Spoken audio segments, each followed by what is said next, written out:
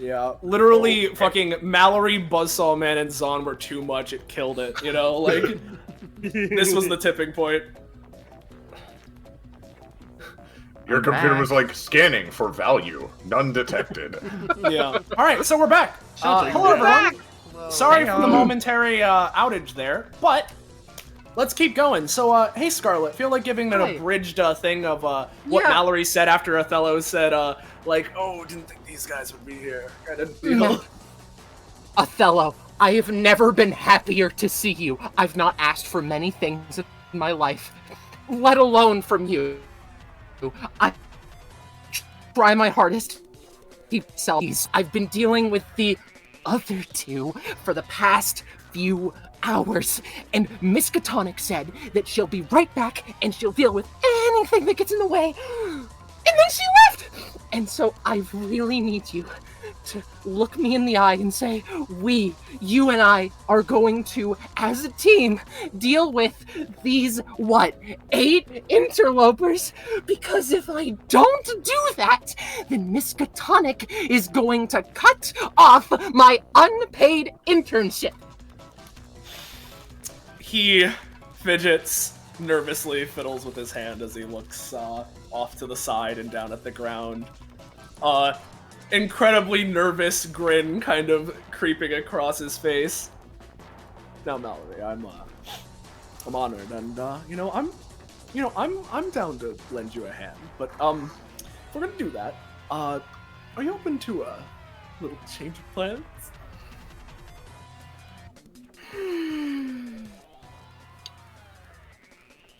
Everything is coming apart. Everything.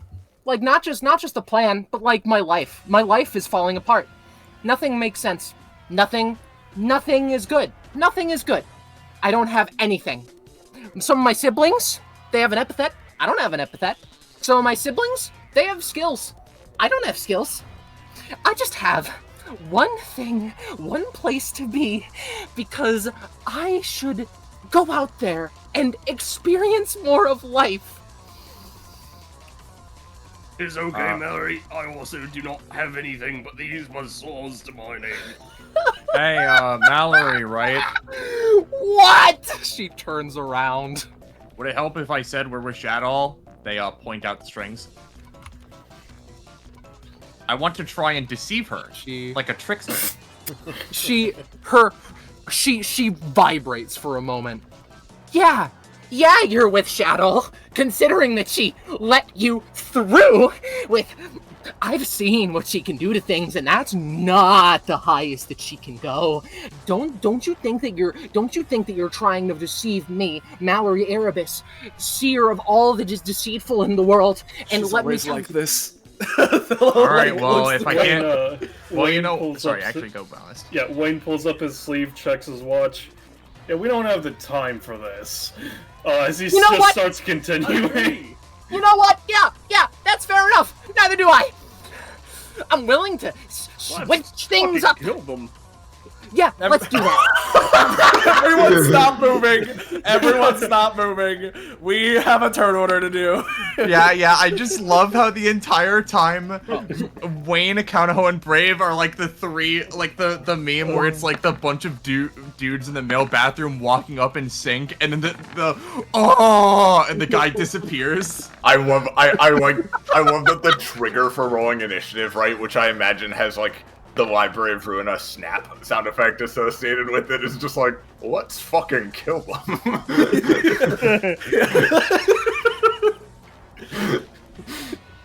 Oh, fuck me, dude. I don't think Aquarius showed up on turn order for some reason. What'd you roll? A 1. Oh, that's pretty cool. You know Here, what? I'm gonna put you for no reason above Mallory. Dude, your computer just hates you, Amber. It's like, you rolled a 1. Do you even exist, dude? Like... Oh, there was actually a lot of 1s. Buzzsaw Man is not ready. Oh, I thought Mallory rolled the 1. That was Buzzsaw Man. He's not ready to kill a motherfucker. So, I want to quickly comment on something, right? I rolled initiative and then it was deleted. It was a 5. She rolled a 1 the proper time that it was put up, and that's funny. However, I should introduce Mallory's primary gimmick. Because I think that it would be funny if I did this. Oh, nice How work, unlucky. Mallory. Nice work. All right. Well, That's it. regardless of that, let's hey Sam and Penny and me. Let's have some roll-offs against each other and see how the initiative stacks up. But some man definitely deserves to have a chance at rolling. All right, so it'll be Spider, Buzzsaw, then Aquarius. I'm so sorry, Ember. Somehow I am not last. And then if Oh, you wanted to be in a combat, Ember? Sorry. I Looks at the hate turn that order. Zondelug is at the very top of turn order. Hey, It's the one that guess whose turn it initiated is? combat. Who wants the 0.5 between Konoha and Brave? I'll leave it to you. Which one? I'll take it. Alright. Then Zondelug. All right. Well, here we go. Wells on? Yeah. I'm just double checking his kit again. I know exactly what I'm gonna start with. Alright. For me to attack. And he rushes towards Kanaho.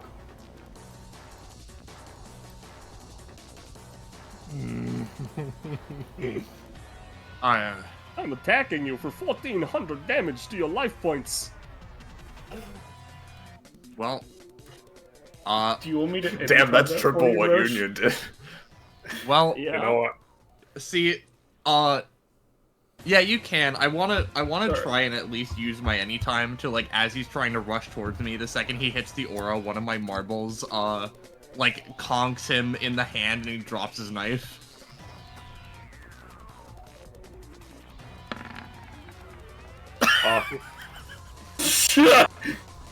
Now, I understand that you would do this, but you do not know I actually have 2 knives and 2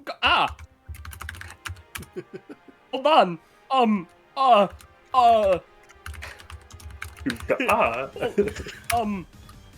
Hey, it's ouch!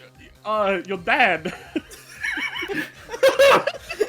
It wasn't attack your dad.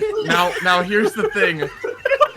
I don't even know who my dad is. Well, It's me! My son, it's been so long. Ah, my son! I finally meet you. I'm sorry, I left you at such a young age at the orphanage. No one knows who their dad is. At least from where I come Justice from. is like, Like, no, actually, like I want to imagine Konoha does like the SpongeBob and live like. No one from where I come from knows who their dad I would is. still like to do like 4 damage, but the extra effect and the extra 3 damage just doesn't go through. If that's okay. I I- don't think it is. I don't. Yeah, like Konoha crit on his anytime. Like, That's fair. That's fair. But I don't think you get anything. Yeah, that's cool. Is that your turn? Yes. Oh, Wow. Oh man. This is gonna be really awkward if I go back home and suddenly see who my dad is. I'll be there. Learning this way is gonna be. You know what? I'm tired of this. I'm gonna use Psyshock Thrasher.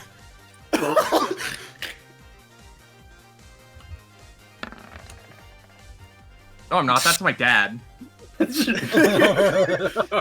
it's a 6. I imagine you can get a little. Well, it's effectively I do what the fuck is this area? I mean, is it like anything? I Sorry. could just give a reroll. That too. If we prefer. If you Fair want. enough. Go Yeah, for sure. it. I'll go ahead and, you can trust in me, For he is him. I mean, is brave. Well, that one can't be cheered. You're fucked. It's your dad. Well, It's your dad. That's your dad. I think it should still be minorly effective. Yeah. So Brave. You would attack your fine. dad, Konoha? I don't know, what the We fuck? look That's your exactly dad. the same. He's wearing well- wearing like a costume that like it's like Kanaho's crown, but he otherwise looks exactly the same, but he and with like the face paint with face paint on.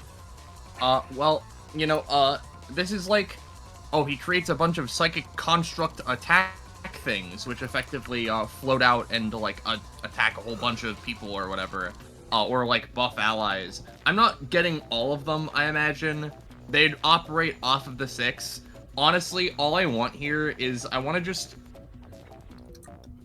attach the psychic construct fist to Brave so that his punches are more effective and maybe like just are super crazy, and I want to use the Paradox Regicide Memories effect to have, like, I don't know, Miskatonic, like, elbow drop Buzzsaw Man, or, Zod no, Buzzsaw Man, because that's my dad.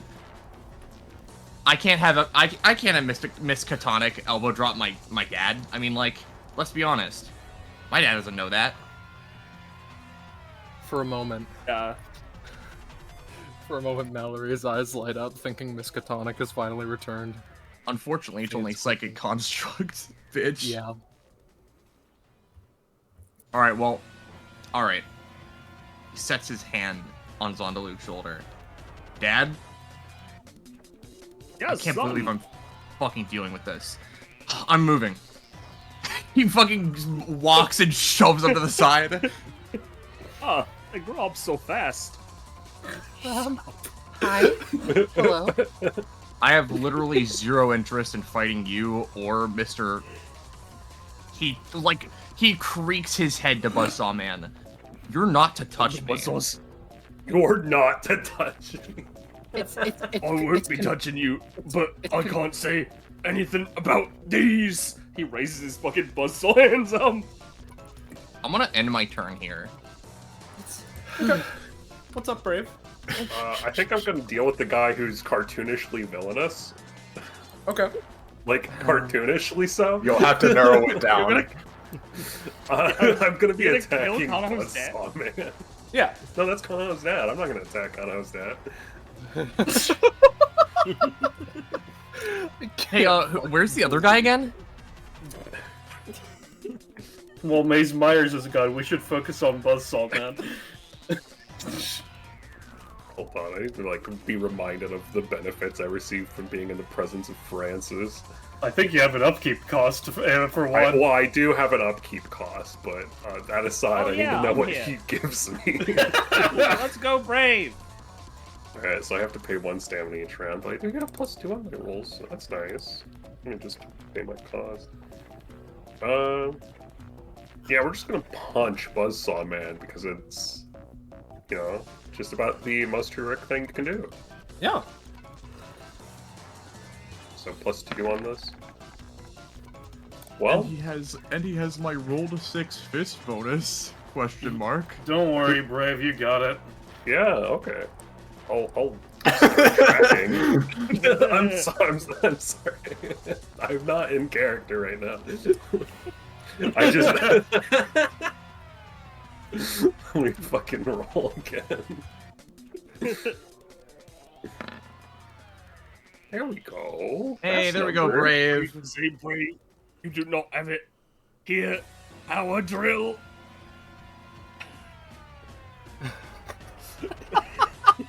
He pulls out a power drill and tries to drill you. How is he gonna operate a power drill with buzzsaw hands? Buzzsaws Don't are on worry his about hands. it. They're not his hands. Yeah. No, they Okay. are really his hands. They're on his. Yeah, they're not prosthetics. He's just like this. He's just got buzz sounds on his head. I'm letting the other GMs going decide on? what drill does. I'm sorry. So remind me, Penny. You're just totally buzzsawing. That's what you're doing. No, he's just using pulling a out drill. power drill and putting it in front of his fist. Oh, okay. Unfortunately, I'm gonna say that with Brave's higher roll, like Brave, you're gonna take 1 damage, which is reduced by your cool guy factor to nothing, right? As It's you always like minimum 1. punch pat. Oh, minimum 1, then 1 damage, sure. As you sock Buzzsaw Man in the face. My face! Turnover. Ow! It's like 5, I think, from that. Yeah, 5. It's Mallory. Boy, is it. I'd like to remind you that she has an epithet and it's just delusional. Mallory, picks up the books that she was sitting on earlier, bunches them all up.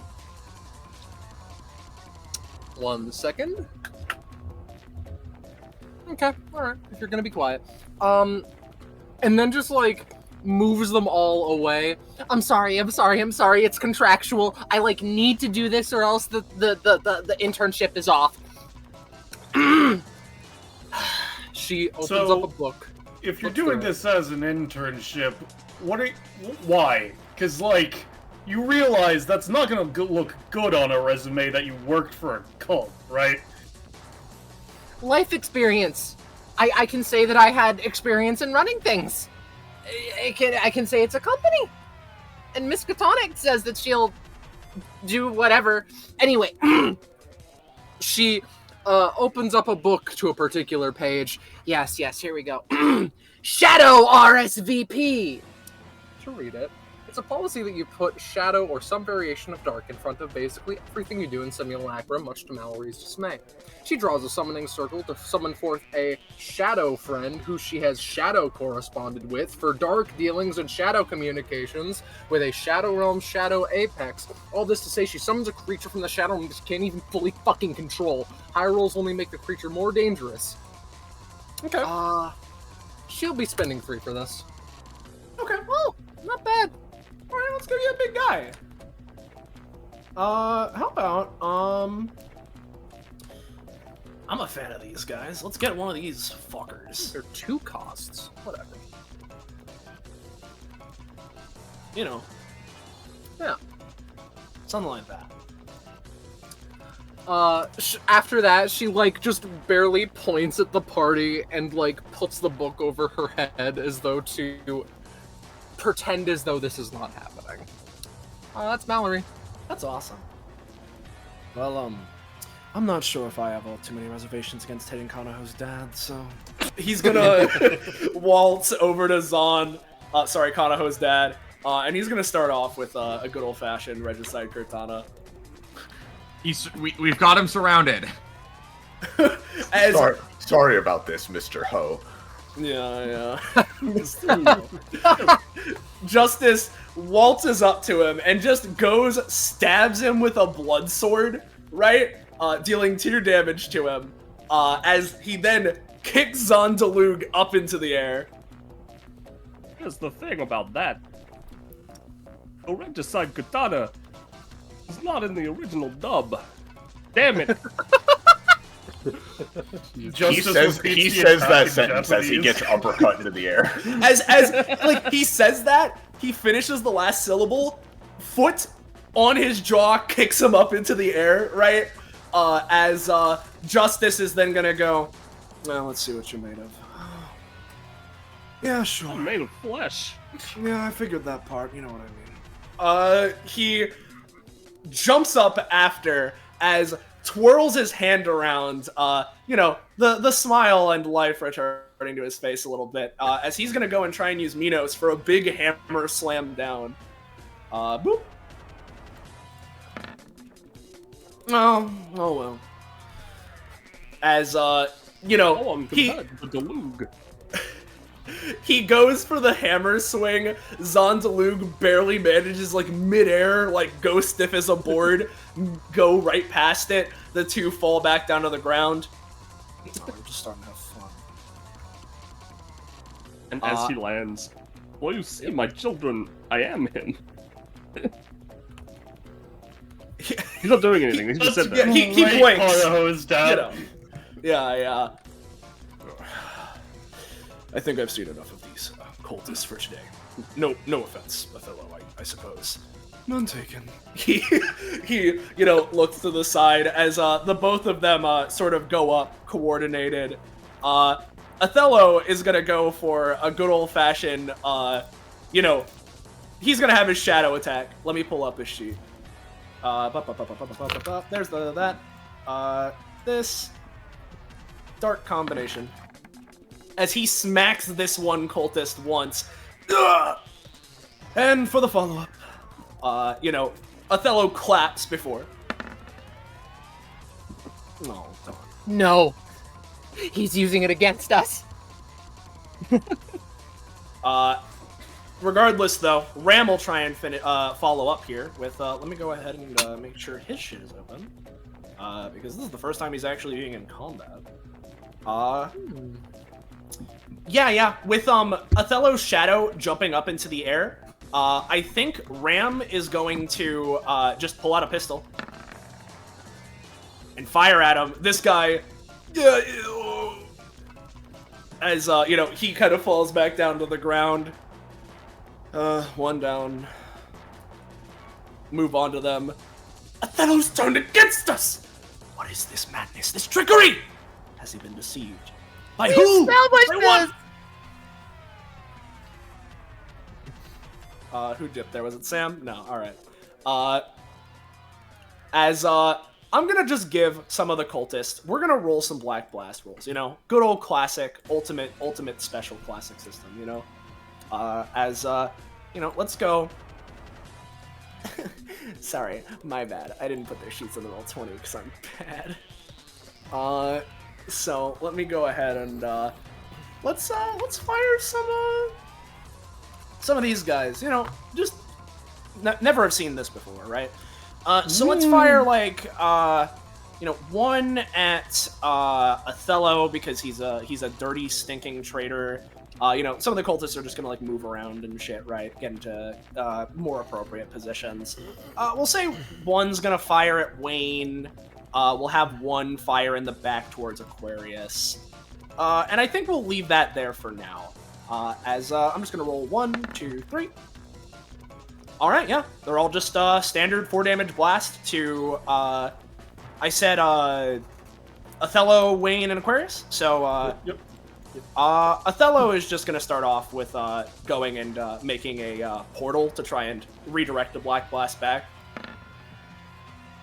I'll say that he's going to split the difference. Some damage gets split between him and the cultist that's fired it. How about you, Wayne and Aquarius? Sorry, go ahead.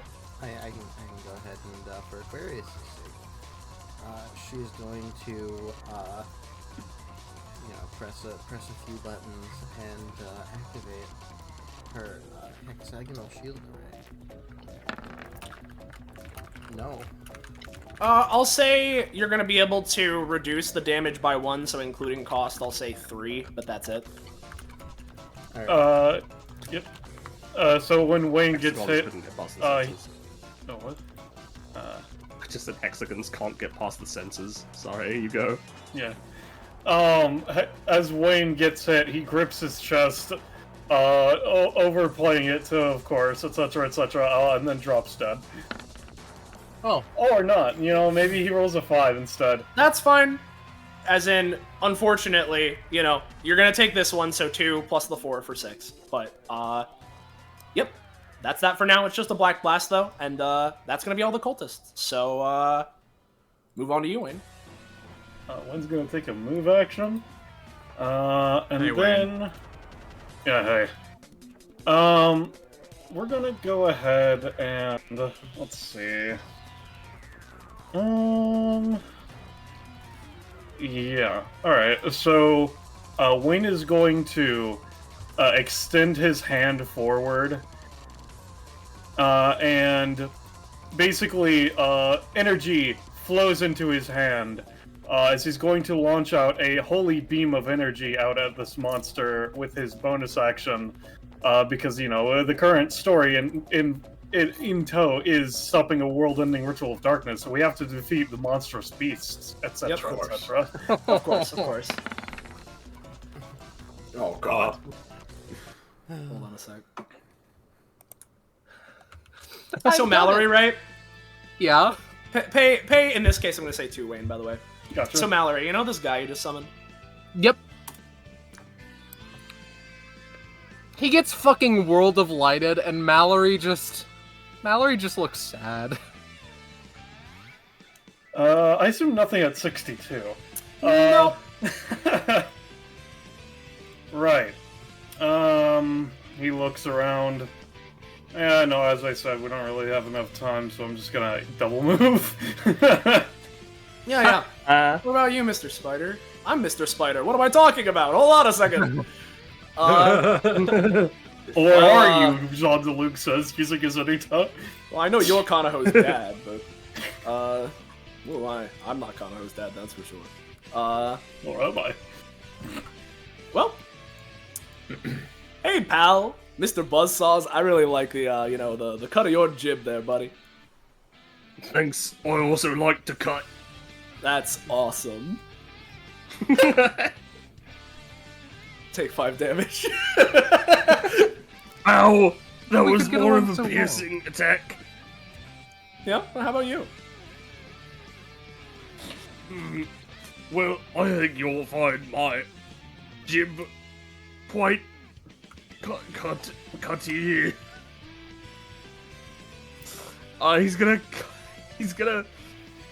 He looks around. I would feel bad about attacking my friend's son, so I will attack the hero.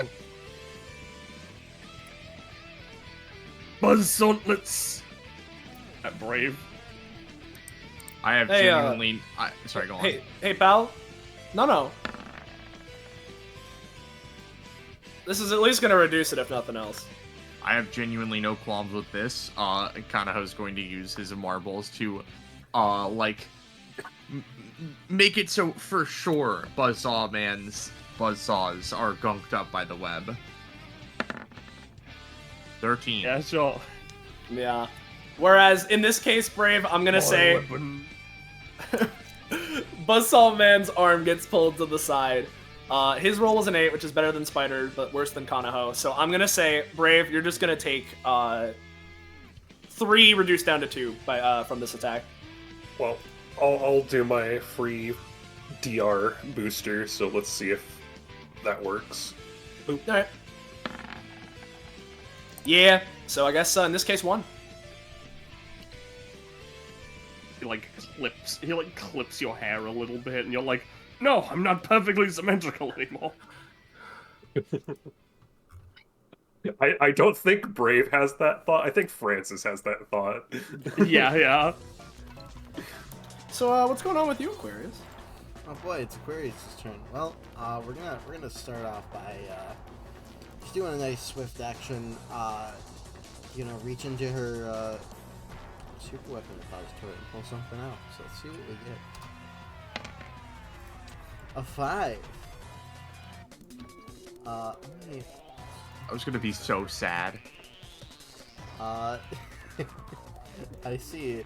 I was hoping for 4, but 5 is also fine. Because 5 is the soul of the wish-granting star. Hey! Oh, soul of the wish-granting star, my beloved. That is fantastic. I was Quite she's frankly. going to take that out, attach it to herself, and give herself a second main and move action. She's going to step up to here, turn to her right.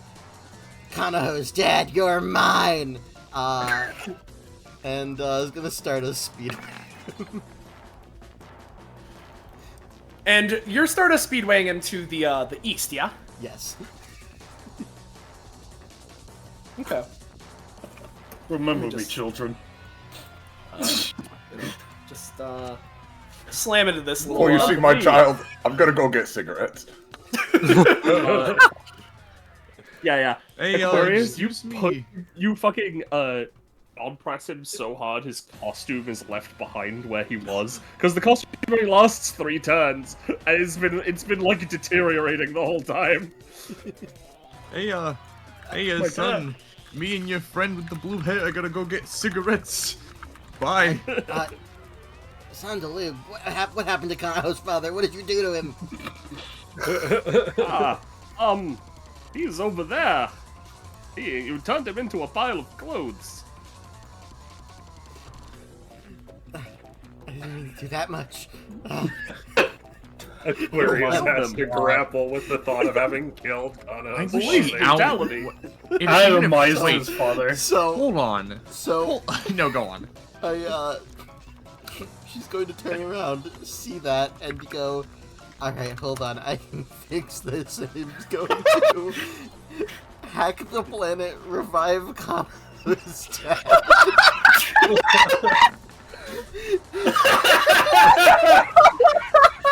So, tell me what you want out of this. Tell me what you're aiming for, okay?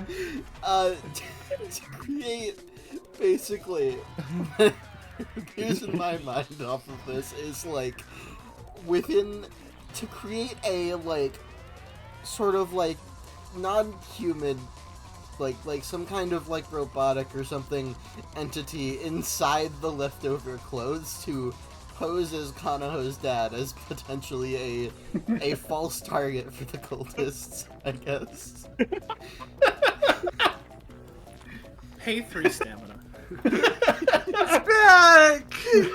Yay! Alright, I'm back from Look, getting there he cigarettes, is son. somehow. What a place to catch. Hey,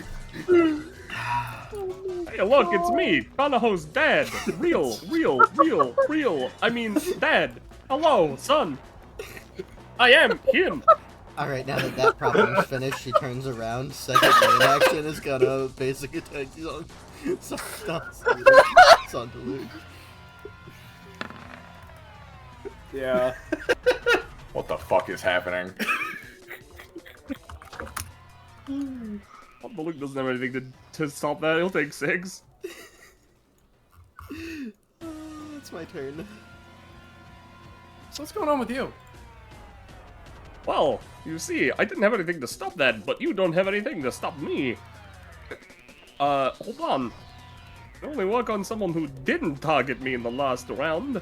Well, that's not gonna work, is it? By the way, Penny, can you check the chat?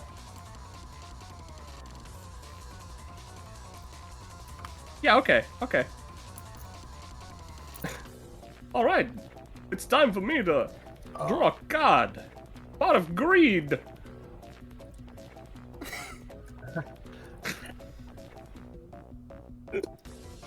No. I mean, you're picking one extra talent or ability, you know? Yeah, I really mean it. I'm gonna just go straight past you. Funny line. Go ahead. You're gonna go for the funny line? Yeah. Well, as Zon goes for the funny line and starts walking past in sort of a this-ish way, right? That's when suddenly, Yeah. you know, the air immediately kind of shifts. From Mr. Spider, suddenly, let me go ahead and just, post this that procs all of a sudden as he, as quickly as humanly possible, goes to grab Brave and Kanaho, right? Latching onto them with webbing and ducking backwards, right? Ram and Othello taking, being able to see the hint as it's coming, right? As, Ballast, I'm going to ask you how you want to deal with this, exactly how it's happening. But, suddenly, from the eastmost wall closest to Aquarius, there's the sound of creaking and thumping, rapidly approaching, closer and closer. And perhaps, as some of you were expecting, a familiar face, in an instant, bolts out from the wall, looking a little bit different than last you saw them. As, let me go ahead. Find this. Let me reveal him, as he bursts from the fucking wall. What is that? He bursts out here, slams into Zondalugue, through all of these cultists, sending them flying. Zon is slapped down against the wall here. Mallory slapped down with him. goes, curves around, Buzzsaw slap down, Cultist slap down. Everyone just instantaneously blasted in every which direction. As Aquarius, you narrowly avoid his exact path. And I want to ask you, you don't need to necessarily like spend stamina or use an ability, but in this moment, Wayne, you're gonna get like a little bit of a free reaction, of a way to jump. Alright. So, what I'm gonna do, right, is, considering all of this, I am going to... Would you say that I could use a passive as well, or no? Yeah, sure. Just, as the moment of a shattering crash of sound from the wall, Wayne's eyes turn to that side, see the creature peeking through, and his eyes glaze over for a second. And he is going to simply, basically putting his arms forward, block himself and be dragged, but not, like, stopped by this beast, as it were. This nightmarish, world-ending monster that has been presented for the ritual that he is here to stop, as it were. As Wayne, you place your hands up, taking this initial blow, and in fact, definitely not stopping him in his tracks, but dragged all the way down to around here as you're sort of dropped off in this spot. Before anything else, I'm going to get rid of this one, this one, this one, and this one right off of turn order, right? And we're going to replace them real quick. Give another roll here. Okay. As... Finally! I found more of you. In fact, it's you again, huh? Turns to look around. And Hero Boy. And you. The one who played Hero. Looking to Aquarius. Thinking you took me out last time, eh? Oh, where's Wonder Boy? I wanted to pay him back for the star barrage he gave me.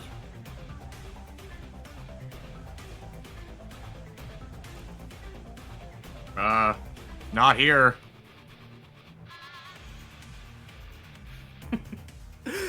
Really, just stares up at this fucking horrid thing. It probably looks down at him. I'll be honest, I don't know who you're talking about, but I was hoping for a round two. Axel. Oh, is that the kid's name? Axel. Well, in that case, once I'm through devouring you, and finally ridding my sight of your horrid faces, bringing you into myself forever, he'll be next. Oh, I've been looking forward to a round two. It's your turn, Kanaho. Yeah. Though, for the record, I will make sure, because I know I forgot to post it last time, that I'm going to make sure to post Nidhogg's passive. I've got something. Fucking confused as to what he fucking got the horns from. I think he might have just evolved this. I don't know. I do have a rather fucked up idea of something to do. This is the same passive as it has been, but, here's the situation there. Yeah, that's that.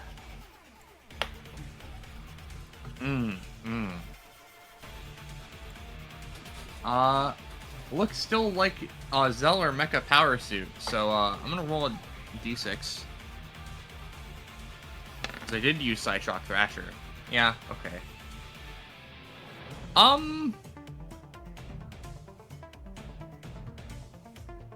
Oh, guys. I just want to say this right now. I'm so afraid to use Lexicide Stare because I don't want him to do that to you.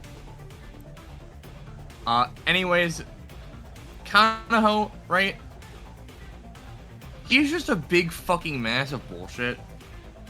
So what Kanaho's gonna do is we're just gonna we're just gonna throw the trident at him and like dash up and like just fucking go in for a stab. Hiya! Psycho Toss. So I can throw this up to 8 spaces. I'll throw it like at him. I don't know if the I don't imagine it would do damage, but he is big. I mean, yeah, no, this is just the toss. Yep. So you toss it. He dashes up. One big stab. Oh, 11. As Kanaho goes for the one big stab, Nidhogg is gonna go for an anytime. So let's go ahead and go for our good old classic. Where the hell is it?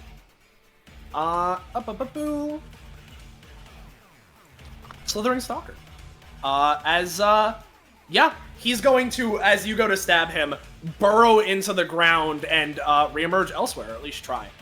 So let's give that a roll. Oh, not great. I'm gonna say he can still move. You know what? I'll have him pay the additional 1 stamina, right? And effectively, Kanaho, you're gonna be inflicted with 1 sting stack, right, from this. But you are still gonna get the hit. This is a base 5 damage, applying 1 Psi Shock. So let me get the Psi Shock. I will deal a little bit of reduced damage. And as he moves.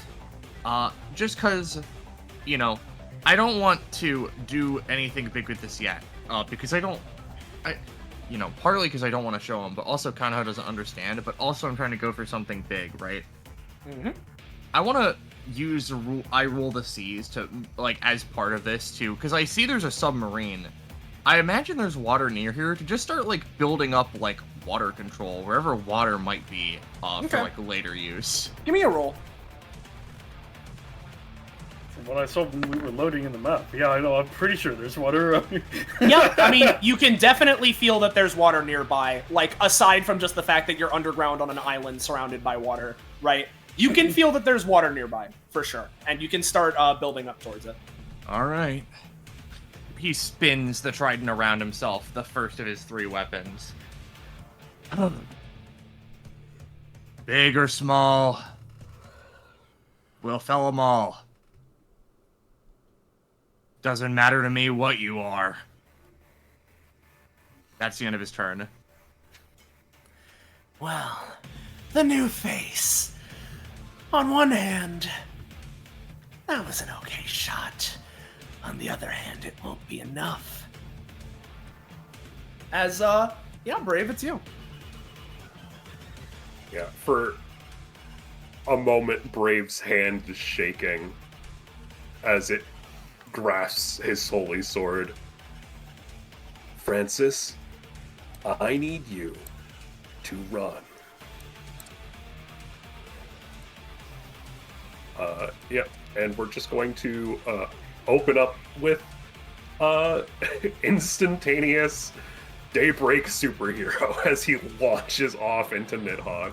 Let's see it. As you launch directly off into Nidhogg, which, let me see if there's anything that I have to do about this that will immediately help. I don't think so right now, no. At least... well... Yeah, what's up? I know what I can do to help. I can burn everything right now. Gotcha. Brave has not used any of the cheer he has built up through the entire campaign. Okay. I am currently at the maximum 10 cheer, and I've been there for a while.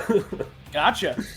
I'm going to use it to basically get all of the cheer buffs on this. Right. So here are all the cheer buffs that I can apply to this attack. Crit range, so it's a 10. Everyone else a +1 to rolls until the end of combat. Ignores 1 anytime.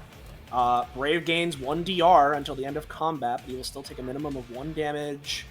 +4 knockback. Automatically knocks enemies prone. 14 plus effect. Critically succeeding. Ability goes in recharge. Yeah. As all of those go through, as just in an instant, Brave, you immediately snap to action. dashing into, and despite how massive Nidhogg's form is, you do get a clean hit against, I guess what part of his body are you aiming for? He's immediately going for the skull. Gotcha. As you slam your leg, into Nidhogg's skull, let me put you at the top, and you deal that goddamn, I believe it would be, how much damage? 14, I think? Or it is 14 damage, and with the buff, it is going to be 10 knockback as Brave just drags him north. Well, explicitly on that, Brave. When it comes to the knockback, he has a talent. And I understand, but point being is that knockback is going to be significantly reduced because of Unholy Cyborg. Nidhogg's body is composed of a strange mixture of shadowy flesh and tons of assorted metals he has assimilated from Fort Bifrost and its machinery. As such, he's ludicrously heavy. It is incredibly difficult to inflict knockback or knock Nidhogg prone without immense force being applied. Additionally, when coming in contact with machinery, he can attempt to interface with it using the advanced technology within his body to manipulate it. So, you are still going to get some knockback because you are brave, and your kicks and your strength is incredibly strong. But it is significantly reduced. Yep. As a reminder, you guys don't have to wait for me to fail to cheer me on. I can just heal instead.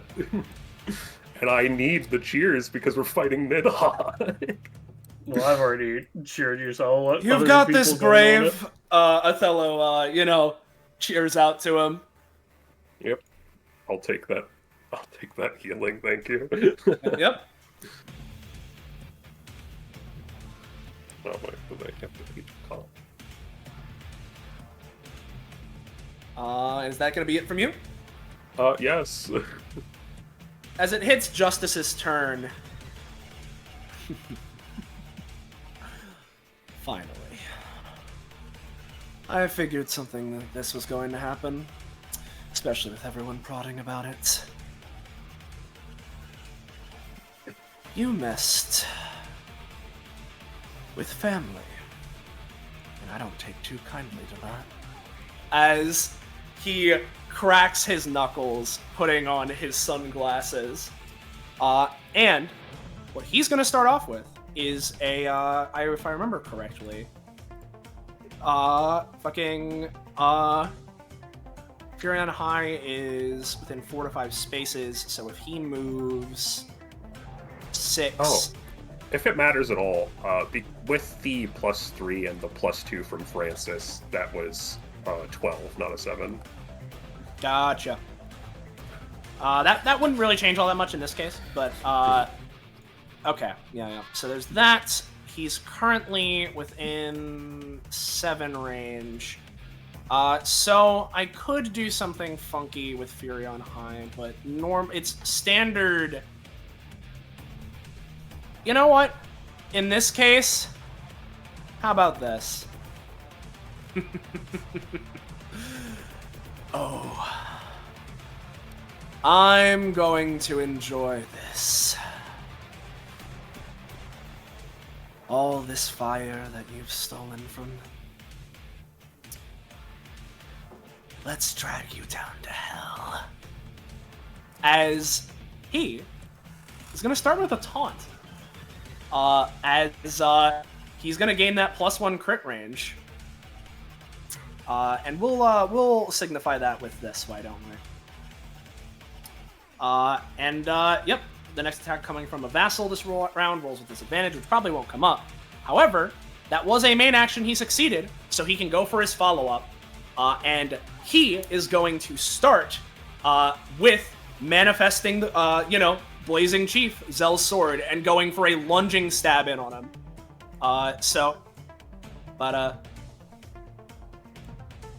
Bing. Unfortunately, this time, he is not going to be able to do that. Yep, that'll be his turn, I suppose. So, Nidhogg. Alright, hero. Awfully brave of you to get so close.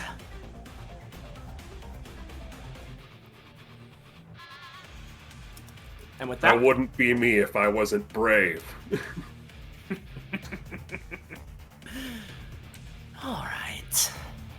let me post some of his passives he's got.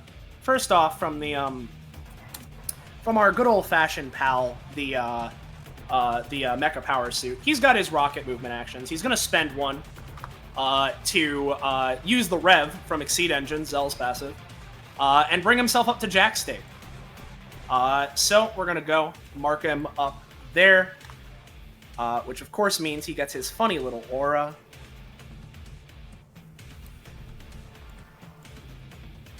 Which I will make visible.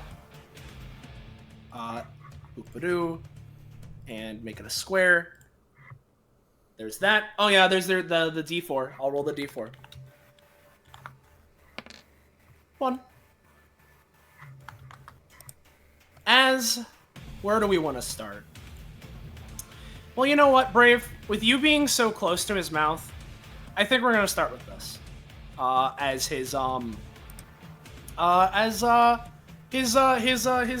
little basic attack action. So here's Piercing Fangs. And he's gonna try and bite onto you and just fucking try and launch. So, boop. That's a 4. So, unfortunately. I'm so eternally thankful for my Hatsu. Unfortunately, in this case, that is not going to work out. Quick one, aren't you? As, we'll go for a bonus action now. How about? We're gonna bonus action, and, he is going to try and use Spawn Possession, to have a, little version of himself split off and possess... You know what? We're gonna go with, try and possess one of these, bits of machinery, over here. So we're gonna roll a 3, or we're gonna pay 3 costs for that. Give it a roll. We're gonna roll a 3. Well, that's that's his bonus action. He still has plenty more. Don't worry about it. Yeah, pretty close, I think. So let's see. That one didn't work. In that case, let's just let's do the thematic thing. Let's see if you can taste your own medicine. As he is going to use his adaptation action from things that he's been hit with in the previous round, right? To not with a foot, because of course he doesn't have one of those, but part of his body, his infinitely long serpentine body, sort of whips around as if momentarily you can comprehend the whole of it, as its very tip is going to jab into you from the sky, like a spear piercing down into the heavens. And he's going to try and go for his own kind of spin on Daybreak Superhero. So, here comes his roll for that. That's fine. He doesn't need the roll. That's okay. That's There's fine. the promised 3. He doesn't need the roll. That's okay. Nidhogg, just, you're doing fine, buddy. You're doing okay. Brave is playing Metal Gear Rising. I'm so glad the roles of the first Nidhogg encounter are inversing on him right now. Alright, well now he's a little mad. So what's the most fucked thing I can try?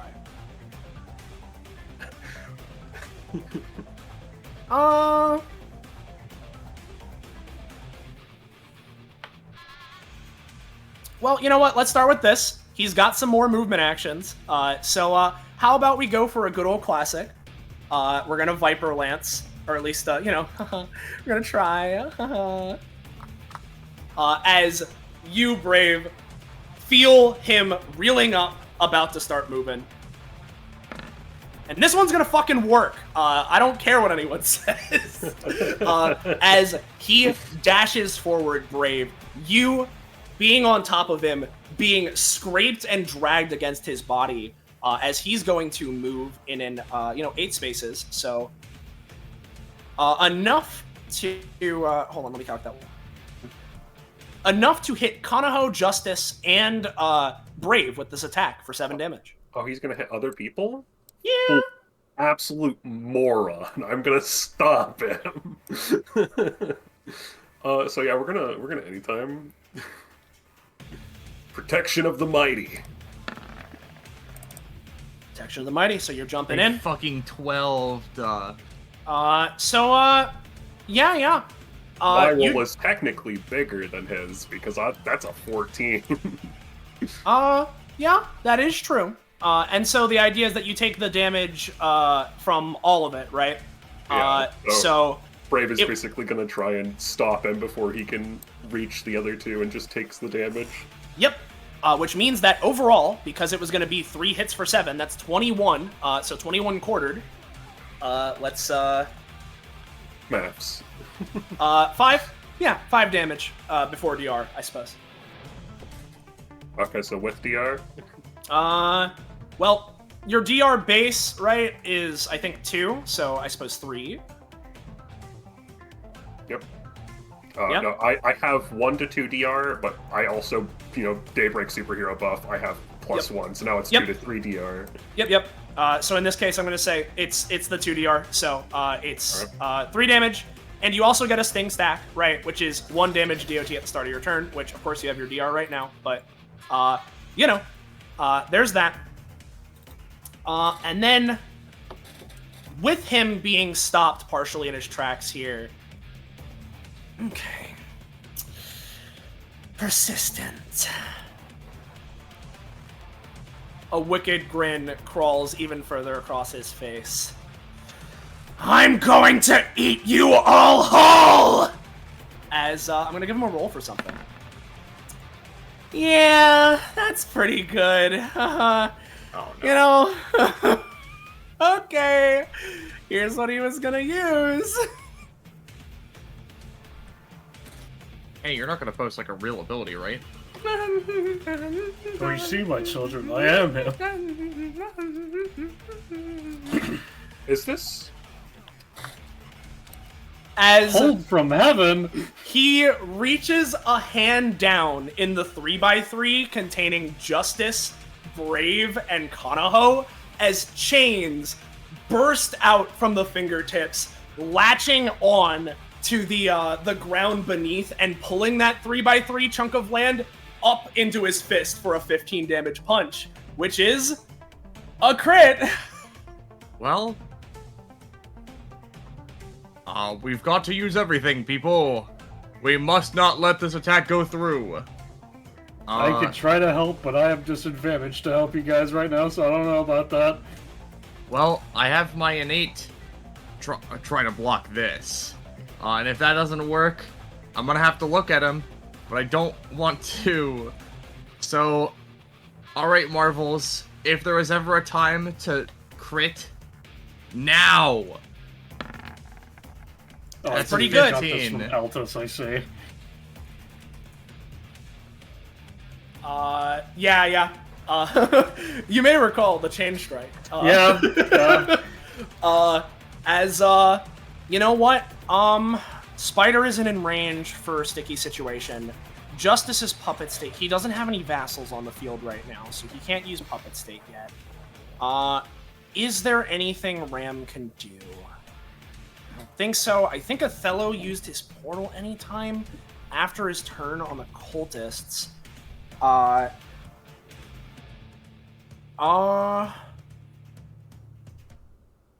Okay. So here's what I'm gonna give you, right? Obviously, this is a crit. However, with Kanaho's marbles, that is a success, right? So, how I'm gonna rule it is that it's gonna be a good old-fashioned, it's regular damage in this case. So 15. As he reels back, slams a fist into all 3 of you here, sending you guys flying back down to the ground, right around here, knocked prone in the process. And that is 15 damage, which with Brave, I'm gonna say you have your 2 DR, so that's 13 to you. I'm gonna roll to increase that. Yep.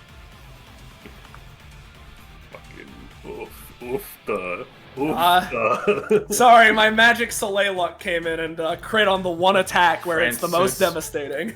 Francis is watching through the door. Francis is You will watching. survive, Brave! You always survive! Alright, so I assume that's the reroll. That's the reroll. Yeah. It's Kronz's turn. Alright. I don't remember if his one is special or not. All right. I'll say with that, you can increase your DR by 1, so 12 damage. Onto you instead, 13. And with that is going to be Nidhogg's turn as it reaches Bram and Othello. Okay! This is the thing you all were talking about. Oh, God. All right. I'm going defense. It's what I'm best at. Here's what he's going to do, right? Is he is going to run over to here.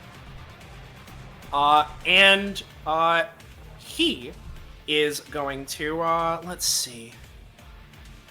Yeah, with how he is, you know what? Honestly, I'm gonna give him his, never surrender, fucking passive thing for the supernatural feat now. He is just, I need to get there quicker. Jam a foot into the ground. And it always succeeds to some effect, but I just want to roll. As he's going to be able to get to in front of Brave at the very least. And standing here, he tried to activate defensive stance to put up his shield, but unfortunately... I'll believe in him. Oh, you'll believe in him. Oh yeah, I'll give him a reroll, hopefully. You know, he can trust in me. Yeah. Brave. Does anyone... You're the most reliable. Oh wait, no, I can't be cheered on this, never mind. You're one of the more reliable people here. Oh my god, please do something. Here's what I'm going to say. You have your roll bonus. Believe in my son. Oh, I do have that. That's a 6. So it's a 6. I'm going to give him another roll and we're going to see. It's not going to be the greatest, but I'll say he's in defensive stance now. So as listed, while he's in this stance, he holds up the shield and he's acting as a wall, protecting from piercing attacks. And when he takes an attack, he can... the damage... Basically, he starts off taking nothing, and then each attack he takes while the stance is up, it increases by 1, and then, eventually will be, eventually it'll kind of even out to being normal, right? So, there's that. Sick, awesome. Othello.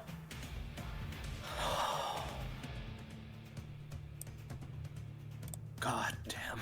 He looks down. I know everyone was saying it, but I was really hoping we wouldn't have to do this. I can't skimp out now. I can do this.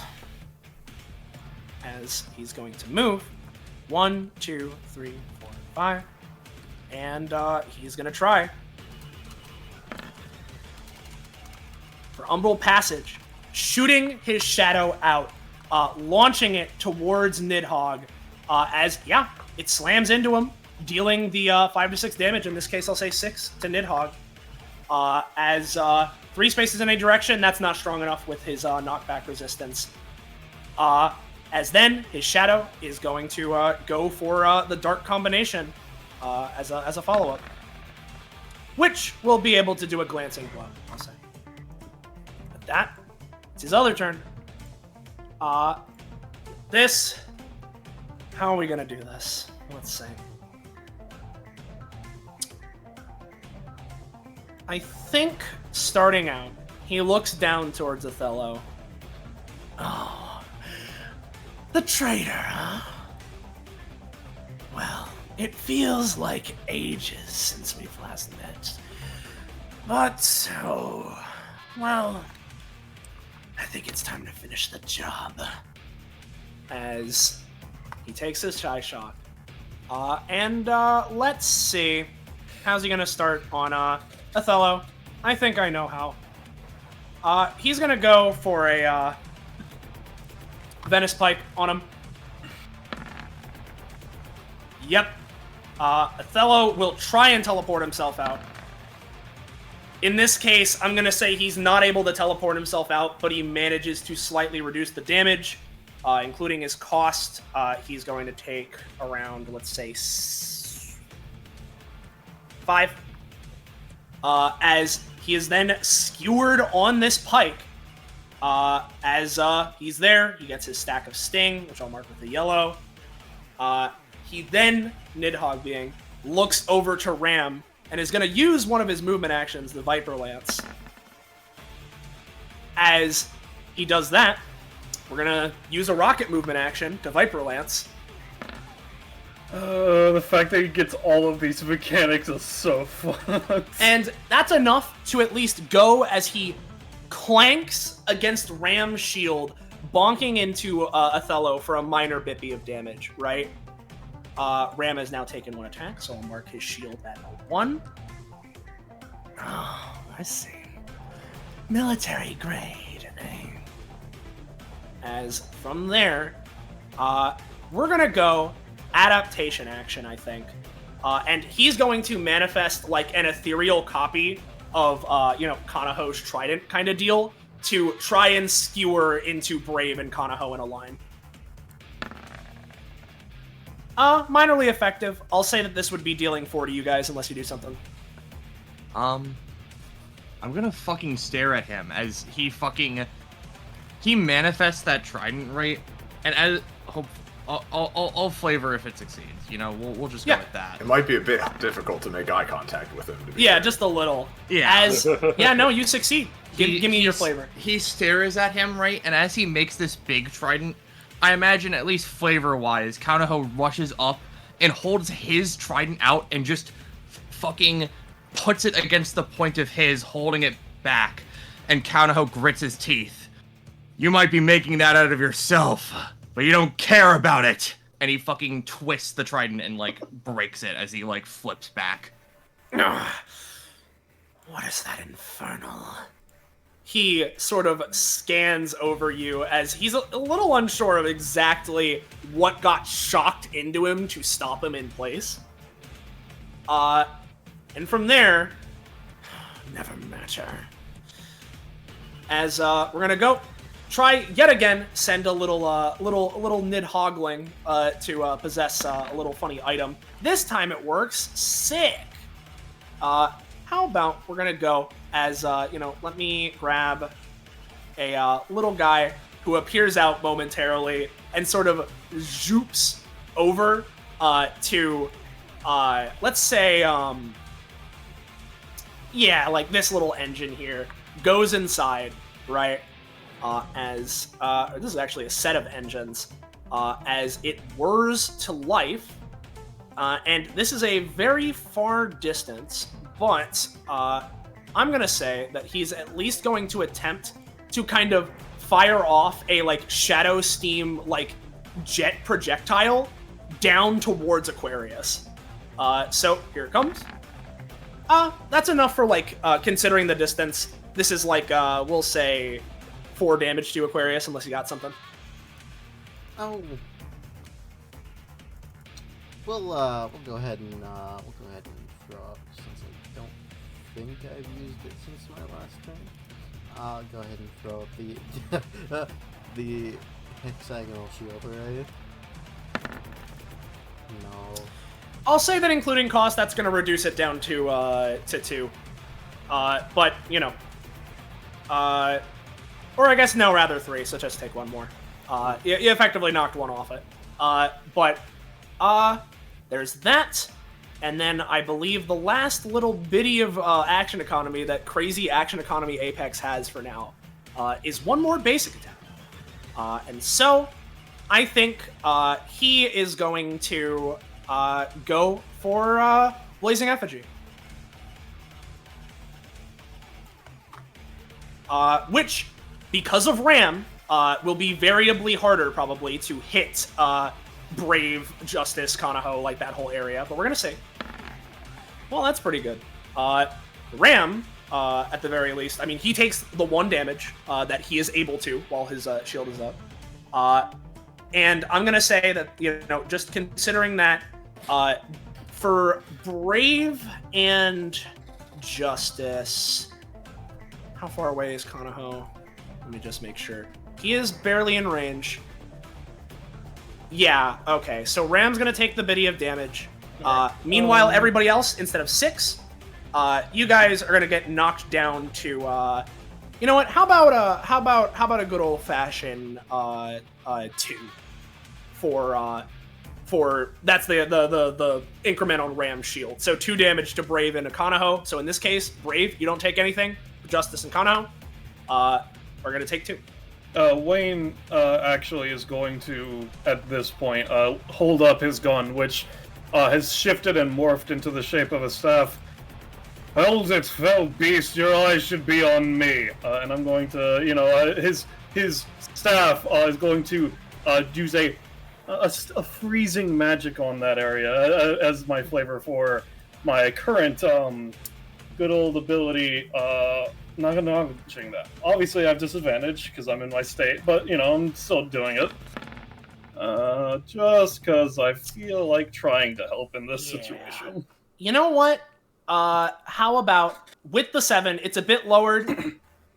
I'll give you that insofar as Justice and Kanaho can knock it down to 1 damage. Okay. And Nidhogg seems to be focused on you. All right. How much is that going to cost? In this case, 1. Okay. All that being said and done, I believe it's your turn, Wayne. All right. Because I'm in my funky state, I heal for 3 because I count as sleeping. Oh yeah. So good. As he takes a step forward, 2, 3, 4. It took me a while for me to find you to stop this ritual, but now that I've found you again, I think it's time to recall my compatriots to put you down for good. As he reaches into, his clothes have shifted into robes, and he pulls out a crystal and crushes it. And in doing so, that is the flavor for me. I'm just gonna activate my outclass. Oh, you're going for it. And so All I'm right. just gonna Bippy. Bippy. With that, let's go ahead And Bippy. Spending 15, and if you look to the northwest of my token, I've already dragged out the tokens, etc., etc. the northwest of your... Oh, yes, there they are. As soldiers...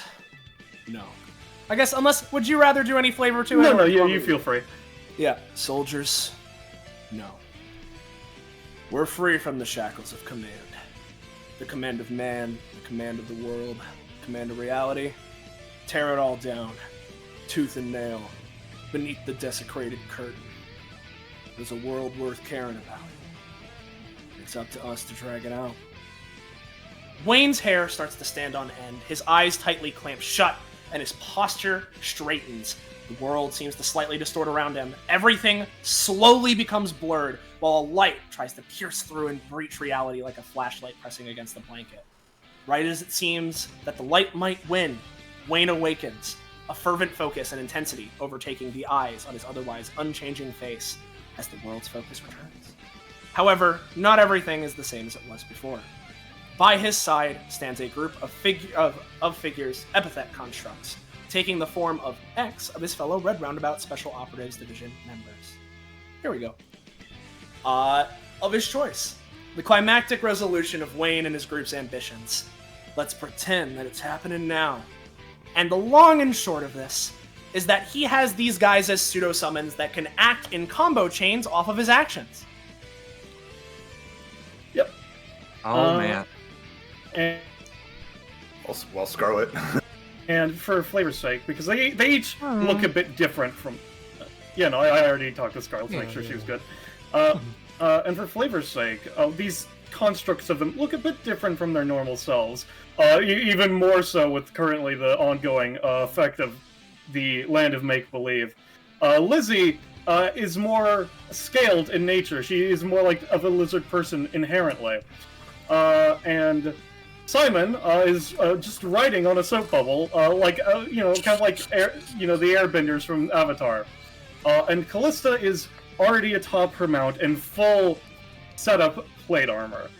And in this specific scenario, I'm more imagining Simon's a bit of a cleric of the world, because he cleans the filth of the world. Lizzie is a bit more of a dragonborn, and Callista, well, Callista's just the same old paladin she ever was, Of course. Now, because that is my outclass, I assume that counts as my main action, so I don't know if you just want me to go ahead into the chaining or what have you of that, considering. That is your main action. So, yeah, you can go for shit and have the chaining start, because I believe that with you being in this state, you have to use go with it if nothing else. Oh, I do have to use go with it. You're right. Yeah. So I will start with using go with it. You're correct. Yeah. All right. So what I'm going to use go with it for is, well, I've already labeled myself as being the wizard. So I'm going to take my staff, and with my other hand, make several signs with my hands while muttering under my breath, and I'm going to go for a giant ice blast at Nidhogg, as it were. Hell yeah. So here we go. Pretty good. Yeah. How much cost do you want to pay? Let's go with keeping it simple, because I have dragged his attention to me. I'm just gonna go for a flat 2 on this one. Gotcha. I'll give him around a this-ish much damage then. Alright, of the three of you, is there anyone that would like to go first in the combo chain, as it were? I believe Callista would be the first to go, for a variety of reasons. Keeping her stalwart personality, she knows a beast. She knows her adversary when she sees it. And atop a ghostly, or perhaps simply epithet-based, piece of horse armor. And enough before to... you go for it, keep in mind, because you're the first follow-up, you do not have to roll for your thing. It will be guaranteed success, just so you guys for the flavoring of it. Yep. Of course. The horse, too covered in iron, if there is even a horse below. She just, with little more than a grunt, a growl, approaches and would stab at one of Nidhogg's eyes. As you do, swiftly piercing into one of them. You brought friends, eh? And they're gonna clean you until there's no filth of this demon left on the earth. Isn't that right, Simon? Cleaning. Guess that's my cue. Listen, that's been a while. Takes out a flamethrower, As he would basically maneuver his hands in such a way, summoning the power of his soap, and wrapping within and around Nidhogg, create a giant soap structure mimicking Nidhogg's appearance to basically contend with and wrestle him. This one is rolling. Yeah. Yeah, as And you that go... is a crit! That is a crit, yeah. As you go in, hands fully lathered, ready for the soapy grapple, as you just latch onto them. And, sorry, if you could be so kind, were you going for damage or, helping with an additional follow-up? What was the exact thing? It'd be more so helping with an additional follow-up with just the grappling and holding Nidhogg in place. Yep. As you, 100%, you just grapple. As big as his body is, this bubble lathering coat around your hands somehow expands to, form a ring around, the width of his serpentine body, which I'm going to say is going to give, invisible bonus to Lizzie's follow-up.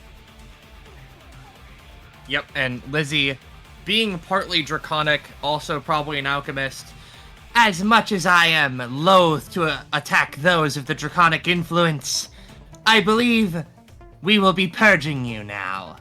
And I imagine they run up with their, claws, little wormlings trailing behind them, as I want them to go for, a claw swipe, which I want this to be assisting with Callista in a certain sense, right? because I wanted to go with a claw swipe combining with Lizzie's innate property to make things smaller, to make it smaller so that Callista's knight or Callista's sword is attacking more of it, in a sense, like it is constricting in. Hell yeah. Let's see it. Minimize cutter. Hey. We make them smaller, boys. Alright, yeah, I can make him a little smaller. We'll make the damage on the follow-up slightly lesser, just because the smallening is happening. But let's decrease him by size category or two. And I can only use each of them once, Yep. so that would be my turn, considering Callista went first. Yep. And then, they all are always behind me, so after dashing up and attacking, they return to their positions, as it were. They're fucking posed up. And that's my turn. This Hell is my fucking stand, and my stand, and my... Yeah. Lean is cool. As we get to Mr. Spider. Well, a whole lot's happened all at once. He sort of looks to the side. My first time seeing the good old Nidhogg in person. Same here. Well, certainly lives up to what I heard. Let's see if we can do something about this. He cracks his fingers, and he's gonna run up with movement. He can currently get to around here, which I believe means that with his options, his best thing he's probably got right now is to go for, looks like you're a little tied up right now, probably not going to be able to cover the entire portion of Nidhogg, right? Especially with him being so heavy and all of that horse shit, right? But he is going to try and ensnare him in enough web to try and slam him down to the ground for a nice hit. So we're gonna roll for that.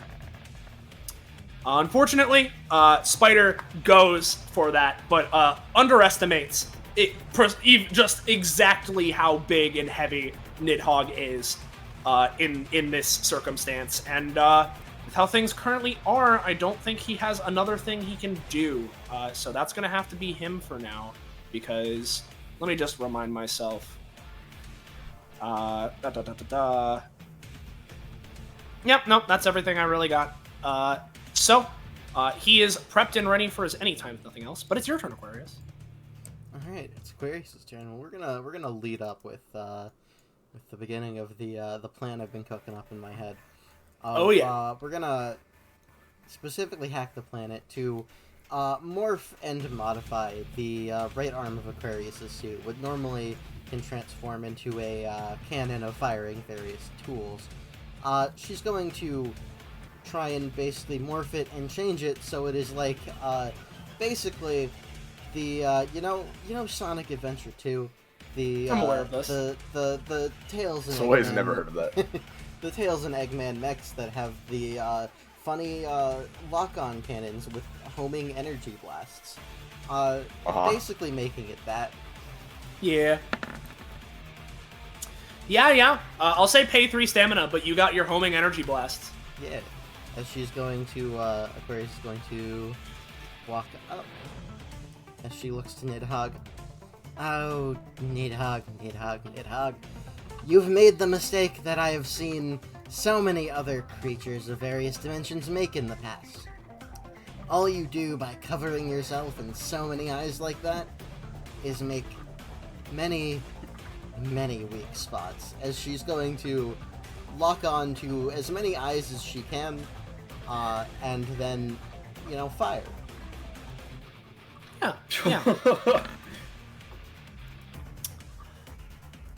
Unfortunately, Aquarius, you go and you're locking onto these eyes, but as you do, they sort of undulate a bit in place. Whenever you go to lock onto one, they close and seem to reappear elsewhere on the body, enough such that unless someone is able to assist with a reroll or something of that nature, unfortunately, you still got your cannon, right? Still there, it's all good, but this time the shot misses. Alright, that's fine, because you know what I have? Yeah. That I might need to remember to pay the upkeep cost for a second main action. Oh yeah.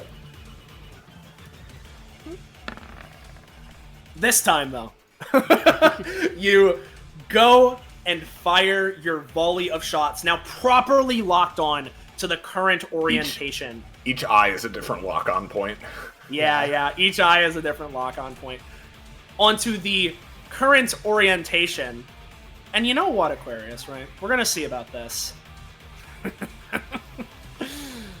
Nice one. Let me show you a trick I picked up from you. As he snaps, and I'm going to give him a roll. That doesn't sound good. And this is, let me tell you, this is certainly not negating it, right?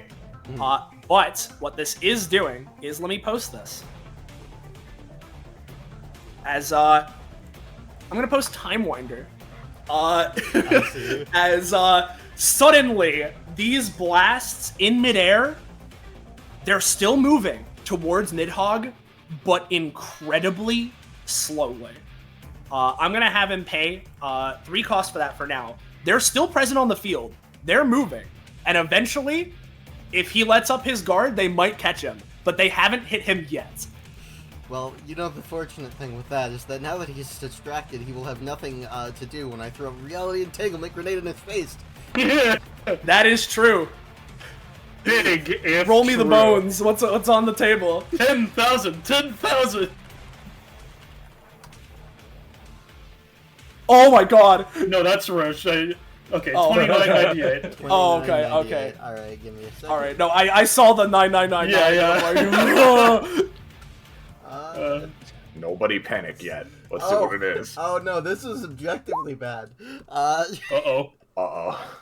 Specifically for Aquarius.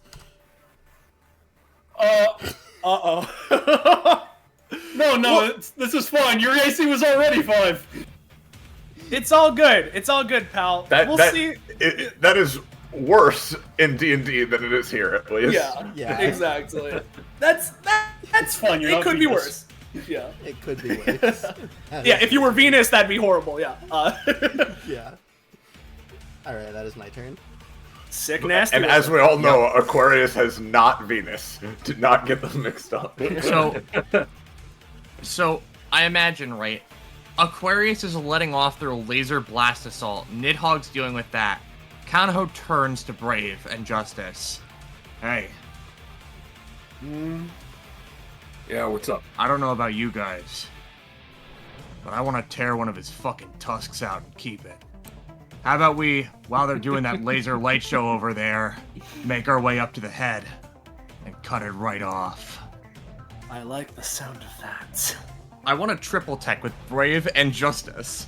I want to get up to that head, and I want to do the biggest maneuver ever. You wouldn't want to get up on the Hydra's back, would you? Oh, I wouldn't do. want that. Brave, can you get us up there? I'll try.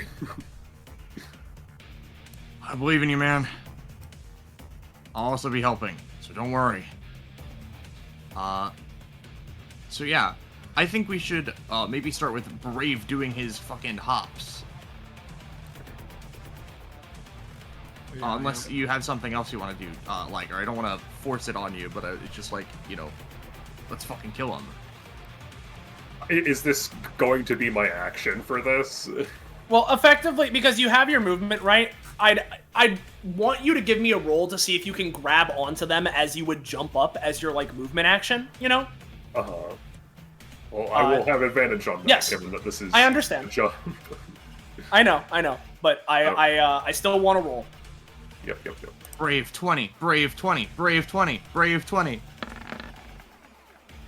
Brave 9's fine. Yeah, with your movement action, you can at least It's a jump. Brave 11. Oh, yeah, it's 11, too. Yeah. I'll say that you're able to hang on to the both of them. It's not the absolute greatest, like, grip and hold on Justice and Kanaho ever, but you do get your movement action to sort of jump up into the air, I'll say, like, around, like, you know, approximately here, getting closer to his head. Yep. And as I imagine, he's, like, turning his eyes like, wait, there are things near me. Kanaho is going to use his bonus action to suddenly turn the, like, water moisture, or the moisture in the air around them into a wave to crash all the way, like, into his face the rest of the way. So let's fucking rock with that bonus action. 15. Meanwhile, what Justice is gonna do, right, is... Oh, I love this. He's gonna use Fury on high, right, and have it such, because it has to be within 4 to 5 spaces of his current location, right? And there's some diagonal funkies going on, right, in this case. He's going to kick the cannonball in the way of the wave, such that the wave carries it and increases its force, you know? Ooh. So we're gonna go for that. We're gonna pay... Let's go for a good old-fashioned 3 cost on that, because, you know, I'd love to succeed on it, but if I don't... And, you know, we'll make the wave turn cold as we're going, you know? Yeah. I accidentally reduced his proficiency. Fucking,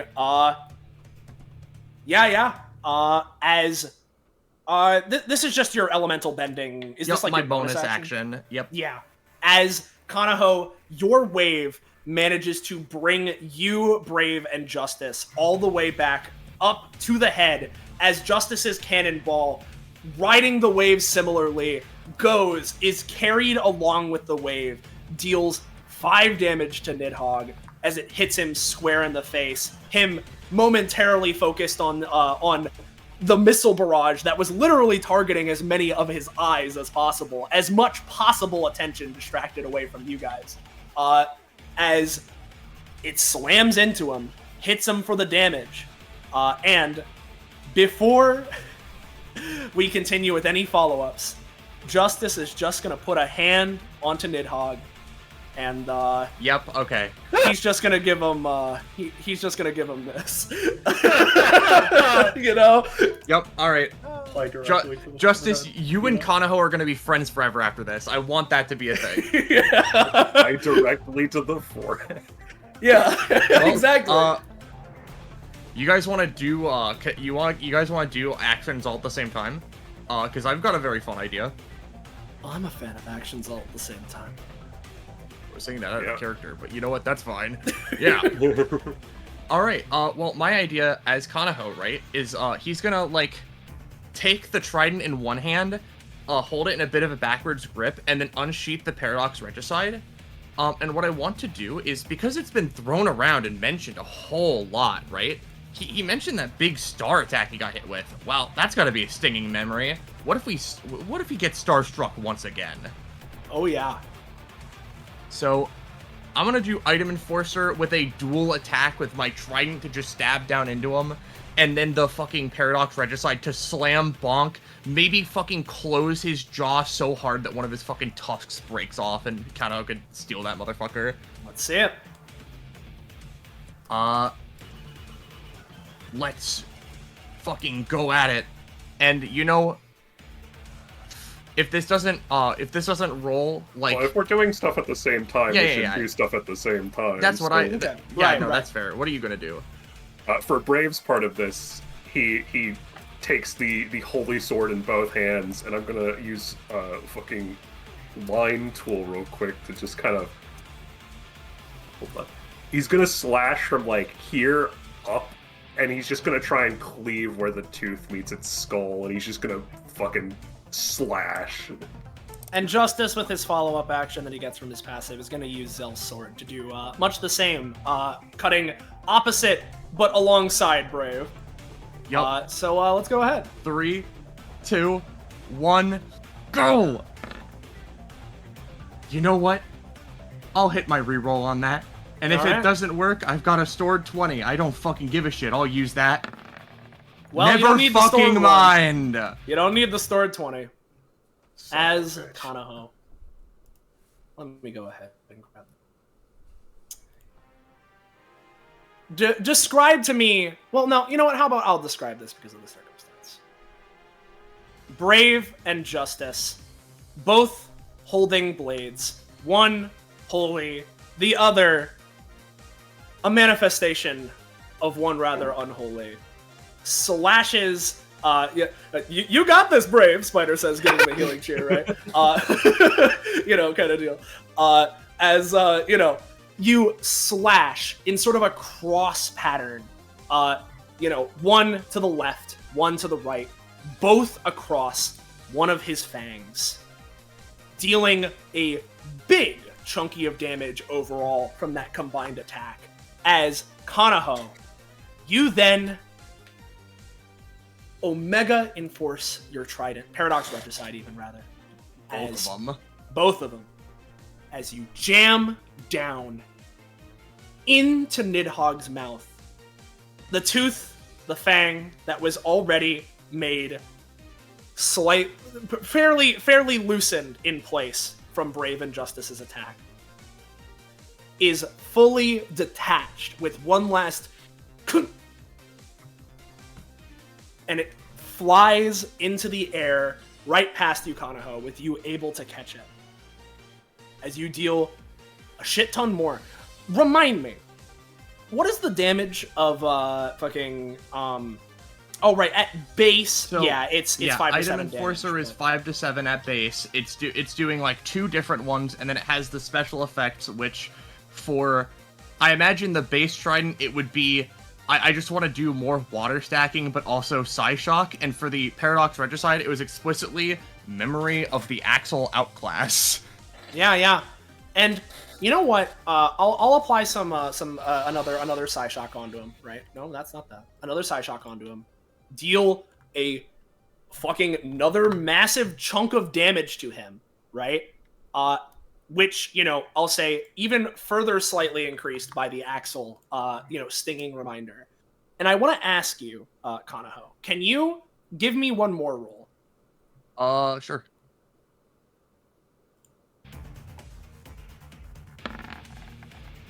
5 or 6, rather. What I'll give you is this, right? Obviously, with what you just did, Nidhogg screams out in pain. How dare you, you worthless vermin! All of his eyes frenzy as they wriggle in anger, pointing directly towards the trio of you. And Kanaho, it's hard to tell exactly. Of course, that attack did a huge fucking chunk to him, right?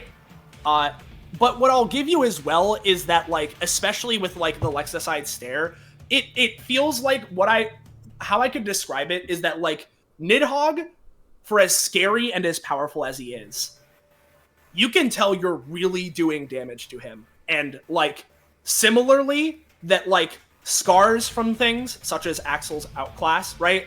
His skin, his flesh is pure black for the most part, so it's oftentimes hard to see. But he has not shrugged off the shit that's come before, he's you're doing a number, and he's weathered a lot. Kanaho turns his determined look as he takes the tusk and he puts it in his satchel, and he... The monster can fear, the monster can bleed. The monster's not so happy anymore now, is he? Evolve to this, you arrogant prick. And, I imagine from there, right? I know we're up on his head, but this is a dangerous location to be. Yeah. I'm gonna... Kanaho, right? Oh, I did not take cost. What cost is that? I'll say another 3. Okay. Kanaho is going to use his movement action, right? He's gonna turn back. Spider! Ram! We're gonna need your help! As he, backs up off the thing, and with his talent, he wants to bump the both of them off, right? So that, they're all going. I see. So that we can just, make a quick, hasty getaway. And maybe Kanaho can create some water near the bottom, so it's Minecraft water bucket MLG. Okay. No way you landed in that. No way! No way! Here's what I'm gonna say, right? I'm gonna give Ram a roll to try and catch with shield. Not great. I'm gonna give Spider a roll to try and catch. That's way better, as Spider manages to perfectly catch Brave and help him down. Kanaho, I'm going to say you're going to take a little bit of a shaky landing, right? And you're going to take 1 extra damage, but you can knock the others down. Yep. Holy Sword Inspiration Point. Is that a mechanic that it's got? It's the last portion of the... Yeah. When the wielder performs a generally inspiring or good deed, they gain. I would say that's an inspiring deed. I'd say I was really inspiring. I got a fucking talent, or I got an upgrade to that talent. That's funny. Yep. Go ahead and record that, but that should be the 3 of you, right? Yep. Yep, that's the end of our turns. As Kaunaho ends his movement next to his dad, who's just like, well... You did good, son. Don't... Congratulations, Don't- son! You No. cut off the teeth of that Oh beast. my god. Don't worry. Wow. Your mother would be proud. I'll take it from here. If she was still alive. What the hell are you all talking about? As he stares down, looking at the collective of all of you and Kanaho's dad, question mark, right? All the while, right? And as much as he was focused on Wayne and Aquarius, I think the situation that just happened garners his immediate response before anything else. So you like my teeth, eh? Want a close look at him? As he's gonna go for his funny bite. Yeah, they're a pretty putrescent shade of yellow. There we go. Let me go ahead and boo. This one's gonna be targeting Spider and Brave, or I guess the area they're in more so than them. Hold on, I just took my turn. I need to, like, remember that my ability is on recharge 6 right now. Yeah. Go ahead. I Roll forgot that. about that.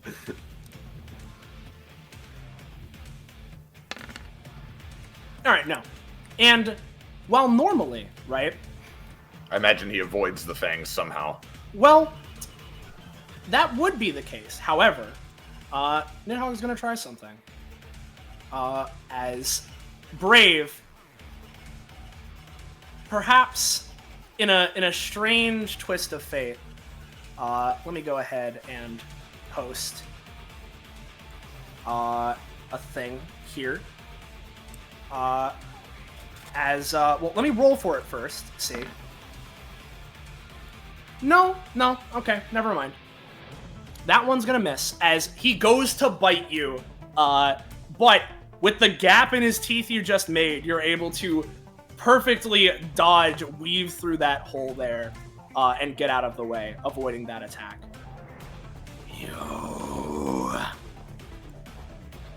And I think he's gonna try this one, because he is not a fan of this whole situation. I don't think personally. So let's give him a roll for this. Yeah, I didn't say I was targeting Brave, so that's why it worked.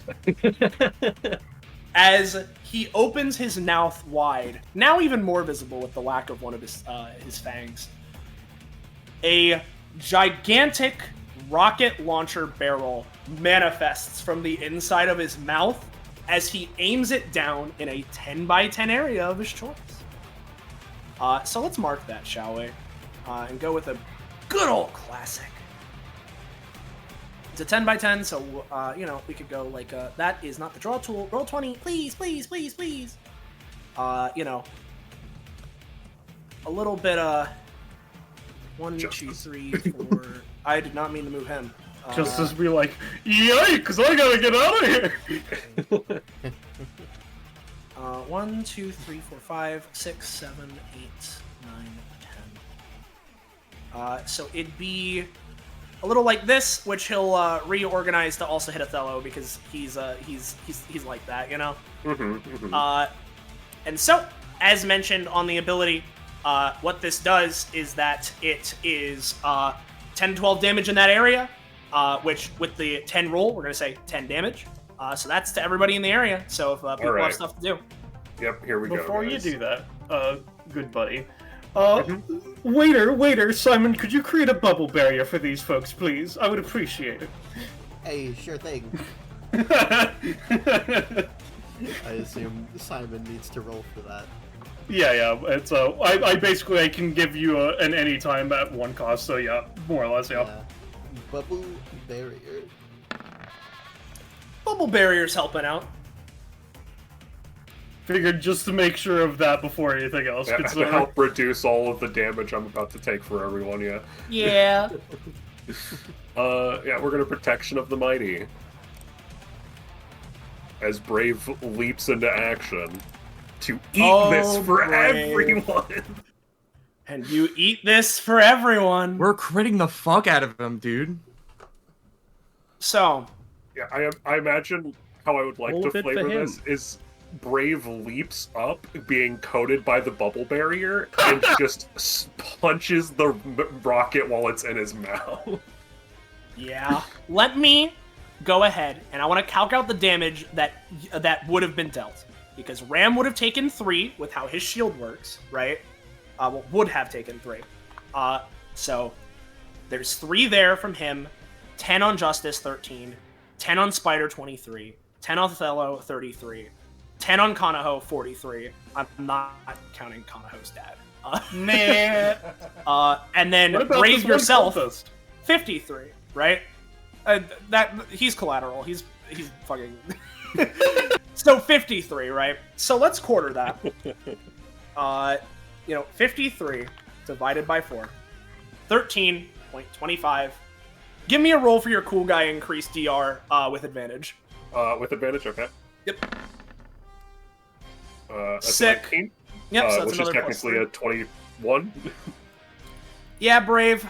You tank this attack, only taking 10 damage. The damage you would have taken alone for this hit, as you protect everyone else, and from the crit, I'm gonna let you go for a basic attack follow-up.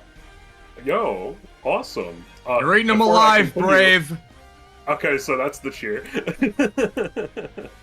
Don't worry, I know what you need. Yeah, I know. Let me get that healing real quick. The holy... Actually, no. I'm gonna go with the punch because of the boosted from the Kanaho thing. So this is just a continuation of punching through the rocket into his head. Yep. Let's see it. As you go for your heroic punch, slamming it deeper and further into his head.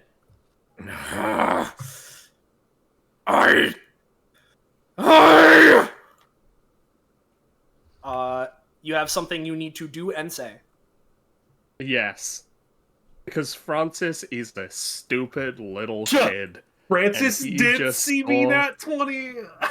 He just saw him nat 20. 1 to 2 damage, huh? He's gonna shoot his little Brave Flash Super Watch at him. No! This has no range, and he will become the target.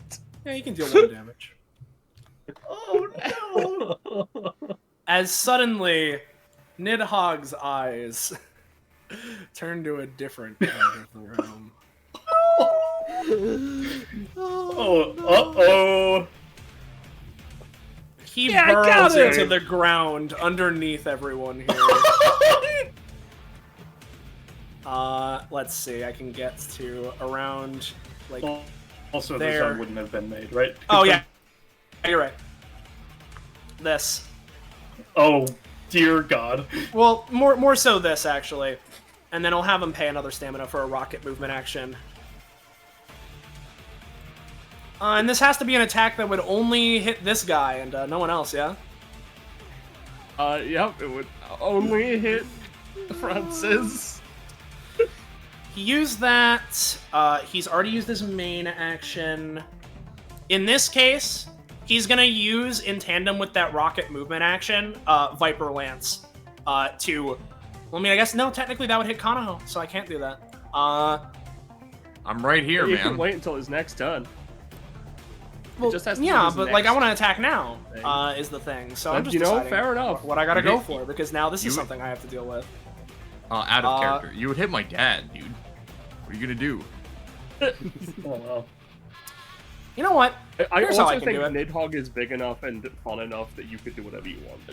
Yeah, I know. It's- He's gonna use his bonus action for elemental bending pyrokinesis shit. Yeah, so Brave. Not Brave, Francis. I'm gonna say this No, would be. it is gonna be Brave. Well, yeah, it's gonna be Brave, but in this case, it'll be 8 damage. Yep. Brave is just going to immediately kicking off of any amount of debris from his, like, Nidhogg's thrashing is just going to launch himself into the wave between him and Francis. I'll take the 8. What in the goddamn hell did I miss? Francis. So when Brave crits and Francis sees it, Francis is like, yeah, awesome! And then he becomes the target of the next attack, so... anyway. Nidhogg's like, a child! Like, I think we're gonna end this turn with one last little thing. Last rocket movement action. He's gonna go for a use of Viper Lance. Or not. He tries. Kind But of that's one who okay. grabs his tail. We get to Ram, who is, his movement is significantly lowered while he's in his defensive stance.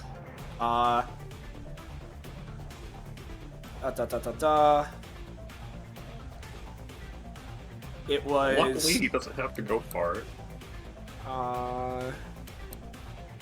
If I didn't write it down, he is supposed to. So yeah, I mean, he is close enough to where he can get here, and he is able to slam him with the Riot Shield, so he's just gonna do that. Hit him for 5. The good old Ram Slam. The good old Ram Slam, and he has to pay upkeep, because I think I may have also forgotten to write that, but he has a level of upkeep to maintain with defensive stance. Then we got Othello, who is still on the pike.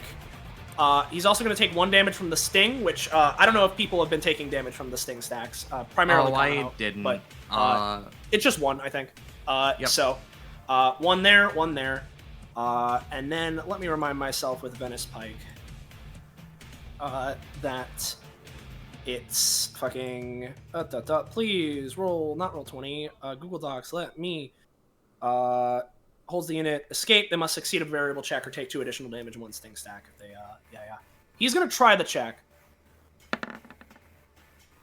I'll say that's enough in this case, as he wrenches himself off of here, calling his shadow back to him.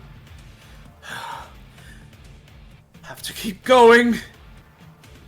As he is going to have his shadow start with Dark Combination. A miss there as he goes for the swing. Nidhogg's body, hardened to steel, just sort of clinks off of that. Othello. No. That's my boy Othello over there, and he's trying. He's fucking trying. That's... so he can trust in me, you know? Yeah. He can trust in him, so let's he give him a finally reroll. succeeded. Yeah. As the Dark Combination starts off, dealing the initial 3 damage to Nidhogg in the process. As it allows Othello to go for Dark Finisher. As he raises his arms, his hands sparking with dark energy. And he's just going to go for a full force blast. Well, he tried. He goes for the follow-up, falls down to a knee. Oh, I have to compose myself. And with that crit fail, I'm going to say he's not able to try and resist the Sting stacks as it hits Nidhogg's turn, right? So, for his adaptation action, right? He is going to manifest first what looks like Blazing Effigy, the copy of Zell's sword, right? Before 1 morphs to take on a light hue and 1 a dark. He is going to try and go for a chopping slash. 1 aimed at Brave, 1 aimed at like Konoho Ram Spider, or Konoho Ram and Justice, that line. So this is going to sort of be a 2-in-1 attack. Yep. And I'll say that will count as sort of the in-between there. So yeah, we'll go with Blazing Chiefs, or Blazing Effigies damage. So this will be 6 damage to you, Brave, 6 damage to you, Kanaho, 3 damage to Ram, as his thing goes up by 1, and him blocking it for Justice will also decrease it down to 3 for him. Right. Yep. I'm gonna spend 2 and have Callista charge forth on their steed, and with their lance parry both blades, etc., etc. At least attempt to. You've already used the once per round, haven't you? No, but I can do it again for each one at double the cost. So it was 1 for Simon. Oh, right, you're right. Yep, etc., etc. Yep. No, you're right. So if you could give me a roll, Scarlet, that would be appreciated. Oh, little old me? I see. I can do that. Here you go. Yeah. Hey. Okay. Not bad. And I can also do a thing. I'll use my marvels to also assist in this parry. Let's see it. That's a 4, but it doesn't matter. Justice will, well, you know, with this case, right, here's the sitch, right? I'm gonna say, Kanaho, you're still gonna take the damage, right?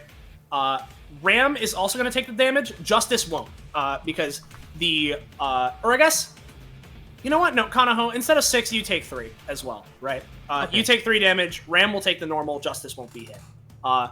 Brave, you're going to, instead of 6, take 5, which is then reduced down to 3 from your DR. I want to ask, though, for Lieutenant Ram, because his thing is like, oh, it reduces the next instance of damage he takes by 3. Is he, like, fine? So it's not that it reduces it by 3. That is the maximum damage he can take from the next incoming attack, effectively. Yeah, I just mean, like, for his basic attack, it says after using Riot Shield, he continues to hold it, automatically blocking up to 3 damage from the next attack you're right. he take. You're right. I'm going to say that we'll still increment his defensive stance counter, because that makes sense to me. Yeah, but he can regain the stamina. I'm looking out for the NPCs. Yeah. So yeah, that's that. I believe everyone's taken their respective damage. So, movement action. We're gonna go for Viper Lance. Up through. Oh, I accidentally closed turn order there. We're gonna go for Viper Lance. Up through a little bit of, like, kind of like this way to try and hit as many people as possible as a movement action. You know. Yeah, this will be a good old classic. 7 damage to basically everybody here except for Othello. Spider and Justice are both respectively going to try and use their tethers to kind of swing around to either side of Nidhogg to avoid this if possible. But let's see. Nah, Spider's definitely going to take it. And then let's go for Justice with Puppet State, because Nidhogg is now a vassal. Nope, not on him either. Alright. No, it's up to me. Obviously, what I gotta do is I gotta stare at him so hard I put the fear of the fucking realm of light into his heart. So he doesn't want to go this way. I'm channeling my psychic waves. Kill him. That's a... Not this time, unfortunately. Fuck. Did you reroll? I used... Oh, fuck. I can. 8, 9. And are you primarily going to protect them or yourself? Myself. Yourself? Okay. He's trying to like, stop him completely, isn't he? Oh, you're trying to stop him completely, right? I'm trying to like scare the fuck out of him. I get you. So Here's what I'll give you. Goes a different way, yeah. You can stop the attack for yourself, right? And with the swerve, Justice can avoid it. Spider will be hit though, right? I guess Ram will also avoid it, as Nidhogg is going to kind of swerve around you. So let me remove this from Spider, and then yep. For myself, I'm going to be using, not acknowledging that, flavored as, I'm going to cast Misty Self for myself and my compatriots. Yeah. I'm going to say pay 2 cost for that, right? And you're going to be able to ignore it enough such that you're only going to take 3, and your summons are only going to take, also 3. Alright, sounds good to me. So there's that situation. Then, up next, How about we have this funny little machine that was possessed by a Nidhogg clone a bit ago? It's gonna fire another beam at Aquarius. That's gonna be another 4 damage to Aquarius. Oh damn, another 4 damage to Aquarius. We're gonna try and hexagonal shield array that again. Yep. Yep, I'll say this time you got it. So funny thing with that, right? On particularly high rolls, because it does the repulsive blast, ranged attacks can be theoretically redirected either towards the attacker or another enemy. So, Ooh, up to you I if see. that will work or... Yeah, I'll say so. And yeah, you can redirect it. Do you want to redirect it back at the machine or at Nidhogg? Nidhogg. Alright. That'll deal the Bippy to him. And then, let me take a look-see here of what exactly I want him to do next. Well, for one, I think he's going to, in this case, and I'm going to say it's going to be definitely debuffed because of the situation with, fucking, Kanaho, right?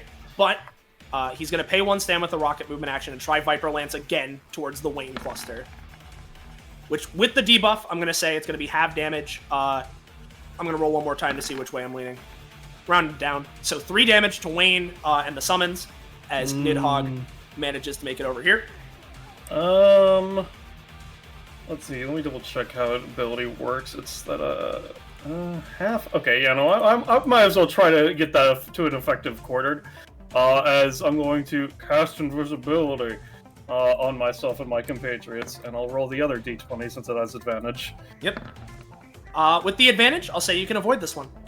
Alright, so 1, 2, 3, 4, dip, dip, and dip. As from there, what we're gonna do is gonna go, I think, for the final action of this turn. He is going to go for let's just see.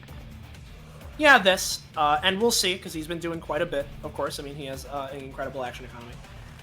But here's True Sight Missile Barrage, as the endless cavalcade of eyes present across Nidhogg's body begin to rapidly shift their gaze before each settles on one of the enemy units in combat. He then fires a wave of 1d12 plus 2 eye missiles, each respective eye gruesomely detaching itself from Nidhogg's body as they soar into the air. These eye missiles, adorned with vampire bat wings, immediately lock onto units of Nidhogg's choice within 10 spaces of his current position, flying towards them, dealing 4 contact damage and additional 4 splash damage. So, let's see how many missiles. 3.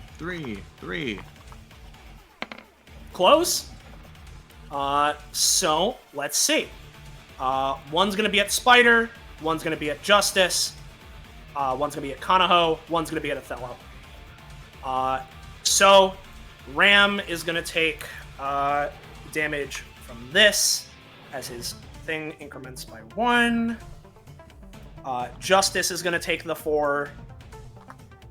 Spider's gonna take the 4. Kanaho's gonna take the 4.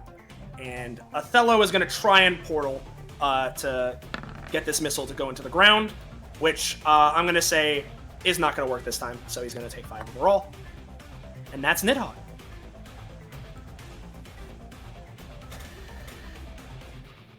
I summoned forth my DOT damage. Oh yeah, no, I did forget that. You're right.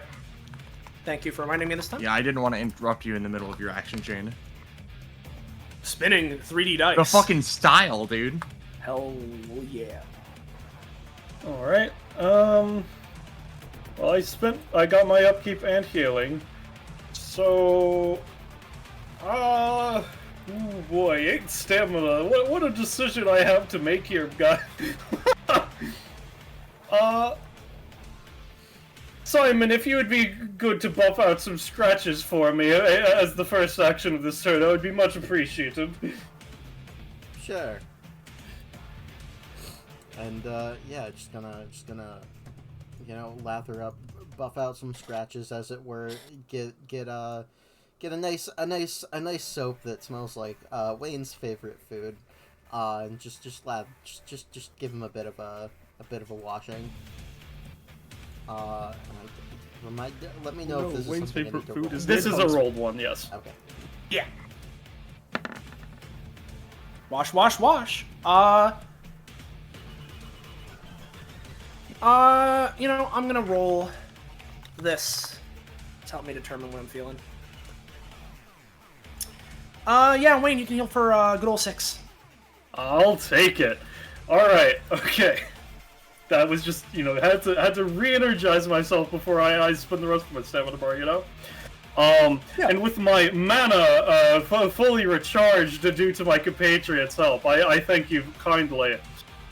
With my main action, I'll be the first follow-up, as it were, considering. I told him to keep his eyes on me, and now he is not. It is his fault and his fault alone. As I'm going to cast a spell on Nidhogg, a time-freezing spell, quote-unquote. I love the, you know, this, as I'm going to use talking in hypotheticals, as with this beast now frozen in time for a mere moment, the squire, the lord, the traitor, and the foreigner help me in my quest to fell this great beast indeed, alongside all of my compatriots. So yeah, no, just all out attacking with talking a hypotheticals. I understand. It's unrolled, but it also has advantage. So how would you rather it be? Give me the advantage roll. I just want to see. I Get figured that Wayne 20. 2d20. I'm getting to that. Don't you worry, Penny. I didn't forget. Yeah. The 16 is a Wayne 20. So feel free to describe this attack from all of the king's horses and all of the king's men. Alright, well, I do believe the king himself should go first, as justice strides forward. You know, you picking up the remnants of the ball that he had slammed into his face earlier. He goes for, you know, we got a top tooth. Let's take out a bottom tooth this time, aiming for the spot below on the jaw. Yeah. As he goes for that slash. And of course, this is talking hypotheticals, so you know. Yep. And then, you know, behind him, almost as if he were his shadow, Othello springs out and strikes as well, basically melding the inky blackness of the beast out and tearing a scar open with the body using his dark occult magics. And with that new hole in the beast now wide open, our young squire, the knight in training, with his enchanted blade may strike true at the heart of the beast. And with the help of our foreigner, striking on the other side with his trident in tandem. Yeah, no, the squire was brave indeed, yes. And then, the wizard already having casting his spell, is too concentrated in thought for himself to do anything. But the knight, the cleric, and the dragon themselves, well, I think it's best to let them describe how they take on their quest in turn. If you guys feel free. Scarlet disconnected. So Alright. let's do Roche first. Yeah, I was gonna say, Lizzie was going to take initiative there. Yeah. Effectively, right? They'd spread their arms outward as 4 like small dragons like spread out from their large like robe, like half, basically like cloak thing, and they would go fly towards Nidhogg, but then they would snap their fingers and they would grow to roughly larger sizes as they go and harrow, breathe fire, various elements, claw, bite, scratch, kick, eat, crunch, all over them. Just dragons, like 4 little dragons all over. Do I roll for that, or is that just like... No, this is hypothetical, so it's just... Okay, I just wanted... Yeah. That, yep. And Scarlet and Amber, if y'all would like to. Callista's doing a big attack. Oh, Callista is sure doing a big attack. This is quite the demonic figure, wouldn't you say? Well, No. luckily, Luckily, as the team's paladin, she has just the thing to deal with unholy abominations such as this. I would basically like to call upon God himself, that which has given me my powers, which could translate to Wayne, by the way, to smite this demon back to the hell from whence it came. Yep. And then, the cleric, is there anything you in this time, as it were? The cleric comes in his true supportive nature, once again lathering up, spreading out his cleric-y, soapy powers to coat the weapons and tools and of all of his various allies coming in for an all-out attack, sparkling them to a shiny, clean sheen so that they can smoothly and effortlessly cut in and strike down our foe. Of course. And with that, Wayne lets out a sigh as he can no longer maintain the spell, and time resumes once again. Nidhogg, feels all of it all come in at once in this massive, just blitz of attacks from all sides. And mouth agape, he stands there partially stunned and bewildered as, at least for now, right? Though actually you do need to use go with it this turn. Yeah, that's fair. But that was my action for the action chain. Lizzie and Callista still have theirs, so if Callista would like to have another chance to smite at this beast, feel free. You know what? Let's advance our strategies a little bit. Let's move a little bit closer. Let's move the this group, this 3x3 area, and cover it in a nice holy dome of protection that demons cannot traverse. If you're allowing me another action. Yeah. The holy dome with which demons cannot traverse. And then, I've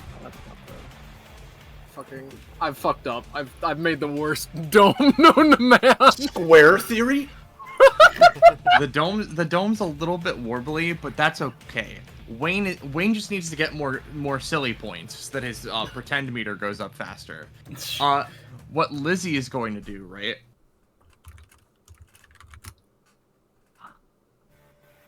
They're just gonna... You know what? I'm torn between doing something funny and just being like, the dragons continue their assault. No, fuck it. Lizzie, Huh? What's up? Just go, as well as I say. And, while we're at it, Lizzie just sees their dragons going to town, sees all the stuff going on, sees that they're being ravaged, the foreigner, the trader, all of that. They turn their party. Well, I think we've been doing a good job.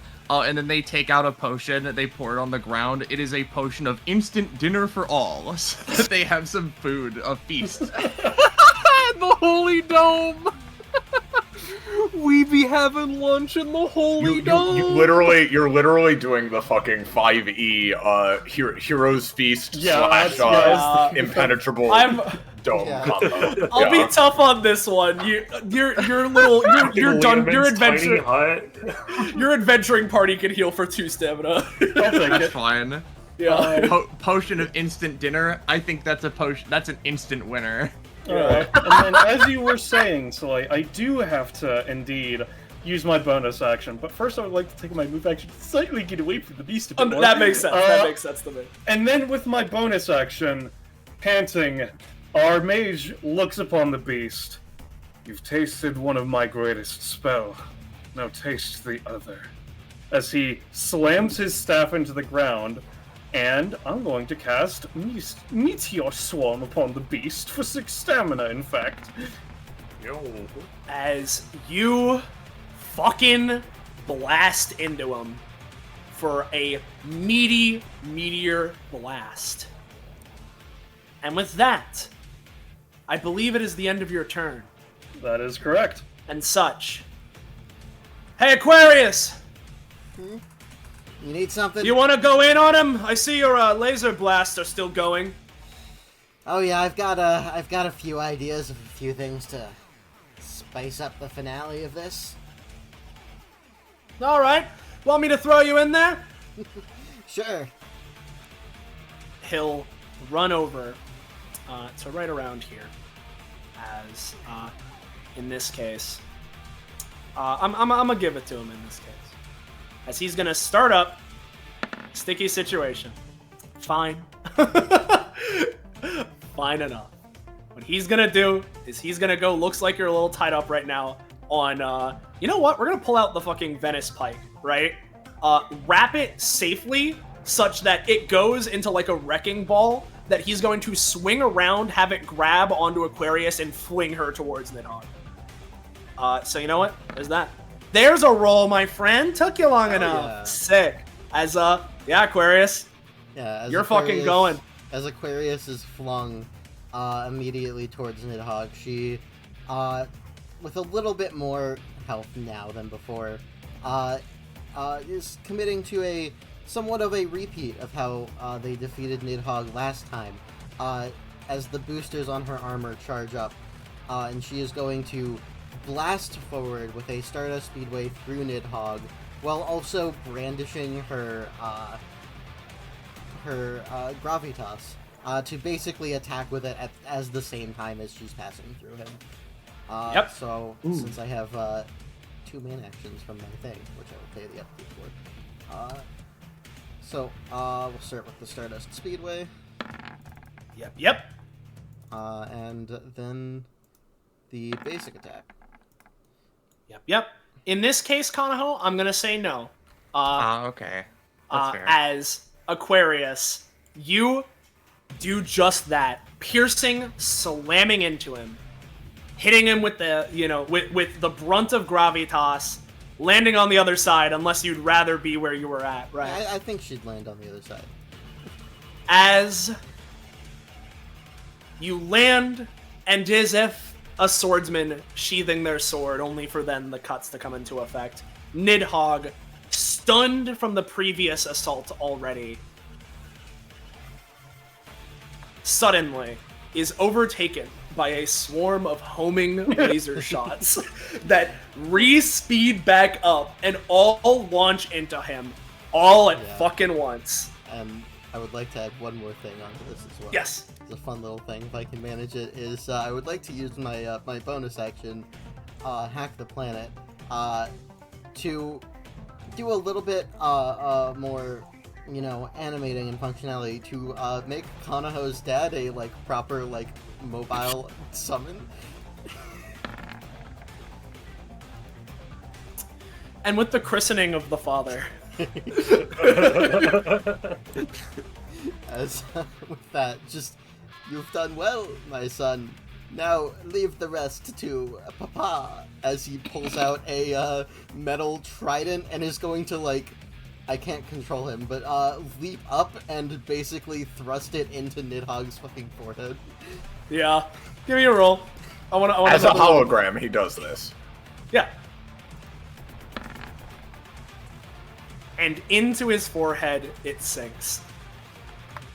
As, all at once, a stillness goes across the arena before recuperating from his stunned position.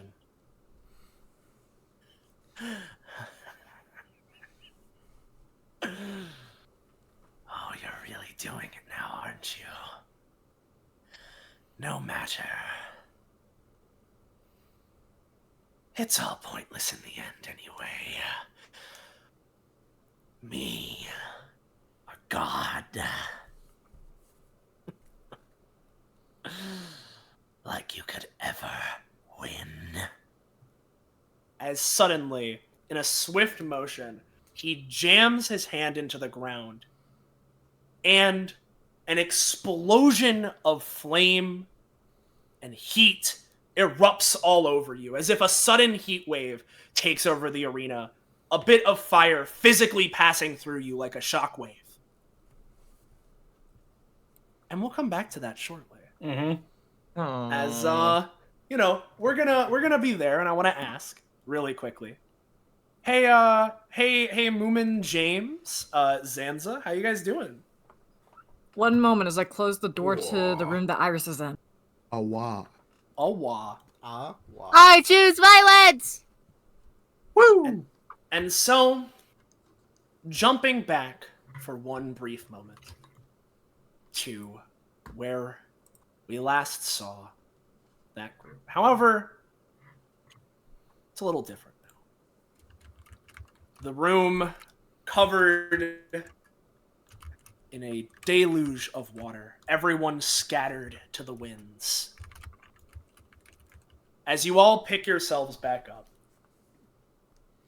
looking at this threat facing you down, with one final... The Kraken. All my life, only to be stolen away by this little lady. Oh no. I'll be the one to take this crown jewel. We all will revel in its splendor. If it's the last thing I do! As those words ring out from a man who, until maybe like 10 to 20 minutes ago, was just a crazy pirate who attacked you and then was left in jail for like hours on end, right? Those words ring true. And not just all of you, but everyone. All of us here. You feel a sudden synchronicity between all of your emotions. You can feel that now you're really getting into it. And it's time to finish this off. And so, with that determination, I ask Underwater Group to reroll their initiative. Yay. Woo. Alright. Well. Boya, where are you? Boya. Go, Beanie, go! Go, white girl, go! How fitting that it rolled that. Yeah. That is the Kraken number. It's the Kraken and Zachary have the same initiative. They're ready to fight. They're fucking great. I'm gonna give them a roll off to see. That's Zach. That's the the Kraken's always ready. This lie is always ahead of him, where he never finds it. And so let me post the Kraken's passive as combat's starting here, right? Because this is a little bit important. Let me grab him.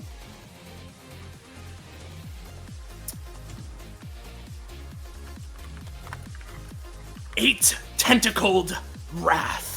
The Kraken, a magnificent beast of mythos for many seafaring folk, finally revealed to the world. Possessing a set of 8 mighty tentacles, the creature is able to bring man and vessel alike into its grasp, never to be seen on land again. At the start of combat, each of the Kraken's 8 tentacles arise from the depths, surrounding the arena and awaiting their prey. They exist as summon-like structures, with a completely unguessable amount of stamina that the Kraken can command and use specified capabilities from positional. The Kraken takes any damage that the tentacles do, as long as a tentacle is still present on the battlefield. The sheer awe and magnitude of the Kraken grants it an air of menace. This grants it half damage DR. So let me go ahead and reveal his tentacles. And after you do that, where's Voya? Where is Voya? Hey, yeah, I think she died. Where's Voya? I'm gonna put her on the shadow. I'm gonna put her on the telescope. Maybe set the Kraken to back and see if she's under it. There we go.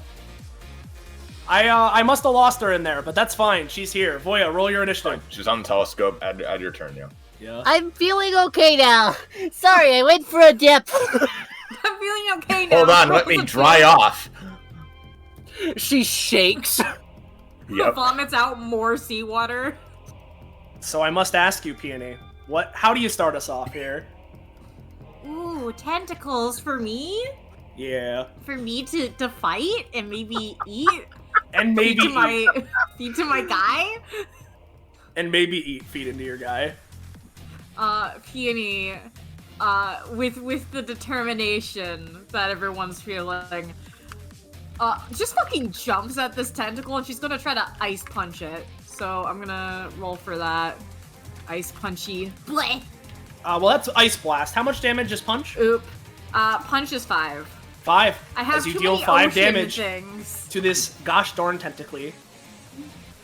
And then, while she's on it, she's going to, as her main action, bap it with her stick.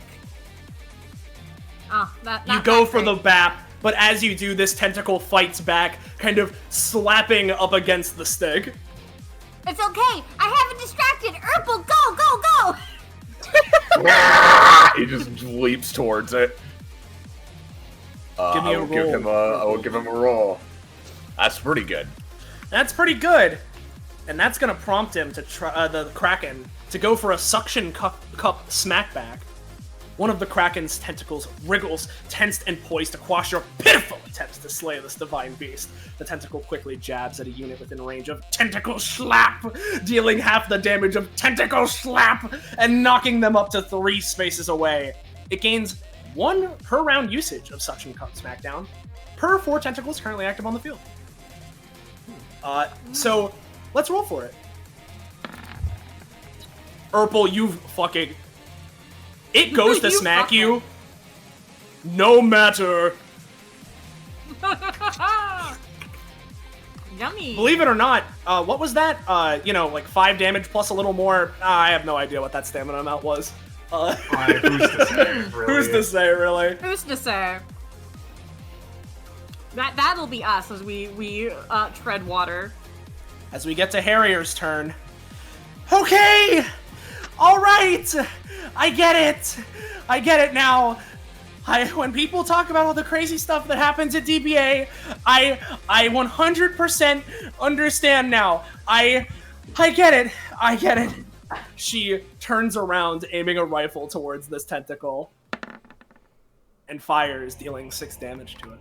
And that's her. I wonder how much health it has left. I have no idea. Who's to say? Remember, Axel, when we were saying, like, why are people in combat bigger than me? Are they stupid? Are they? Is this Kraken a fucking idiot? Is he a moron? That's what is going through Axel's head. He's like, that's one big guy. Well, first of all, he's going to get in position as he gets. He gets a terrible, dastardly idea. And he's going to attempt to London Knuckle. Boop, boop, boop. Oh, Axel, could you not? Fortunately not. I guess. I don't think any of us have, like, any rerolls or anything. No, you've got stuff, and Apollo has support, but only if you're close to him, so... If I spend a star, I can't do the funny. So in that case, Axel's like, nah, I gotta... Not quite there yet. In that case, Baby Man, calamari time. I'm going to toss Baby Man at this tentacle. Oh, let me get him. I had him on the previous maps, but I had him on the GM layer because I think I correctly assumed he was in your coat. But if the babies are the ones to kill the tentacles every time, that'll be beautiful. Give me a roll for Baby Man. Eat, my child. Eat! Oh, he's eaten. I wish you rolled an 8. That's my turn. Hell yeah. How about you, Apollo? Alright. Apollo is going to basically just use his fishing rod to tie a noose around this tentacle. Yeah. Gotcha. Alright, and then, let's see, he steps out on top of the water, and is going to use tidal control to surf over, dragging it down towards Lila. Right. You're dragging this tentacle down to Lila, yeah? Yep. Yep. Alright. And I'm just gonna go... How far would you, like, let me go, basically? That's fine. Where you're at right now is cool. Alright, cool.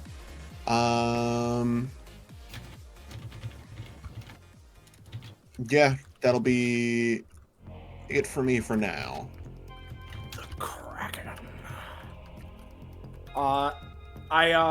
Let's go ahead and, I think we should start where all things truly begin. Which is to say with the tentacle schlap. So I'm gonna post this because I think it's relevant. As tentacle schlap is his basic weapon.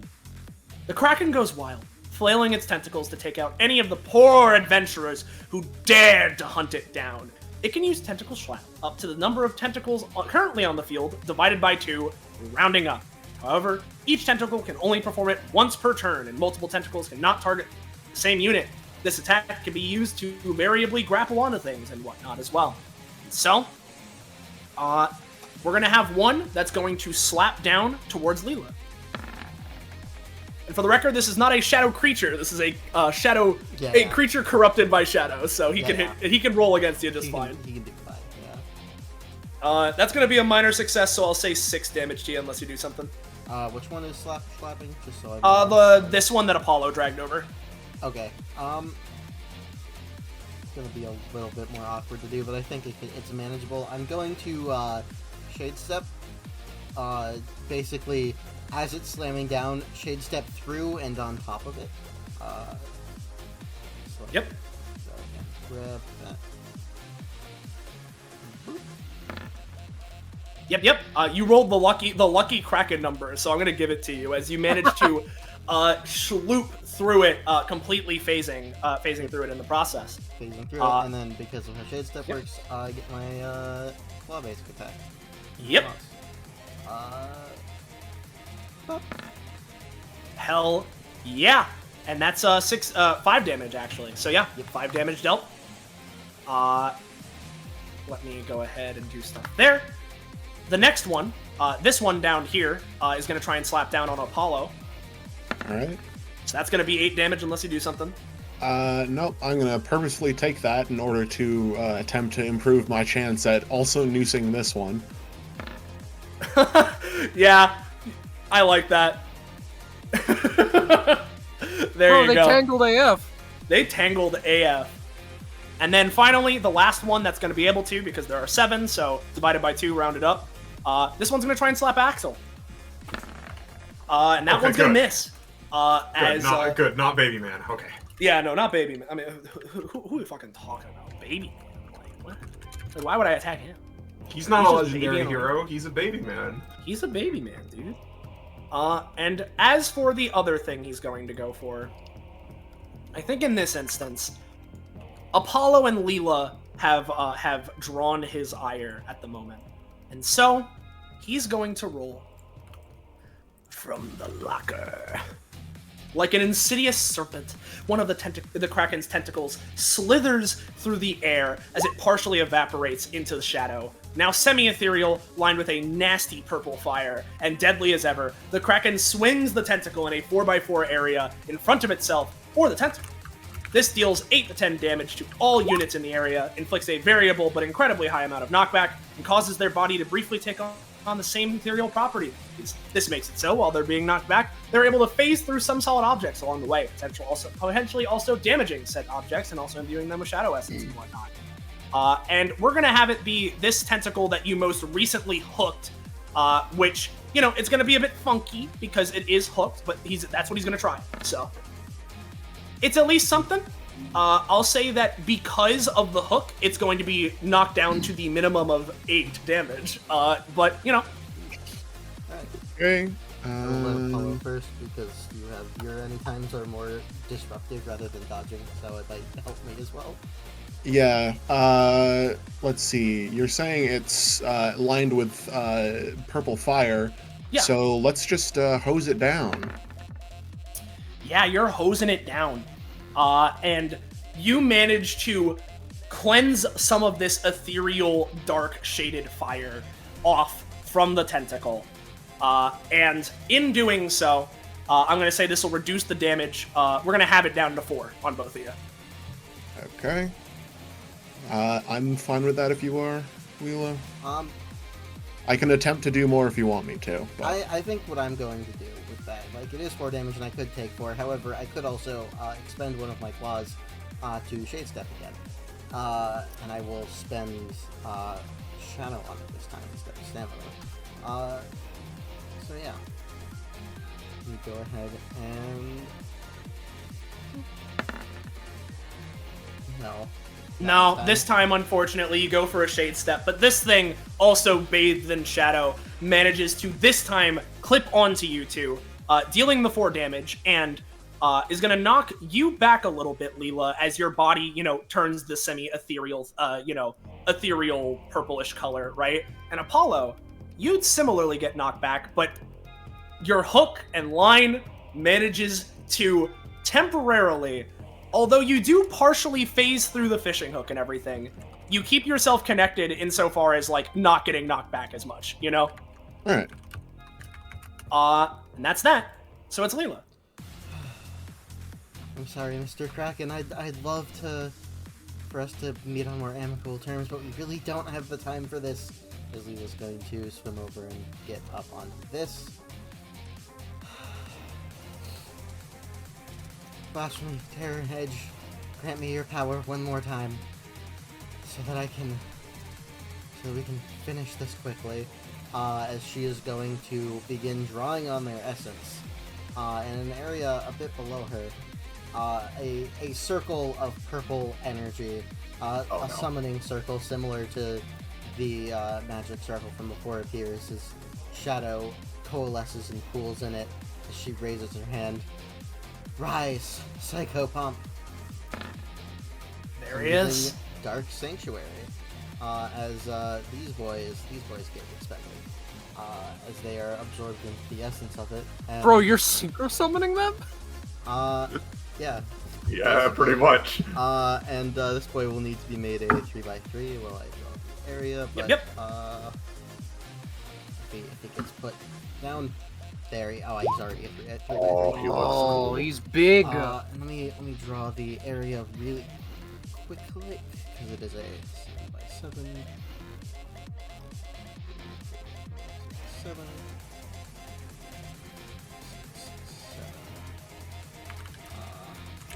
Like that. As there's a lot to this, but basically this is a very, very big boy. He has 2 main actions.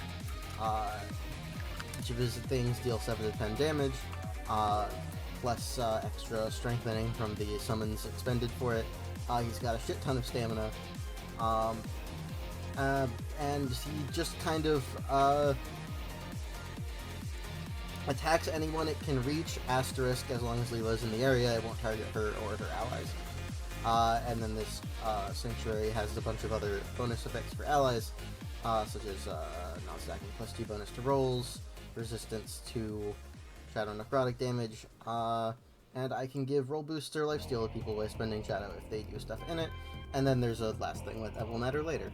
Anyways, as for Psycho Pump, well, it's got 2 main actions, enough movement, and a decent and a aggression to let out, so it's gonna come over here, and it's going to do 2 basic attacks, 1 at each tentacle. Yep.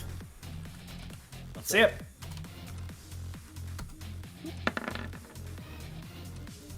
Well, the one that was an 8 hits, and would you look at that? That's enough to take that one out. And then I believe that's everything. I have stuff on here. Yeah, that's gonna be it. So that's Gotcha. As we move over to Captain Zachary, let's have the hunt of a lifetime. As his body language, his posture, he's hunched over, almost partially like a wild animal. And I'm gonna post one of his talents, right? The oceans are host to many friendly creatures and horrific beasts alike, and Zachary knows all about them. Long and short of it, he can get some legendary mythical monster creature info for sessions, but in this case, along with this, if Captain Zachary is ever fighting against a great ocean monster of some kind, he gains a +2 to rolls and crit range due to pure adrenaline pumping through his veins. And in case there was like any level of doubt that this guy was like a great sea monster, let me post the Kraken's template. The horrible beast lurking in the depths of the ocean, in its darkest trenches, it lies in wait, swimming across its claimed territory for unwitting prey to fall right into its trap. Nothing commands the sea like it does. And I recall you saying you had an idea for this turn, Scarlet. Yes, I do. Voya, let these events not distract you from the fact that Voya is still has that dog in her. Oh yeah, she's still got that dog in her. Deal with the Kraken however you want, Mr. Pirate. I have a grudge to settle with someone else. As a matter of fact, I do know about my big mouth. It's one of my best fucking features. Consider this my resignation, Miskatonic. But you know what? If you have a resignation, if you retire from a place, then usually you spend time with your dog. Zachary, let's play fetch. She takes the telescope and wrenches it off of its current stand. Like, you're gonna have to give me a roll for that one. And I will, believe you me. But what I want to do is throw it over to him, and he hits it, and Voya indeed chases it like a dog, potentially like, you know, taking out these two, or maybe like just yeah, sure. Knocking out anything in the way. But let's 1d20 plus 3, because that's a frenzy, and it's oh no. Uh-oh. As you go to wrench this telescope out, it won't fucking budge. If I may. Are you up for a more dangerous game of fetch? Oh, you know it. Everybody knows that with the Krakens, you gotta go for the tentacles first. As he aims a cannon this way, and he is going to go for feed him to the animal projectiles, attaching 3 torpedoes to the animal projectile to have said animal projectile go in a circle as far as it can to be the be the fetching instrument. Right. You know, let's give him a roll. Oh yeah, he succeeds anyway. Oh yeah. And you know, just for the sake of it, I know who I want to call. Is it our pal? Oh, you know. Yeah, who's now carried by a series of 3 torpedoes. How do you respond to this, Voya? Do you really got that dog in you? He's not even squeaking, he's just screaming. He's pawing out of his mind is the term that I would use. Not that you would know that. Voya's just going to, like, she's hunted many a creature, and well, now her eye is solely focused upon that dolphin, and anything else that gets in the way, that's their problem. Do you want me to just give you a roll? Give me a roll. I feel like your one hunter like dashing ability makes sense for this. Oh, it does! It Either totally that does. or Darren around the world. You can't tempt me with that. I mean, all right. I'm going to use the Darren around the world one, but like she spins in place a couple of times like a dog excited to see their owner come home after a vacation a little bit. Yeah. It's rolling the dice. Oh, it's rolling the dice! We're gonna keep this track on for now. Yeah, of course. But remind me, what's the damage per slash again? Currently I believe it would be 10 because she has frenzy stacks. Oh. And I'm gonna give Monkey, because he would do this, as mentioned, and feed him to the animal projectile, Monkey can use his main and movement action to grant a summon more action. So he's gonna try and guide Dolphin to lead you around more. So Voya. Oh, what's up? The Dolphin started here, yeah? Yeah. Let me, you know, there's that. All Then he gets over here, right? Mm-hmm. You take out this fucking tentacle too. And then, with Monkey's assistance, right? The Dolphin is directed into the Kraken itself, exploding for a bit of damage, which is not that much because of the Kraken. But then you dash forward, biting into it yourself, dealing another chunk of damage to him. Alright, so now my final act for the turn will be as destructive and maniacal as it is simple. Here we are. What I want to do is use Elixabeth's shadow art as she was passing by one of the tentacles as, "What's this? No, the great 9-tentacled Kraken? Impossible. No, even greater. It is one killed, yes, perhaps, but given life again through Voya's necromantic energies." You want your... I want... And you roll the 9 for the 9th tentacle. I'm gonna give this tentacle a completely unguessable amount of stamina. Oh, yes! Probably like 7. Something like that. Oh, yes. I'm gonna As put it under your indeed. control. Oh, this is the greatest combat I've ever been in. I like to think Lila, you know, performing her like very like methodical scientific like magic ritual over here, looks over like, what the fuck is she doing? She's making it up. Yeah, Voya is taking the Kraken and kind of doing this, I'm not gonna lie. That's hilarious. Alright, I end my turn. Voya's character arc is bookended. Been nice. We're gonna come back to you guys shortly, right? But of course. Hey, group Ephialistai, how's that going? Whoa. Gecko, you here? Yeah. I assume Poco isn't available, which is fine. No, Poco's gone for the night, unfortunately. I'm incredibly glad he was able to be here, though. Let's fucking finish this. Yep. Someone else can pilot him. I will repost the turn order I saved earlier. Yep.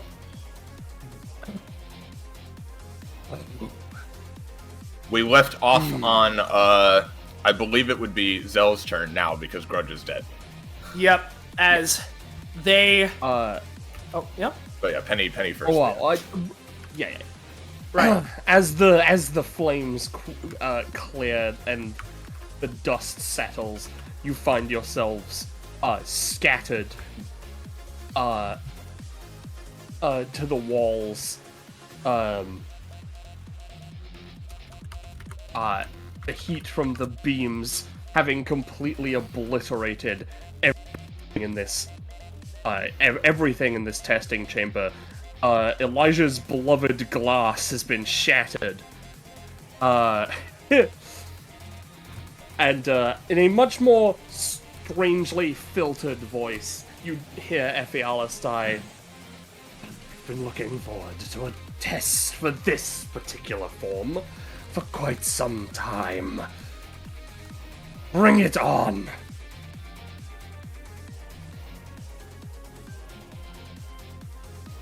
And as... Yeah. Thank you, friends. Yep. So yeah. I want to ask, Penny, is there any other start of combat-y things to do, or is that it from you? No, that's it. Sick, awesome. As Zell stands back up, finally recovering from the daze as they shake their head, looking around, looks over to where Union Bree are,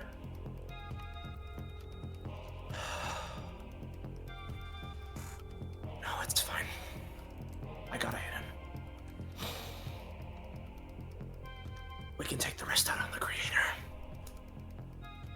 As they take another deep breath and dashing forward, they're going to go to right around there. How close is FE from this distance?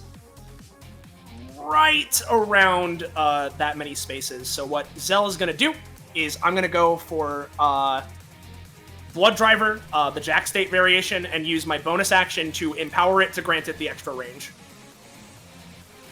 Whoop. Well, we'll see if the pyrokinesis helps at all. How are you feeling, Penny? How are you feeling about this? Because this is the, I posted the wrong version again, but it's the 3 fireball attack that I used earlier on Grudge. 2. As in 2 damage overall?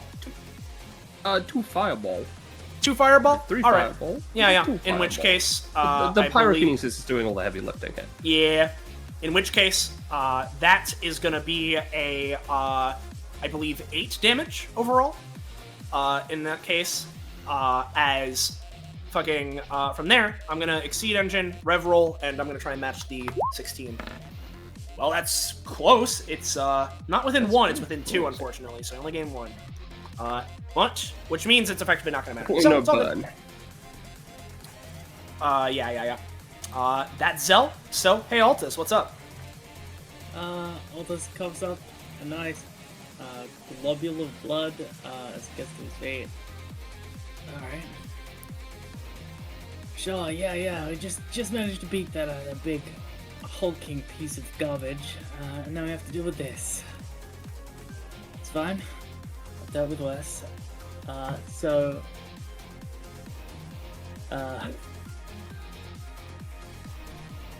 It's unfortunate because he has to use his movement action to swap assets, but that's alright. He is, in fact, going to use his movement action to swap from the Bubble Dragon to, I don't know, the Philosopher's Stone.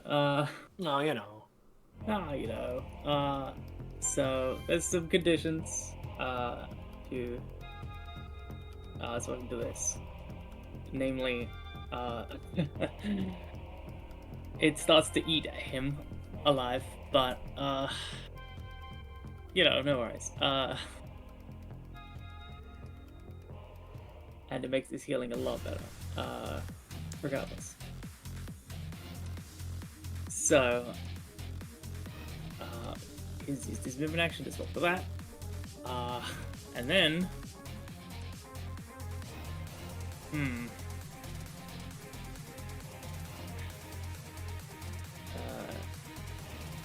yeah, alright. So, Animus Echo, he simply holds his hand out. He's going to...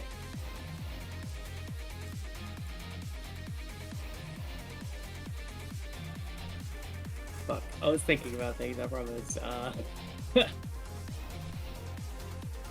Let's just create a giant pillar of Philosopher's Stone, and jam it through one of these dragon heads.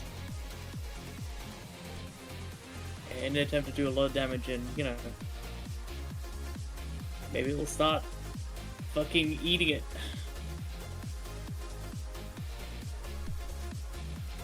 Ooh, yeah. Big guy eating? A big crystal pillar pierced through head. Oh. You create a giant pillar of Philosopher's Stone through one of the heads. Yeah,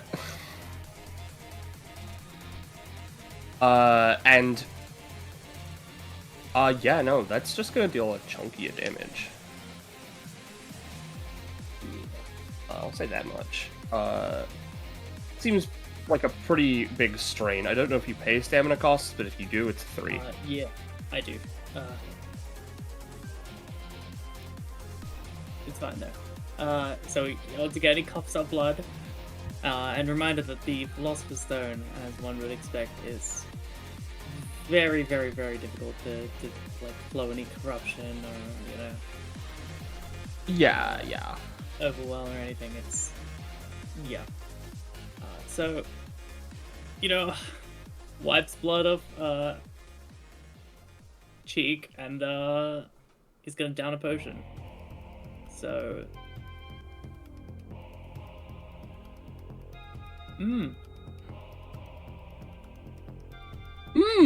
You got your goddamn potion. Yeah. yeah. I'll say That's fitting. I'll say gain a net of 10. Net gain of 10? Sure. Sorry, not net gain of 10. Net gain of 8, because it'll be 2 cost. Yeah, I've taken the 2 cost already, so. Yep, so then you go up to 4, I think. Oh, okay. No, you're right. It'll be No, 2. I took the cost and then added 8, so. Yeah. Alright. Right. Cool. So, that's it for Eldest. All right. That means it's Gervasio. Yes, it is him. He will get up, dust himself off. I assume this counts as the same combat? Yes. Of course. So he does his top of the food chain. He would have 2 charges, but his target is dead, so not really relevant. He's gonna begin moving forward, and very unfortunately for him, his moving sucks. So instead, he's going to look. Let me check the range of his ability real quick, because I would love to bolster the team's survivability of it. Let's see, 6. How far away is next? Okay, I still have an idea. I'm going to use Social Shield. I'm gonna be doing a little bit of a dual tech with myself, if that's okay. Yeah. I want to use Social Shield to give myself and Zell 10 temp stamina against Ephialistai stuff. But I also want to pay another 3. And where would that go? I want to then use Rapid Hybridize to splice it into Elvis, so that even though he's out of range, he can still get it. Hell yeah. Let's see it. Alrighty. Also, heal 2, so my turn. First, use Social Shield. Ooh. I'm gonna say that Elijah will go and use his boosty. Yay. Hell yeah. That's your boosty, brother. Does it work? I'm gonna say it'll work at standard, yeah. Awesome. Then I will Rapid Hybridize with Splice and Detach so that it can hit. Hell yeah. As I fire it out to Altus so that he can also gain it. Yep, so Zell, Gervasio, and Altus all gain 10 temp stam. Yup. Thanks for the assist. Of course. Buckle yourself. Alright, that's my turn. Sick. Awesome. Now we got, well, maybe not that one. Maybe not that one. Elijah. As mentioned by Poco, he wants Elijah to go for the Puppy Guard ability. And if you're asking me, I think Elijah, it would make sense if he went to use it on Altus. Why? So, is there a range for Puppy Guard? Does he need to be adjacent? I think so. I think he has to be pretty, like, close, but, oops. It's been a while since I've looked. I'm rushing over there. I'll just see if I can find that. Let's see. The ability... adjacent, yes. Yeah, okay, adjacent. In which case, here's what I'm going to have him do, right? He's going to start making his way over to Altus, right? But I'm going to have him use OSHA violation, right? To effectively have another one of these pipes like that are here, just like go and extend out from here to launch him as far over to Altus as possible. So I'll go ahead and just double check. OSHA violation is a 3 cost. No, it's a 2 cost. Okay. So let's see. Let's give him a little bit of a roll. Oh, right, I have to press it like this. Well, it's always when I'm controlling. Yeah. As he's Elijah not getting that off, unfortunately. manages to fling himself all the way over to the other side by Altus. And OSHA violation is a main action, right? It didn't get like some increased action economy. It's a main action. Nothing's changed. Yep. So effectively, I'll say Elijah can get all the way over to Altus, right? But that is his main action. So he's here to help out if necessary. But otherwise, that'll be him for now. So Union. Good to have you, buddy. I assume this is the same combat for all purposes. Yep. Yes. Am I effectively prone, or can you just get up? You can get up. Just get up. You can just get up. He fucking shakes his head. I see. One wasn't enough for you, huh? Well, I can't necessarily drop a second on ya, but we'll see. He's gonna grin as we're gonna go. And it's at this point where I basically just do basic attacks. I think Union would go here and then jump off to just try and like reach, and they would go for like a regular main action. They would place some using their epithet aura, right? They would fucking use bazooka to like push themselves ahead and go on one of the hydras, take the knife that like he's been given, and usually it's just a dingy 3 damage knife. But I want to like, with pushing myself ahead, I want to spend a little bit of stamina to basically provide it some like bazooka oomph, so it goes for like a massive rocket fuel like cutting slash through one of the dragon skulls. Yeah. Oh yeah. Rocket. That's Cosmo. Fucking goes in. I guess that would probably be for the, like the boost forward or whatever, but like I don't know. Could be both. Yeah. I'll say it's both. Now I have a question real quick. Is this using your main action? Yeah, probably. Okay. Just because I want to know, because you have a lot of fucky shit. They see you coming up, and they are going to try and detonate the laser sword again. That's a lot better. And here's the thing, Union. They detonate the laser sword, except someone fucked with that earlier, and you feel it in your pocket or wherever you put it, sort of shake and shudder and rocket out of your pocket alongside you, and effectively dual slash at her. Ooh. You dual slash with yourself, deal a much better chunky of damage. Let me double check on the exact amount. 10. Alright. A much better chunky of damage, slicing off not a full head, but the bottom jaw of one of the dragon skulls. Before it sort of zoops around and does unfortunately come back and hit you with an explosion. It's not gonna deal much, but it's gonna knock you down here and deal 3 damage to you. It is now unusable. Yeah. It dealt knockback to you. It dealt 3 damage, 3 knockback, and it did not interrupt your attack at all. It in fact improved it. Yeah. I was just saying. It is now just unfortunately gone. Union eats explosives for breakfast. He's got that fucking immunity. Yeah. Yeah. Well, yeah. That's that. Have you got anything else? No.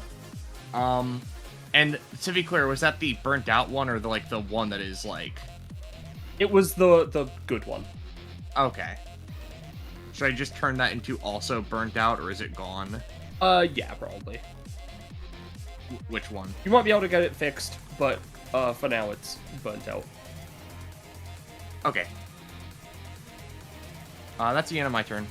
As it gets to Bree's turn, she slowly brings herself back up, holding on a thread here. Oh, I'm not out yet. She sort of ducks, around, and is going to sort of effectively manage to, maybe a little past her movement, duck and tumble to this portion. And she is going to hold her pistol basic weapon to fire if Ephialistai goes on her. And that'll be her. So, speaking of Ephialistai... She's going to do a classic before her turn anytime. She looks at the Philosopher's Stone pillar. Oh, well, this is an interesting material. I'll have fun researching this another time. And they are going to summon a giant fucking skeletal hand to pull it. Nope, no, she's not. She's going to use that on her next turn to pull it into the Shadow Realm. Good luck. This time. She's just moving it. She's not corrupting it. Mm-hmm.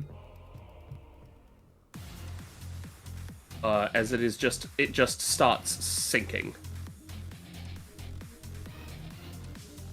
It may not get there immediately, but I'll say it's making its way down. It at least is enough to free her. I can't adjust the size of that. That's fine. Whatever. I'll do with that later. All right. So he's gonna use something funny, a basic attack. And Zell and Gavazio, you are just in range. Maybe you're thinking, that's not a basic attack. Well,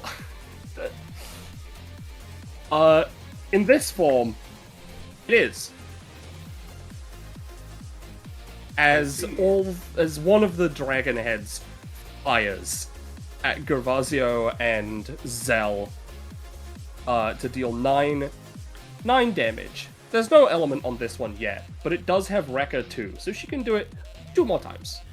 Gervasio, I'll get a barrier up as they swing their sword to the side, partially transforming into a swarm of fiery bats as they do, and they're gonna try and use Jack State of Dancing in the Dark to go and fucking try and make the barrier. So they're gonna try it. It's something. All right.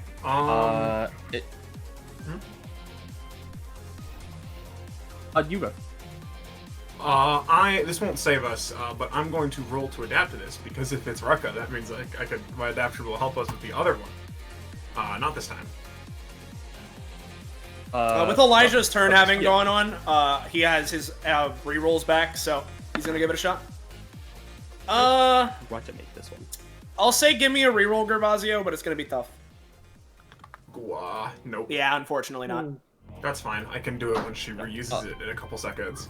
Yeah. I'll say this one deals 5 damage as it's blocked by the barrier partially.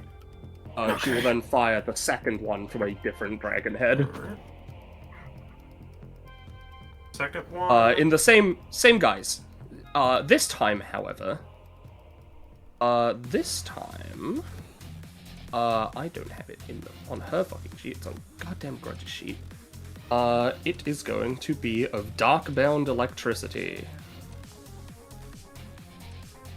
And since she rolled pretty high, it's going to inflict some Darkbound Shock. If nothing is done, it'll be another 9, and this time it will inflict you with 5 Darkbound Shock. Now, which is, as it says there, doesn't daze you, but will do the same. That's great, Penelope, but you fool! He's Luffy! He's Luffy! He is Luffy. Zell isn't Luffy. Oh, Zell isn't Luffy, though. Sorry, Zell isn't Luffy. That's alright. Yeah. So Altus seeing this attack coming at his allies, who he's come to trust quite a bit, he's going to manifest chains from the ground here. 8 spaces from him, yeah, so here. That are gonna like stretch out and sort of act as a lightning rod, so that they let like arc in front of the attack and then like hit the ground to ground it immediately. Yeah, sure. Hell yeah. It is Shadow Realm lightning, so it might be a little hard, but it might work a little different, but you're pretty sure it'll work. Sure. I mean, yeah, sure.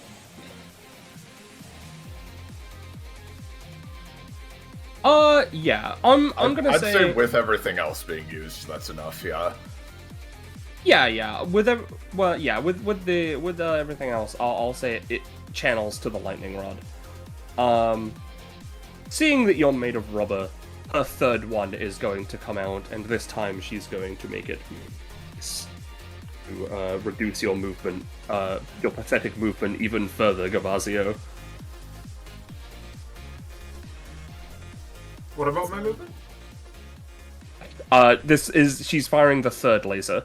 Alright, well, first, before and this time is ice element. I want to roll my adaptation for the second one.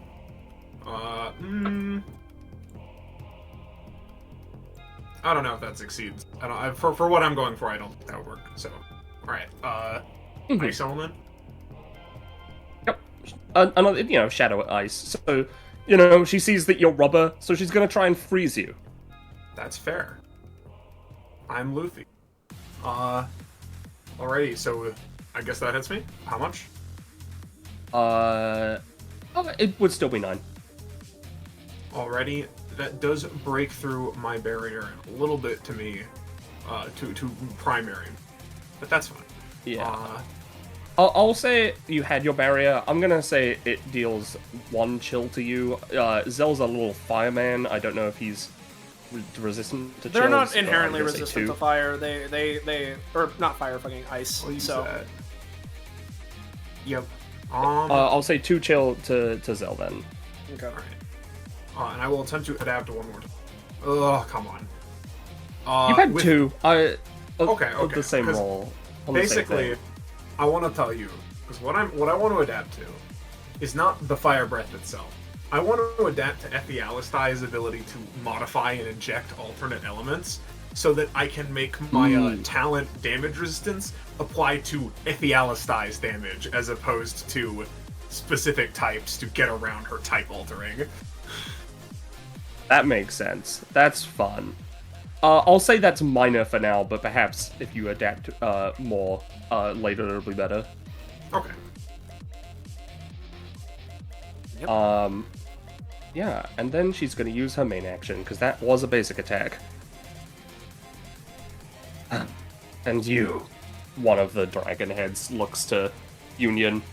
You are certainly interesting. I'll have a tinker.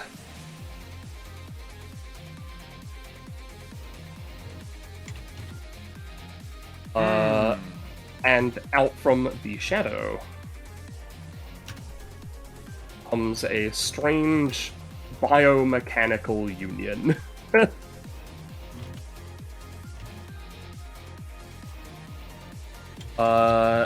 And that's a 19.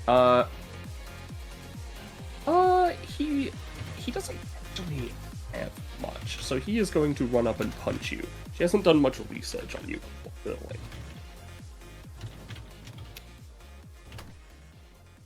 Bro, he's gonna just punch. How much would you say your punch would do? Well, now we get into a unique question of fucking physics. Not really, but I was going to ask, like... Is he punching with, like, the arm? Or, like, the meat hand? Because, like... It'll be the silver hand. Technically part of his epithet. I guess it's just physical damage. I don't know, probably yeah, like... it's just physical. Probably like 6. Yeah. With a 7, he'll punch you for 4. He doesn't seem to speak much, and he's got very weird, stilted movements. He chuckles at that.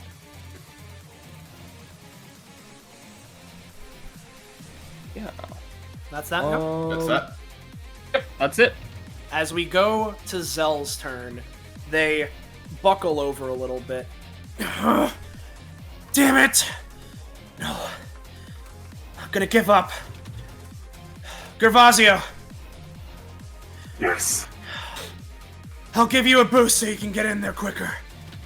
As they're going to jam their sword into the ground, spending their movement action, all 5 spaces of it, to rev up to Queen State.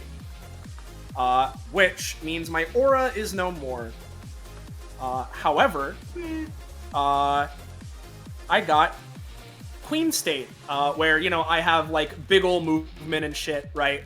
But additionally, they are going to try and use the Queen State variation of Burning Pledge on Gervasio. So it would be, let me double check the cost on that just to make 100% sure. Yeah,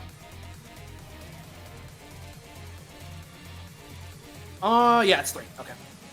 3. This is Queen. Elijah has another reroll. I'm gonna give it to him. Let's see it.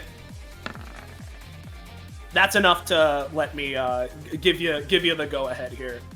Let me. Yeah, no, I think I have them at the right stamina amount now. Effectively, Zell hunches over before spinning around in a circle around you, Gervasio, right? As an uplifting kind of warm, ember-filled wind, gusts across your body. You have an additional movement action. You have minor flight, and you can flavor your actions as like quick and fast for the next round. So, oh boy, awesome. You get all those buffs for this upcoming turn. Speaking of, first off, may as well just give this a whatever. Let's just see. There it is. One last time, so let's go. They're gonna go up to 15, but stay in Queen State, and then they're going to use their pyrokinesis to try and just explode themselves further closer to Ephialistai. Going against the normal movement and hoping to try and circumvent the chill. This time, no, but that's fine. Yep. As it's your turn, Gervasio. Or no, sorry, it's Altus. My bad. It's Altus' turn. Alright, let's see what it combined turns. Yeah. For the record, Altus has dropped his second channeled essence. He's not paying the upkeep, meaning it's just the Philosopher's Stone and not Sicily. So he's not paying for it anymore. No, but that does mean because of his Philosopher's Stone passive talent thingy, he regains his 1 fast healing, so he heals 1. Yay! Yeah. So, Altus kind of like looks over at how do you pronounce her name? Ephialistai. Ephialistai, yeah. Kind of trying to suck in the Philosopher's Stone pillar he made. Kind of gives her a smack. Yeah, down into the deeper realms of the Shadow Realm. Yeah, oh, so you're interested in that, huh? Yeah, I figured you would be. As someone who's 1, 2, 3, 4, 5.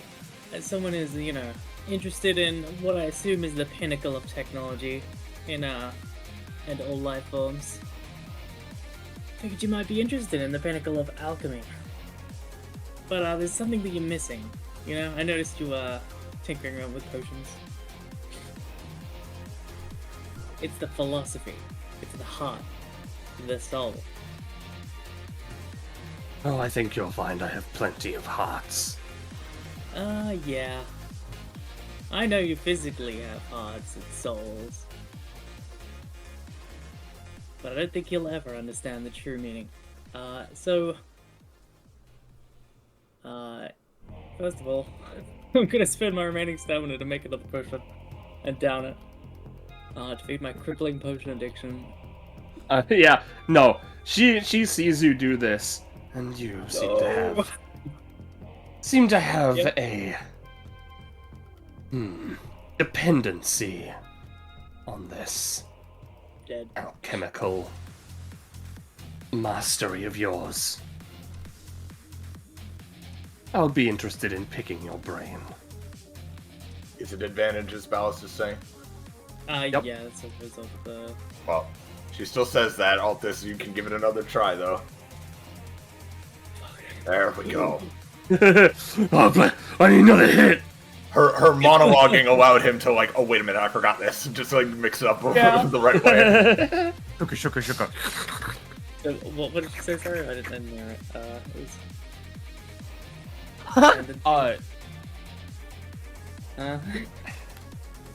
Are you talking to me or her? I'm actually talking to you. I was like... Yeah. She just said that, she's, intrigued by your dependency on your alchemical, on your alchemy, and she's interested in picking your brain after this. That sounds like a threat to you. Yay. Alright, so swift action immediately upon making the potion before I go down. Drink. Yep. You are getting diminishing returns now. So I'm gonna say 4. I think the first one was 5. Yeah. Okay. That's enough. So, he chucks the potion to the side and, smashes, and then, alright, I don't know what you've got planned, Cavazio, but, I'm gonna show her the true meaning of alchemy. But, I need you to give her the kickstart to get that going. Gives him a nod. So, Altus is holding his turn to dual tech. Well, our turns are right next to Alright. Yeah, well, in that Right case, next to each if other. Union is wanting to go for it, just as a quick thing with Elijah, he's gonna try and puppy guard fucking Altus. He can get there, you know what I mean. So he's doing that. Yep. And I want to He's ask doing that. then, if you're going for a triple, what's going on, Altus, Gervasio, and Union? Well, I imagined that like it was probably gonna be like a thing where we don't want to go into the next round, so I was just gonna use my anytime triggers to like try and attack sick. off that. All right, cool. That's completely fine too. So then, I guess in this case, primarily Altus and Gervasio, what's up? What's going on? End of note. Red crystals are starting to grow along Altus's skin, and his veins are turning a deep red. Yo, that's disturbing, but appropriate cost for this area, so that's fine. Gervasio, Altus, how about I bring it down to your level? Do it. And what I want to do, right? This other Union guy, he's like right on top of me. What I want to do is use Bazooka U to create like a missile beneath my feet, and I want to ultra kill, ride the rocket up towards Ephialistai's head. So let's go. 9. Seems Gucci to me. And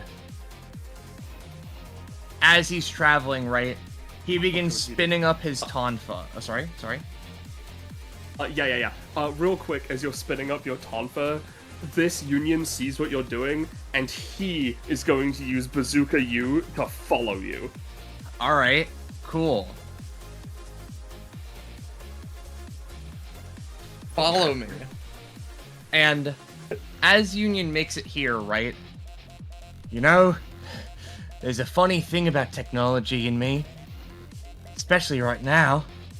As he's traveling, right, Union tears his arm backwards, grabs the other Union by the face, and I want to, like, use my passive, as I've been doing to, like, absorb bazooka-related technology, to just absorb him and the FEL-style technology that she's grafted onto me.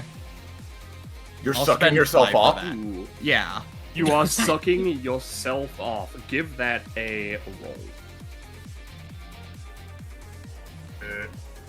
Come on, Union, it's a Because- 6. Unless Elijah Yeah. can help me. Unfortunately, this isn't human technology. It's much like the other stuff you found, where it's like made of bones and viscera instead of like metal and circuits. It was just Elijah's turn. He could try. Yep, that's what I was. Yep. But then again, exactly. he could also save it to help Gervasio in all this, to be fair. Go ahead. Help Union. This is cool.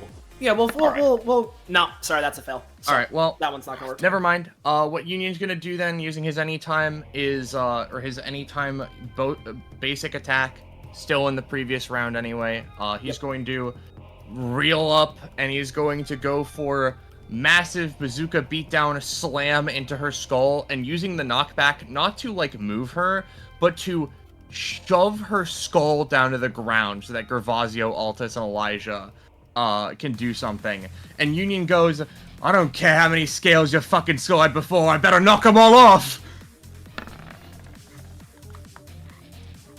Yo. Well, you know what they say, it's running out. It's running out. You fucking punch, dude. You fucking punch. I'm gonna say that deals the lower of the 2 damages, but it's still a massive amount of damage. That you knock her down. She steadies herself with, you know, an uncountable amount of shadow arms, but she is the equivalent of on her knees right now. The other Union is gonna try and ram into you with his full body to at least, well, to maybe reduce the damage. Yeah. It's That's gonna fine. reduce the damage a bit, and again, you're being inflicted with the knockback again.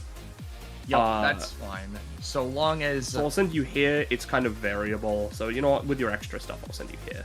Yep, and, you know, so long as her skull is still near the ground, Union, as he's careening off, he just begins saying a fucking, like, this shit of, like, that's the fun thing about all this. Whereas everyone else here is very cool heroes who wants to save the world and stuff. I just fucking hate you. And he crashes into the fucking side of this thing. That's It the hurts. reason Not enough why to I deal damage. blew you Just- fuckers up. Oh, fascinating. Okay, buddy. That's it. Yes! This is what I've been looking for. Gervasio and, Dultek. Yeah. I'll set him up. As Gervasio, unfortunately, his first movement is halved.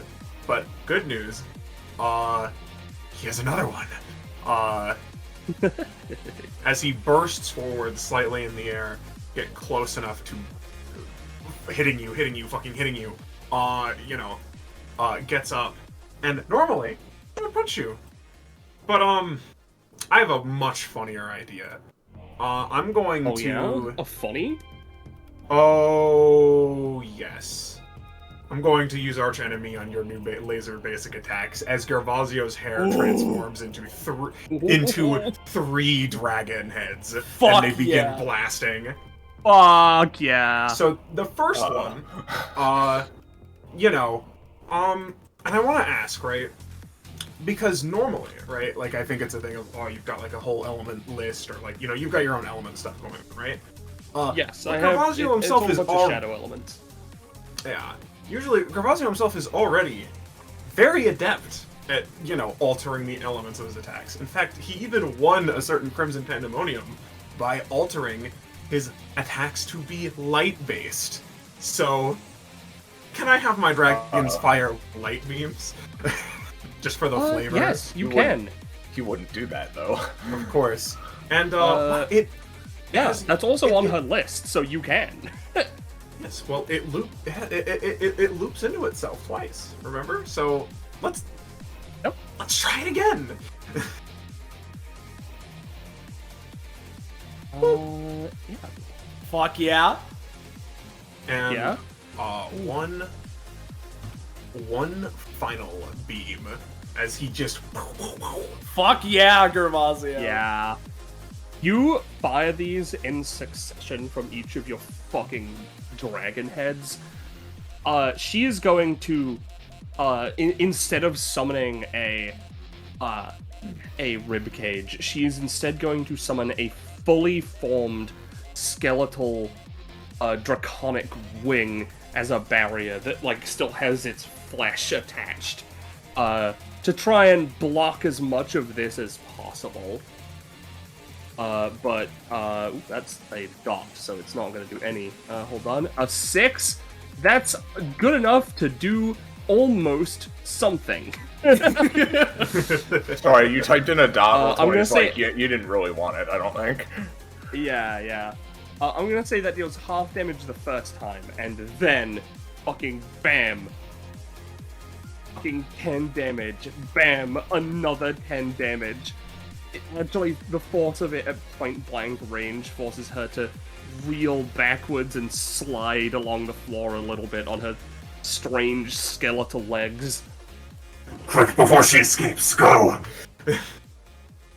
You got it.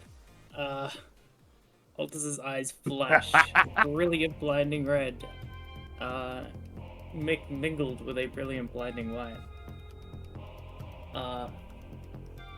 You know, I bet you've never tinkered with the body of a Candescent member of the Candescent Court.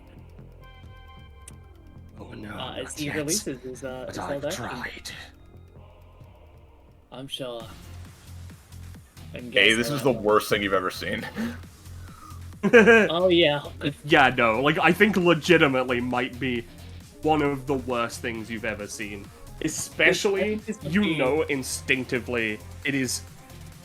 This is a fucking apex, a primordial dragon of the That's dull bad. Yeah. She switched to her racism stance. No. Yeah. It's true. Hey, you can't say... Right. I think what she's gonna do is the one thing that she would have done in her prime, which this is gonna, ironically, she doesn't care, but it's probably gonna knock out Altus. So as her part of the dual deck, hold on. Yeah, okay, it's still in range. Pillars of Obliteration. Oh, never mind.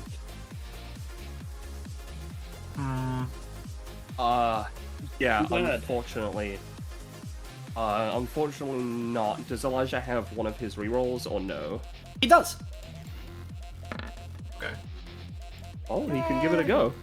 Give it a reroll. Alright, give it a reroll. Yippee! Roll 20! No! No, it's Unfortunately not. It's okay, no. it's okay.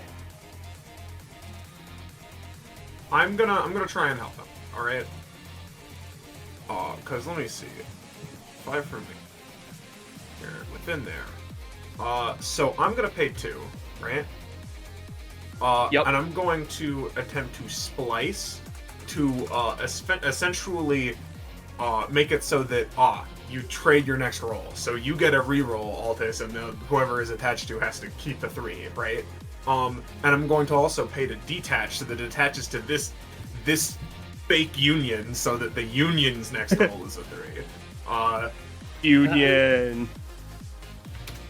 Yeah, no, I'd say that works.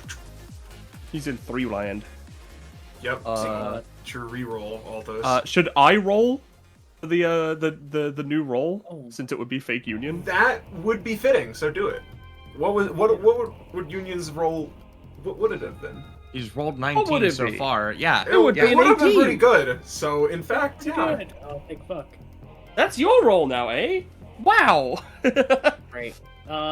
So in a warped, borderline eldritch form that she rarely can take with the limited power she has, while bound to a human, rains down these pillars, and Altus is going to using the last of his stamina, refract this light through a giant pane of alchemical brilliance, sort of turning this rain of just pure burning light into what can only be described as divine light, I guess, of just a chemical.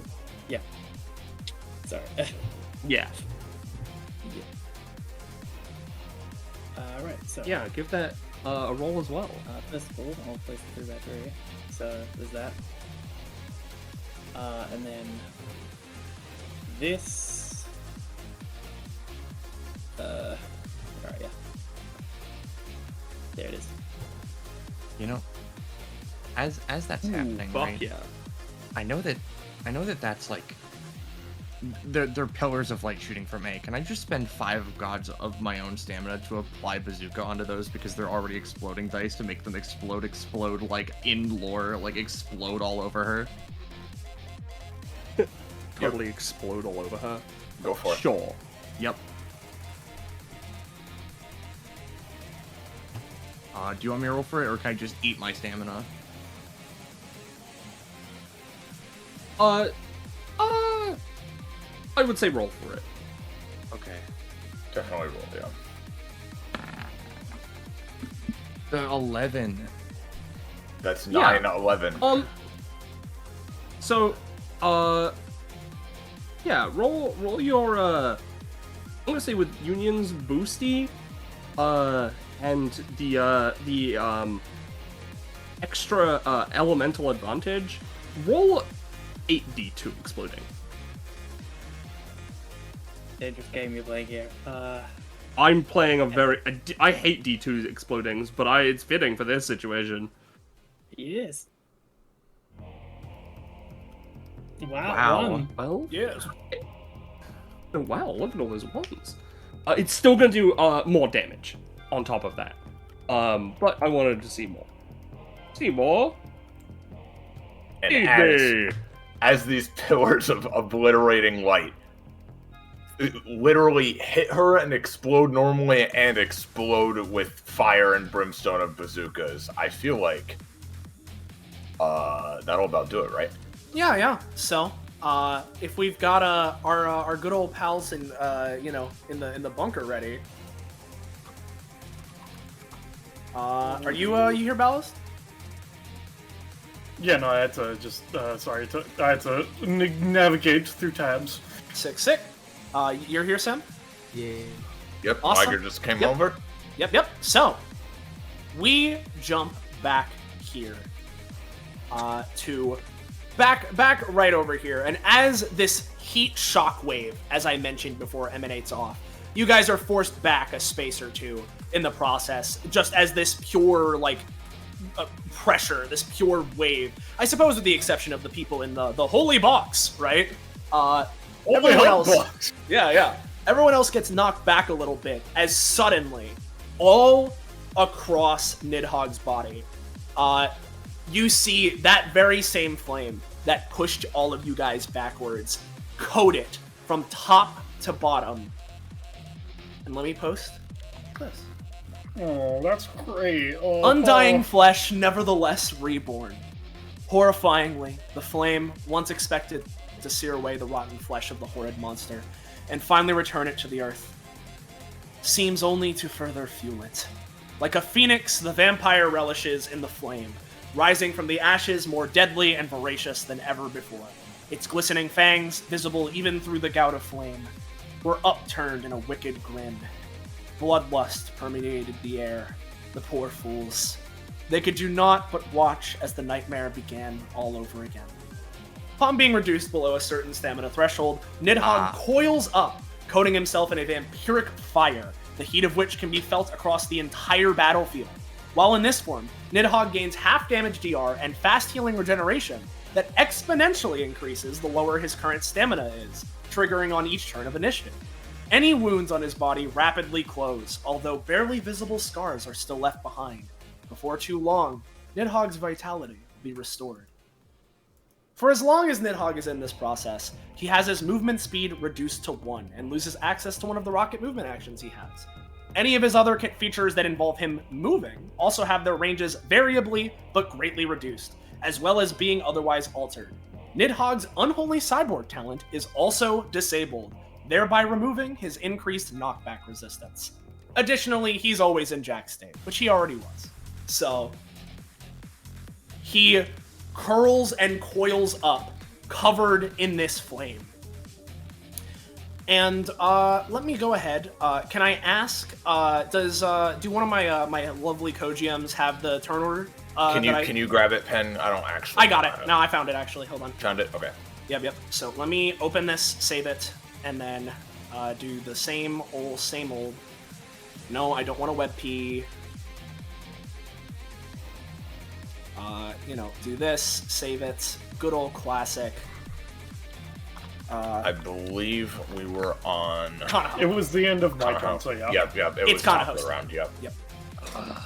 And so I'm gonna go ahead and where the hell is it? There it is. We're gonna put this over to the left side, much the same as the previous. And I'll grab that arrow. All right, Kanaho. Kanaho sees this going on, and he bumps his chest with his trident in hand twice. It's not quite over. It never But will I'm be. beginning. Would you shut the fuck up while I'm trying to talk, you goddamn mongrel? And he looks to Justice and Brave. Hey! This thing's covered in water, huh? Why don't we go send him for the big ultimate dip? Oh, right. Ram, speaks up. Right. Over there, if you're looking for a way to the water. I felt it this whole time. Shadal did mention that this is a sort of a secret underwater submarine bay of sorts. Right. I think I told you about the pressure launcher. Aquarius, give a roll real quick. Oh. That looks like a control panel. Oh. That's very far away, huh? Yeah.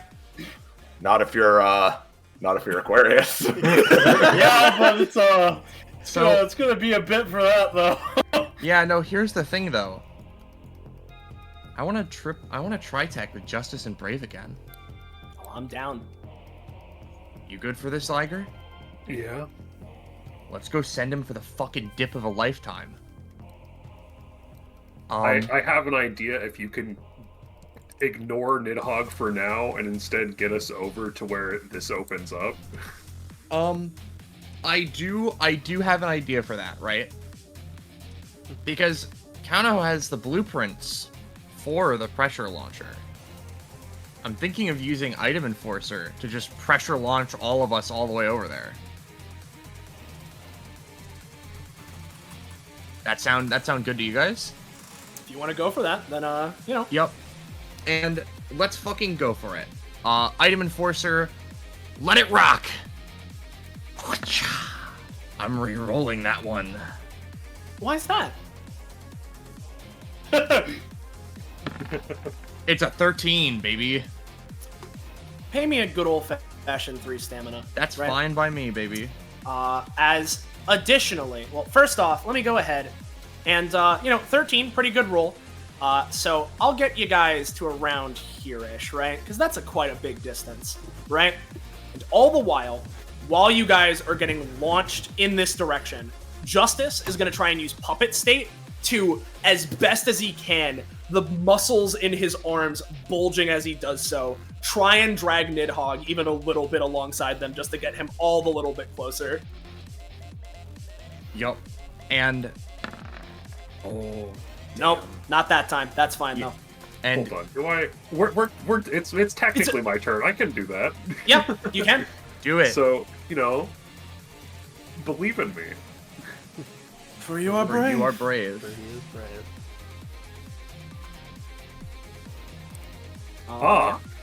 I will give Justice his reroll with advantage. Hey Penny, 58. Yeah. You get your last upgrade. And technically a second upgrade. And so, firstly,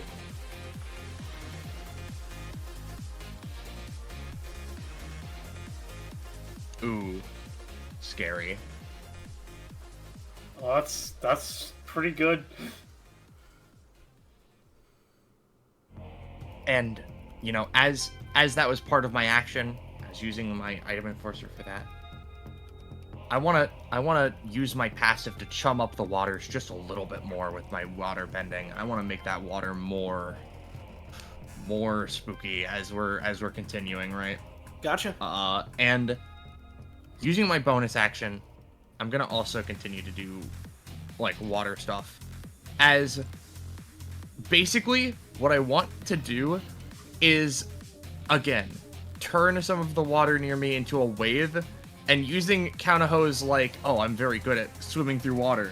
I want to just try and like surf as far as I possibly can, basically, or just like swim as the wave is moving, like do some really stupid shit. Yeah. As my bonus action. That's a 2. Not this time. That's fine. Well, I'll just take my regular movement action. Yep. Meanwhile, on Justice's front, what he's gonna do is... Yep, Nidhogg's a bit far away for that. So, I think, main action-wise, right, you know what? With how low his stamina is, he's gonna try and set up, fucking public execution. And you know what? Let's set it up right in front of, this little thing right here, you know? Ooh, good. That's pretty good. We'll set that horse shit up.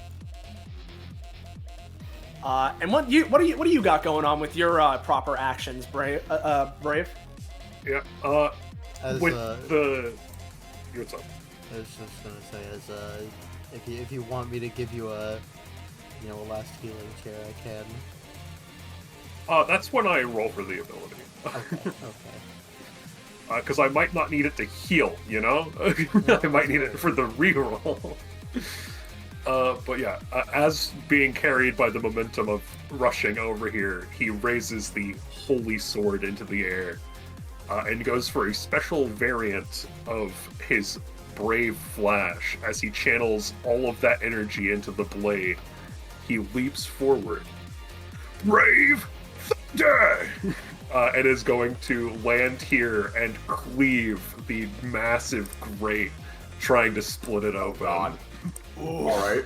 Let's see it. Let me roll for Brave Flash. That's pretty goddamn good. And if it's not clear, I'm using the Holy Sword's inspiration to juice this, as like he's smiting with it. Fuck yeah. Oh, fucking boy. got this, Brave. Hey, fellow GMs, we thinking that's good? I definitely think that's good enough to open it. Now, there might be some other things they need to do, but there might be some other things. Yeah. But Brave, with your Brave Thunder technique, you cleave into this door and open the way to the sea. And oh boy, I've been fucking with that water a bunch. Yep. You mean when I'm Delilah? Yeah. And I see her water bowl? I know, like, obviously, I imagine our tri-tech would end very soon here, right? But like, I don't have any further actions, but considering I've been sinking a lot of actions into this, can I just like, when he gets close, just do massive fucking water hand? How do you mean? Like, you're holding an action, or? I was just asking, like, oh yeah, since I've sunk a lot of my water bendings into messing with this water, would it be okay if, when the time comes, Counterho can roll to unleash all of that into, like, one big stored up water move? Yeah, effectively, yeah. Like, I'm good for you to effectively treat that as like turns of charging your effectiveness and your big horse shit on it. Yeah. Big thumbs up. That's ended. Yep. Sick. And yeah, there it is. There it's back. As we move to Nidhogg's turn. Donkey Kong Country Nidhogg's turn. As it gets here, and you know what? I think I want him to use this ability. As let me find it here. You know, let's see how it goes, and this will be his main action.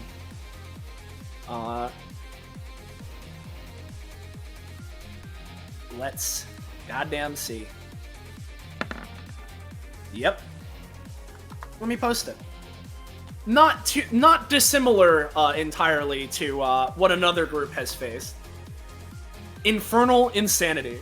Nidhogg's eyes shimmer with a sinister, burning light as they bulge and convulse. They pause for the smallest instant before then shooting blazing streams wildly across the battlefield in a complete maddening wildfire.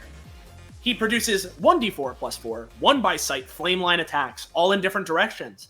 Each line deals 6 to 8 fire damage initially, and inflicts 1d3 burn stacks. After this, Nidhogg then laughs maniacally as he begins to slide his eyes across his body, moving the lines in a full clockwise circle in the process. God. When hit by the spinning lines, only the damage is dealt, and being hit by multiple will scale the damage. And so, let's see how many. One.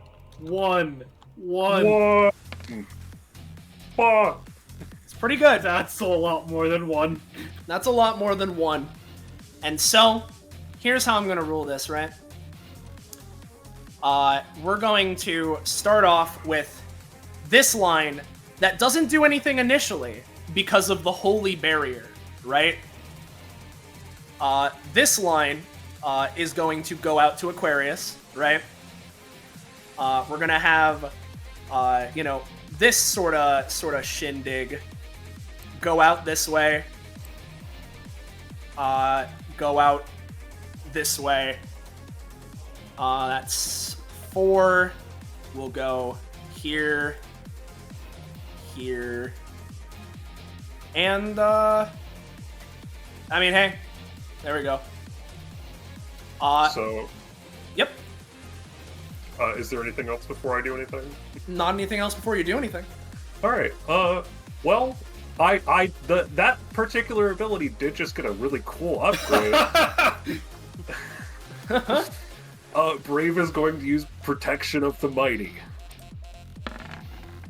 Protection of the Mighty, which, upon successfully using this ability that would KO or kill them, he may immediately transform into Die Brave. This also happens to be as the required automatically trigger the damage reflection without needing to... Ooh. I mean, honestly, Brave. Here's what I'm going to say, right? You're going to get reduced down to 1 stamina, right? Uh-huh. However, in the process, you, as these lines go through, can do just that and transform into Die Brave if you so wish. As the light shines all around you in an instant speeding motion. Can I Yep. Can I explain how he's blocking all of these lasers? Yeah, go for it. As per the Die Brave variant of this ability, where he reflects, he generates basically shimmering stars that all reflect the lights towards him, and then he generates one in front of him as he blasts it all back at him. Yep. So, you're gonna go down to 1 stamina, of course, and then you blast all of this goddamn shit back at him, right? I'm gonna say it's not gonna be the craziest in terms of the damage reflection, because of the fact, you rolled slightly lower than him, right? But with how your ability works, you are taking the blow and you're activating this Die Brave thing for the first time. So I definitely want to fucking let you have some fun shit, right? And so, he'll definitely take a good, little bippy of damage, for sure. And then if you want, you can do your follow-up attack. But as you go and block each of these lasers that then spin around, you blocking each of the blows even more, you, barely still standing, are left ever brave amidst the wildfire. All right. I'm about to do something funny. Yeah.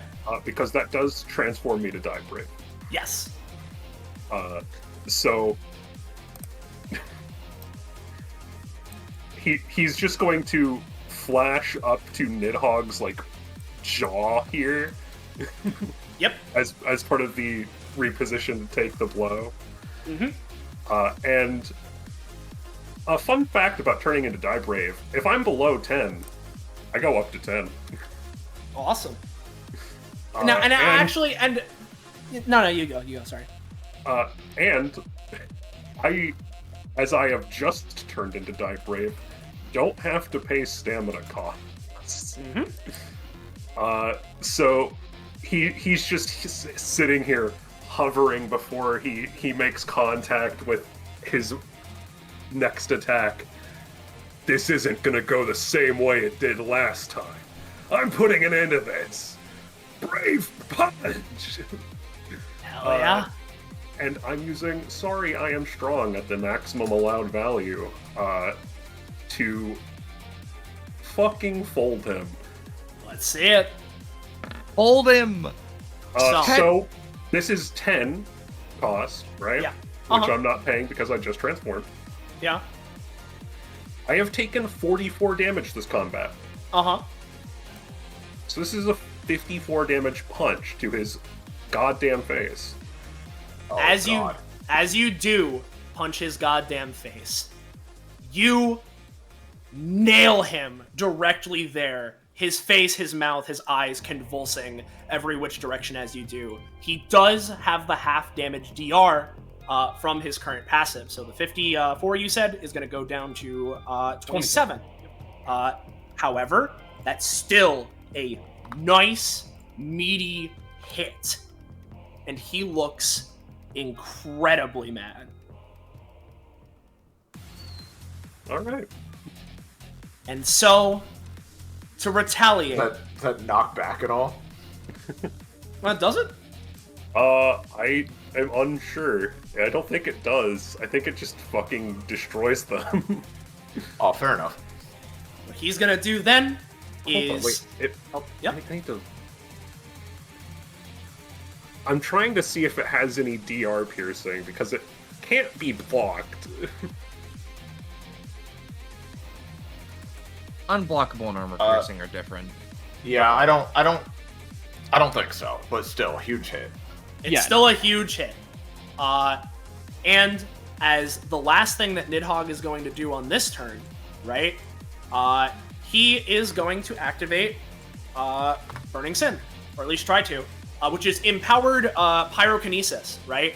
And angry at Brave, he is just going to try and fling a spear of fire at him. And that's gonna fail unless, let's see if he gets this roll.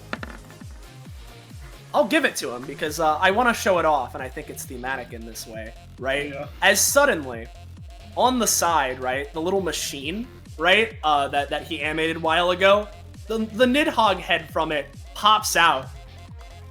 You've got this, Nidhogg! That's what I fucking I knew he had this!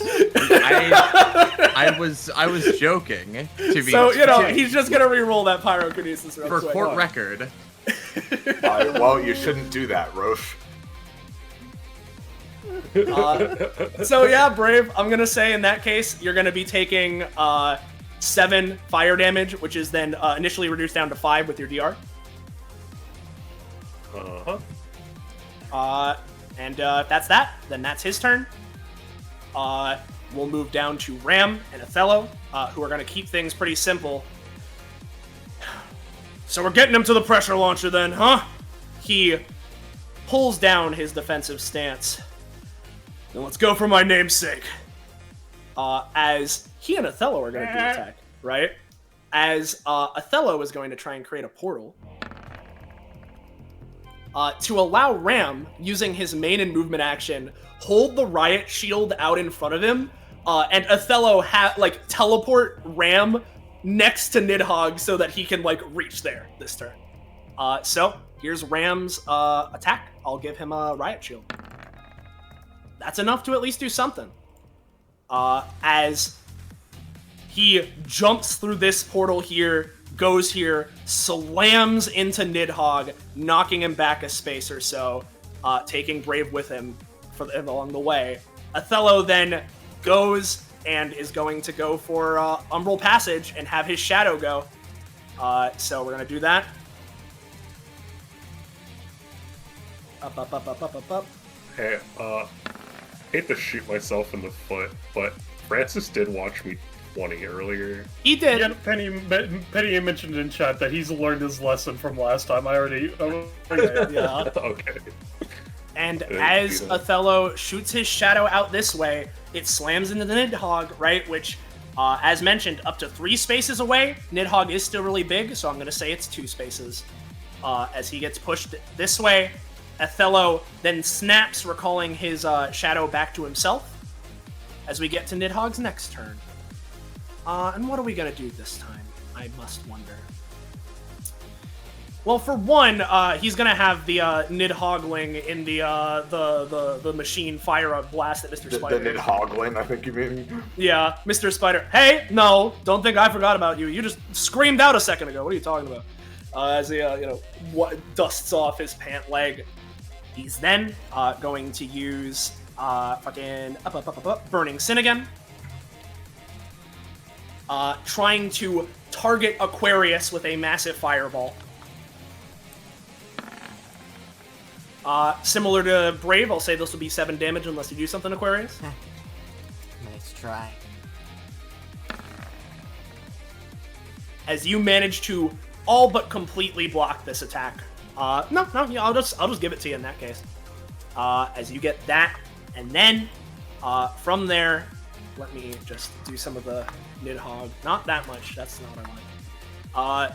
Do some of the Nidhogg stamina regen.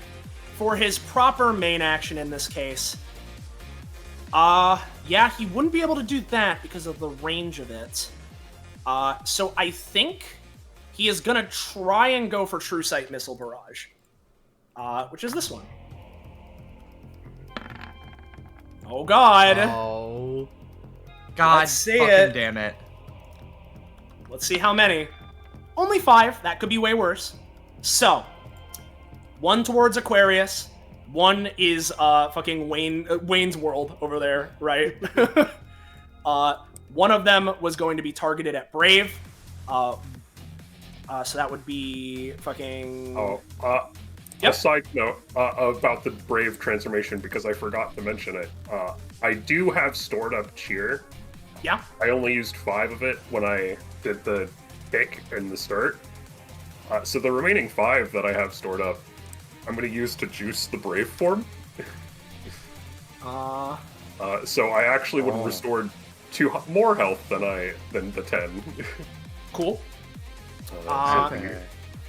So, as I was going for before, there's 1 missile at Brave, 1 at Aquarius, 1 at Wayne's World. We're going to fling 1 over to Mr. Spider, and then let's flip a coin here. No. I think he's annoyed at Othello. Yeah, he's gonna fire at all these guys directly in front of him. I will yep. go ahead and do something in response as Aquarius pulls out another familiar grenade.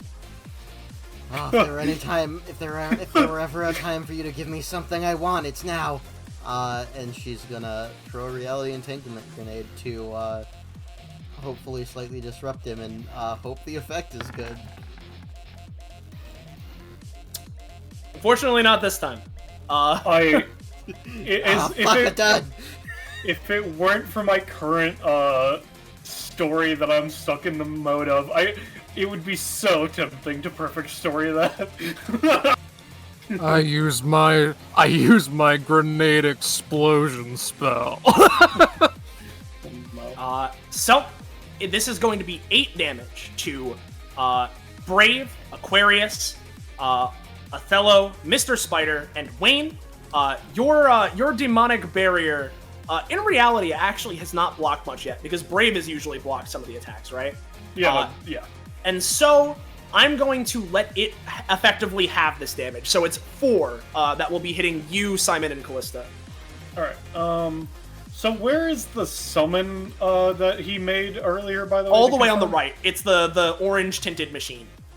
Oh, that's a bit bigger than I was hoping. Okay, because I was very tempted to have Simon swap some things, but I think that's a bit too big for one of Simon's bubbles. I do believe. Yeah. Alright, I'll let Liger go first on that. Yeah, you can roll your DR boost. Yeah, sure. That'll go up a little bit, so it'll be knocked down to effectively 5 damage for you. But Alright. Wayne is still taking 4. Aquarius, Othello, and Spider still 8. I'm gonna just try to, just counterspell this effect for me and my compatriots over here, just nuh-uh.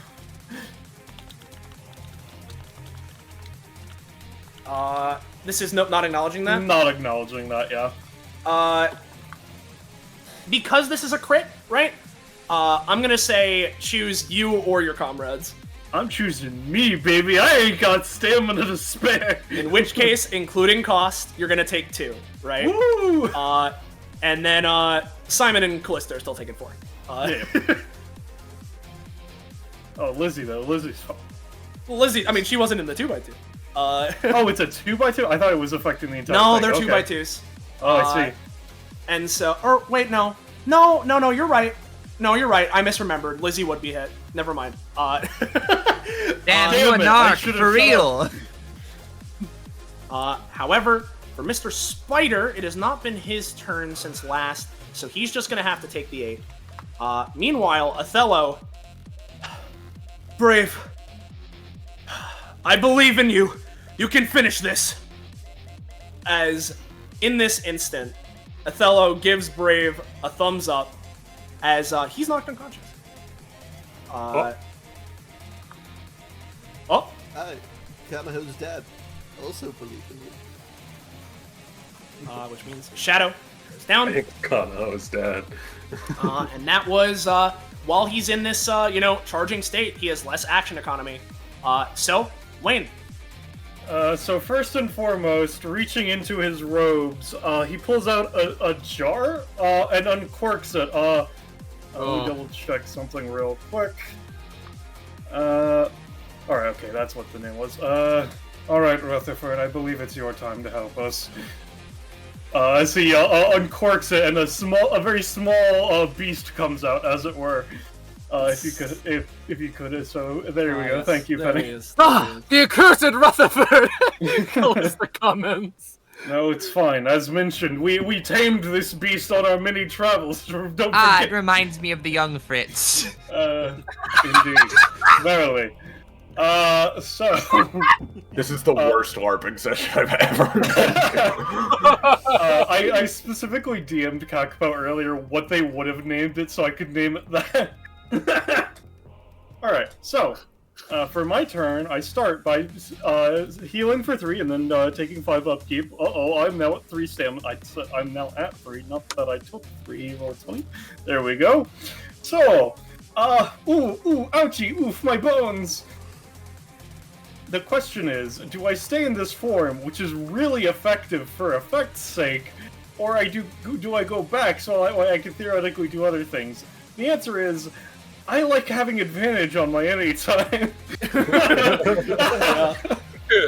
So, first and foremost, if capable, I would like to just make a generic roll to see if, in this current state, I can have influence over Rutherford due to the mental state over etc. Yeah, go so I'm just gonna make a free roll on that one. Rutherford's quite the Rutherford's a bit of a scoundrel, yeah. He's a scoundrel scam. Well, I'll let Rutherford decide what they do. In which case, what I am going to do is I am going to let me just double check. Yeah. I'm going to just go 1, 2, 3, 4. As my compadres, my good compatriots follow forth with me. And I think, Callista, you would say it's fair to start with having you do a charge forth to try and push back the beast, yes? Oh, ballast. You read my mind. I suggest something real quick. If I am not mistaken, it is the first action, and thusly it is unrolled. No, it's the first action is rolled, the follow-up is unrolled, is how it works. Oh, fair enough. Do you want me to... should I roll or no? Yes. Alright, here you go. Ooh, matching! Oh, that is... The unfortunate. Not good. Hey, Brave, do you have a reroll that you could use right about now? Or did I you have use our that already? companionship. No, the companionship thing only works on after we've already attempted it, and if we still fail is how it works.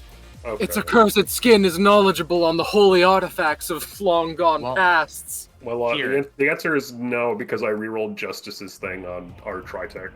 Yeah. I can try something. Kaunaho, right? Hearing Wayne having his fucking D&D session all the way in Neverland over there. Kaunaho, I imagine Nidhogg's attention is everywhere. I want to, because I imagine he sees Callista coming, I want to do that stare at him, so like he flinches for just the right moment for Callista to get a reroll and get in that real actual good hit. Yeah. Flinch, motherfucker. 5. 6. 6. You would that It is a 6. Callista, you can go for a reroll. We'll see. I want to see what the number is. She rears up on the horse and dashes across the accursed beast's skin, hopefully gouging out eyes, causing it to rush backwards as I explain my plan, and surely it gets rule of cooled a little tiny little bit. Yes? Yes! Oh. Yeah. As you slash and charge into him, knocking him back a little in the process as you pierce in for a tiny bitty of damage. And as it's being pushed back, as it were, I am going to be using my follow-up. With the force of it being pushed back, I'm going to cast Grease beneath it so that it slips back from... Oh wait, no, that's the unrolled one. Ignore that, actually. Use thine holy grease. If you have The any best ideas, D&D let's spell. go with you first, Simon. Right, well, when there's a bit of grease, you gotta clean it up, you know, and why don't I help give you a bit of a holy runway, as it were? As he would basically create, past the grease, a soapy trail to continue to keep Nidhogg continuing sliding. Let's see it. Justice sort of slinks over the fence here, right? As, he goes here. And now, obviously, Lizzie gets to do their thing. But if Justice wants to interrupt real quick, Oh... I think it'd be pretty funny. So, he snaps. Somehow managing to drag a good portion of Nidhogg's body into this bloody pool as he places a hand on his forehead. Nidhogg, in some way, torn to bits, before he's shot back out, having taken a bit of damage and some bloody stacks.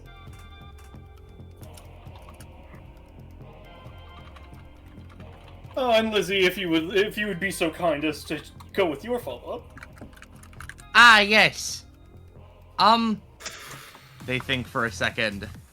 The epithet construct is trying to parse a randomly generated, random-ass dragon name. Has anyone heard of the acid dragon of Longfellow Peak? Of course not. I already know of it. And they, reel back, and they let out a giant... They, do a dumb, dragon acid breath attack, except it's just a giant acid orb, which is just going to go over into Nidhogg and explode all over them. The accursed dragon of what? The bubble fucking flies over her. The 12s. The 12s. Just a giant acid bubble goes and it bursts, and now he's all like, oh, it's hissing and melting, and oh, that's not good. Oh, that's not good.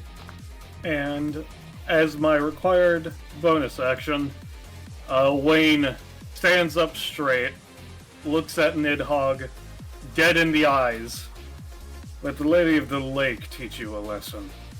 And I don't know, because you was kind of like actually holding an action to do that thing, or no? To confirm, by the way, Rush.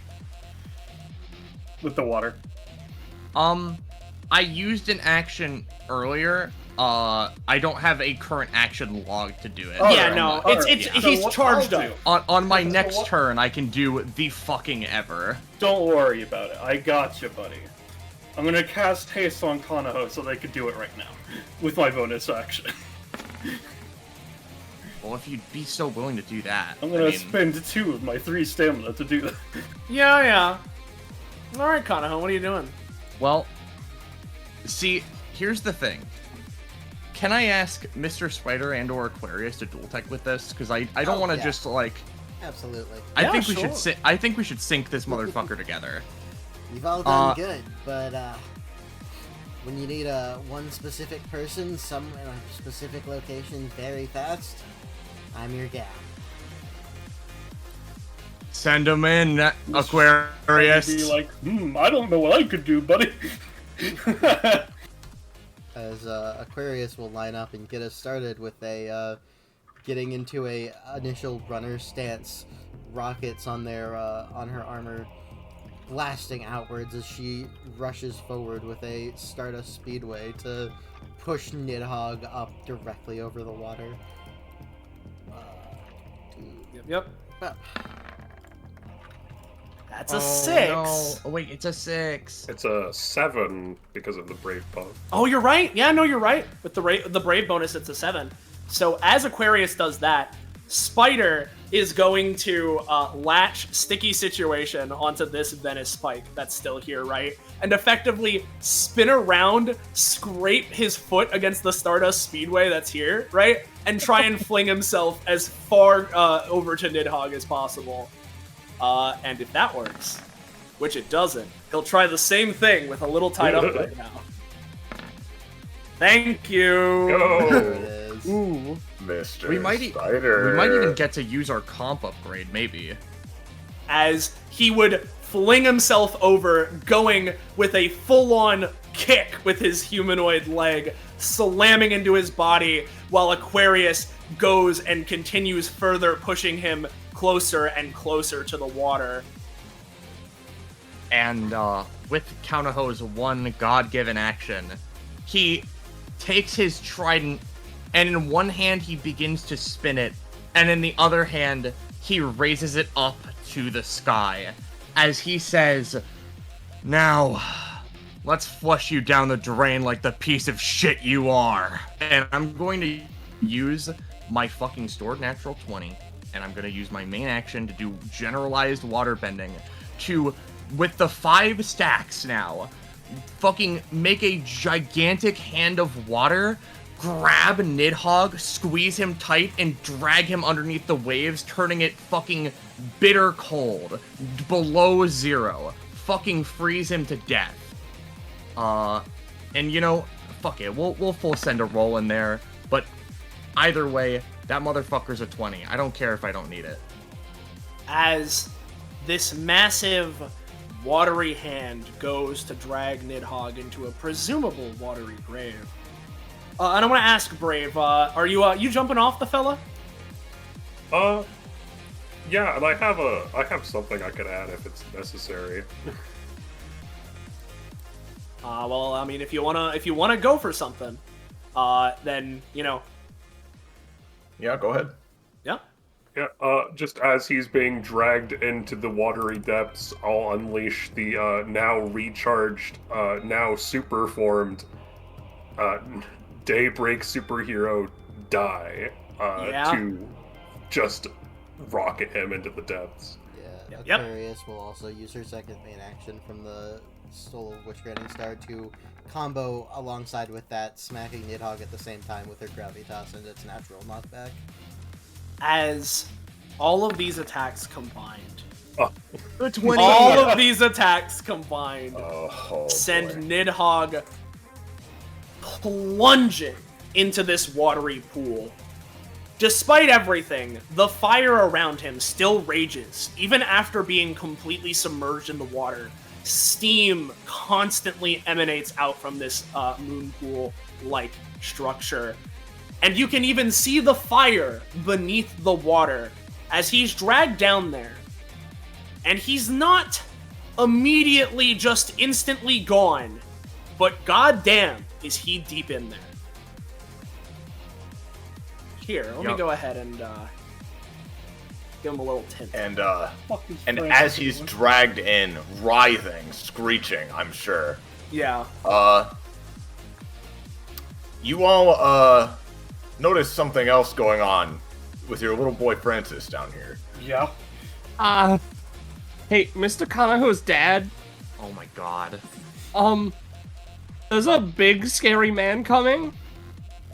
Oh my god. No, he was at the door. He made it through the doors? And slamming these doors open. You see a large, hulking individual with a much lankier one attached to his ankle being dragged along. The court rules that you're guilty on all charges.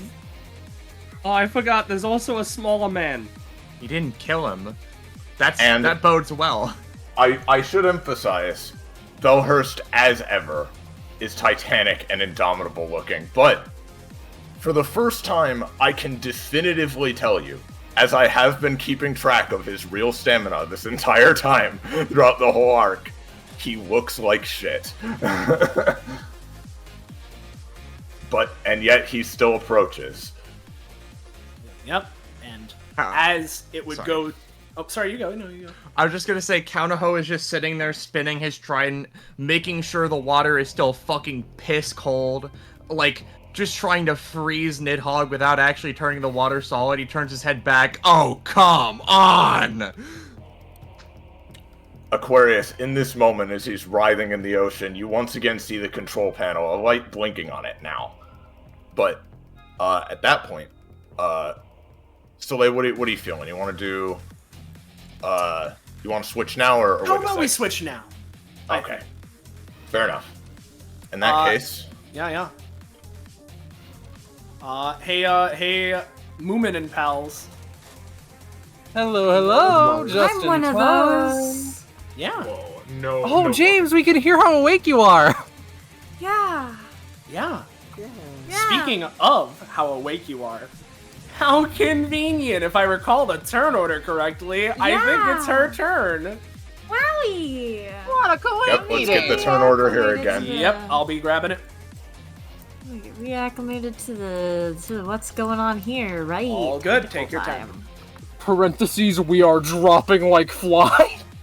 And I don't blame you. All right. We are definitively almost there, my friends. Oh, I know. And on that, by the way, I should mention that as you guys are here and this fight continues raging on, it's a bit hard to see considering the flooding and the fact that the Kraken's on top of it. But it seems as if, as well, the ritual triangle point beneath is emanating in synchronized motion with the increased tensity as everything is coming to a fever pitch. Well, that's not good. Probably. We gotta get this guy in fast. Urpel, go get that one. I'll go get this one. Hold on, I don't want Doggy paddle. Let Soleil get turn order in. Yep. And do her last little things, and then well, just we will go. One sec. Because where was I? Oh, I thought we were switching tracks. Oh, are we doing that now? Okay, sure. Yeah, that's what I was thinking. Okay. Ooh, new track. All right. Then let's no longer distract myself by switching the music again, and get this turn order in here. Apologies. All good. No, it's fine. But there is this, and a little bit of this, as we're gonna be at our good pal Peony's turn right here. Yippee! And as we are, let me go ahead and let me move this down just so it doesn't conflict with the little thingy there. At least not much. Yeah. It's time, everybody. What are you gonna do, Peony? Peony 6 Urpel on the upper one, because surely the combination of Urpel and Harry Order will be able to handle that one, right? So she just points and 6 her dog on it. Meanwhile, she scrumbles onto. I was gesturing This at one? the Sorry, other sorry. one. Yep. Yeah. She 6 her dog on that one. The tentacle is writhing too much for him to grab just now. Peony believes in Urpel. Whether or not that's well placed is yet to be seen. She meanwhile scrumbles onto this platform with this Peony clone, who has just been kind of like just chilling, laying back on the board, hand dangling in the water, has not done anything yet. She like kicks it with her feet and then points at the tentacle, and the Peony clone is going to lazily oceanic ice blast the tentacle that Axel is fighting. Gotcha. And that's 5 damage? That is yes, madame, I believe. It's gone. Yes, 5. Woo! Lovely. I'm gonna make the clone take its cost. And then Peony is going to, you know, let's give Urpel a hand. She's gonna ice blast the one near Urpel. Yeah, Peony. Hell yeah. Blasting the Urpel one? Yeah, the one that Urpel is struggling with. Look, Urpel, you did it! Definitely you! Good job, boy! He does like a little taunt where he sharpens his claws menacingly. Yes. And then she flashes Axel a thumbs up. That'll be her turn. Okay. There aren't many of the tentacles left. The last ones are a little too far past me. There's just but 2 over here. If you wanna hold for a second, I can deal with them. Got it. Axel, I'll back you up. As she goes here, and she is going to line up a shot to help fire against the Kraken and help out Axel. Alright. Is it my turn? Yeah. Alright. Hey, baby man, watch this. Oh, I'm gonna do a funny. I'm gonna see if I can do it right here and now, guys. Well, that's a good start. That's a good start. Oh. Something tells me he can do it here and now. Well, that's 7 damage to the Kraken, because he does have his half damage DR right now, but... He does. But I don't think it will save him, the thing. Simply have to say. I will see is the thing, you're right. Then... I will... attempt this move. Okay. Alrighty. So he does a you know. Yep. He does Bitatsu. Goes Chesto. And so that is 3 instances of 1 damage, which I can't really reduce it more, so it's just 3. And then I'm gonna try it, gamers. Alright.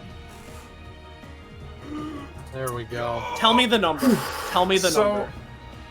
Here, I'll show you. I'll show you with math. So that is obviously halved. So. Oh, holy shit! That's actually. Hold on. 132. Oh my god. He's up, but barely. I figured he had like 150 stamina or something. So 153. Of course. Yo, guys, he's within reach. We can get his ass. I think at that point, as literal ripples of tectonic force ripple throughout his body, Miskatonic would maybe like. Yeah. Well. Axel sort of jumps up. Oh, sorry, you go. No, she was just doing that a little kind of thing. Yeah.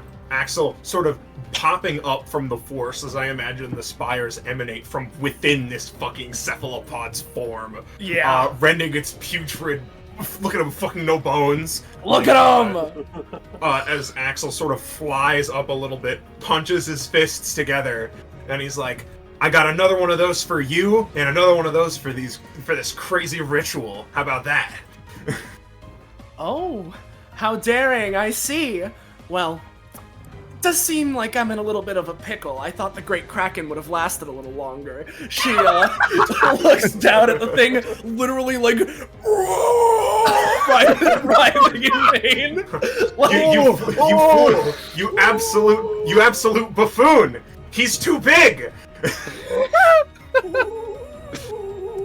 You should have gotten a smaller Kraken, Miska motherfucker!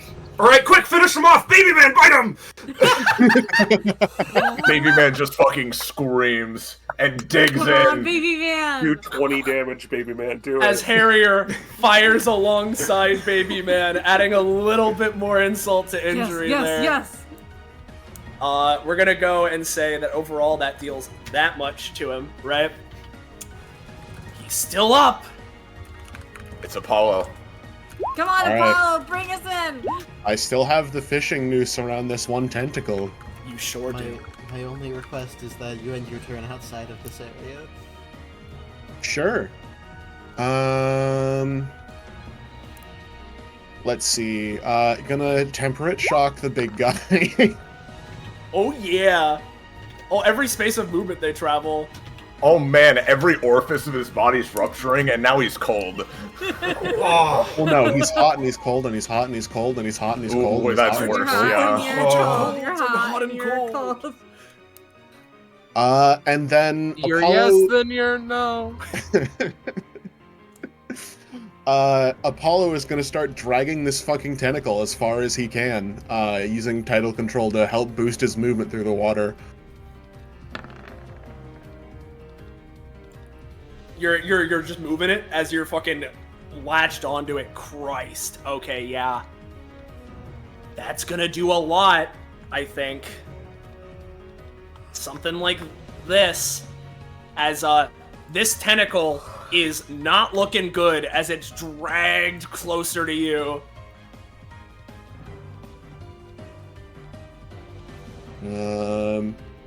Yeah. Let's see. That would be... So how much extra movement would you say that would give? Your base movement speed is 5, yeah? Yep. Basically, you can go double, I'd say. Alright. Bip up to there. Bitty. What's up with this tentacle? That's Voya's 9th spectral tentacle. Okay. Yeah, don't worry about it. Let's He's not part of the run and sink her over to it. You've hook, line, and sinkered over to it. Ideally, dragging the tentacle with me more the whole time. Oh, right. Give me another roll on that. Alright. It is going to try and anytime to smack at you while it's doing this. Which Apollo, I'll say, will deal 4 damage to you unless you do something. Nope. Instead of reacting to that, I'm gonna barrier reef to launch myself even further. Oh yeah. You got it. And as you do, dragging this tentacle even further, wrapping around, pulling it around the shadow tentacle, I think it's done. Yeah.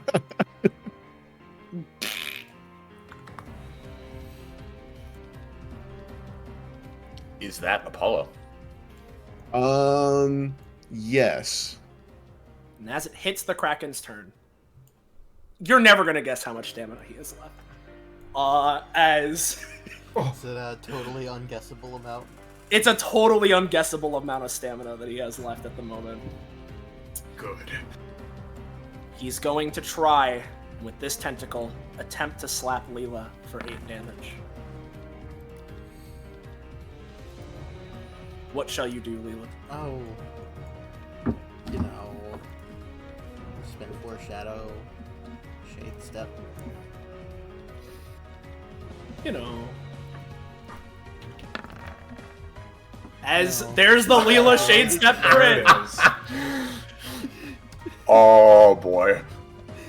Oh, just casually phases through the tentacle, and you know, well, for the sake of it, follow up. All right, the follow up's not great, but yeah. Roll the follow up with advantage because of the crit. I'll say. All right. Makes sense. No. Ah, okay. It's all good. It just fails. Yeah, that's fine. And then you're not sure if this is because it's like a willing choice or just this is sort of the state of being, but it will be using the Great Flood. Not again. The Kraken inhales, swallowing an absolutely gargantuan amount of water into itself, helpfully funneled in by one of Miskatonic's portals. And then the dam bursts. It's terrifying. In one large burst, the Kraken sprays a jet stream of water into the already present pool. This causes an incredible ripple to tear through all the water touches, emanating out in a 2-space high circular wave. All units hit by this take 4 to 8 damage and are knocked up to 8 spaces backwards and or upwards in the process. This wave also disrupts other structures it comes in contact with. And to clarify, this is effectively a water shock wave that's going to hit everyone but Axel. Oh, even Voya, I'm never who's punished. on If the I big roll boy? well, which I do. True. We're gonna go for the good old classic 8 damage on this one. All right. Now, funny story. That leaves my tentacle alive at 1. Yes. But so long as she is not fully dismounted from the octopi, Voya is fine with taking the L on this one. Okay. How about Apollo, Peony, everyone else?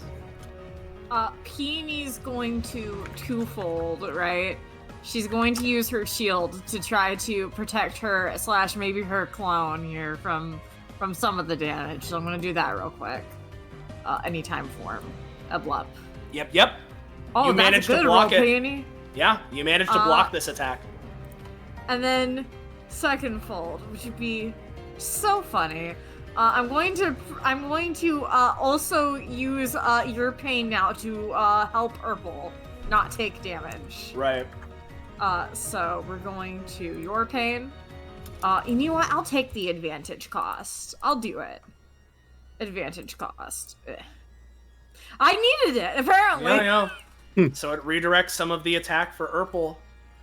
At funny Mr. Squidman. Funny Mr. Squidman. I'm gonna say, Urpel is only gonna take 2. Woo! There's that. Has Leela Apollo got anything? Leela's gonna shake step this as well. Gotcha.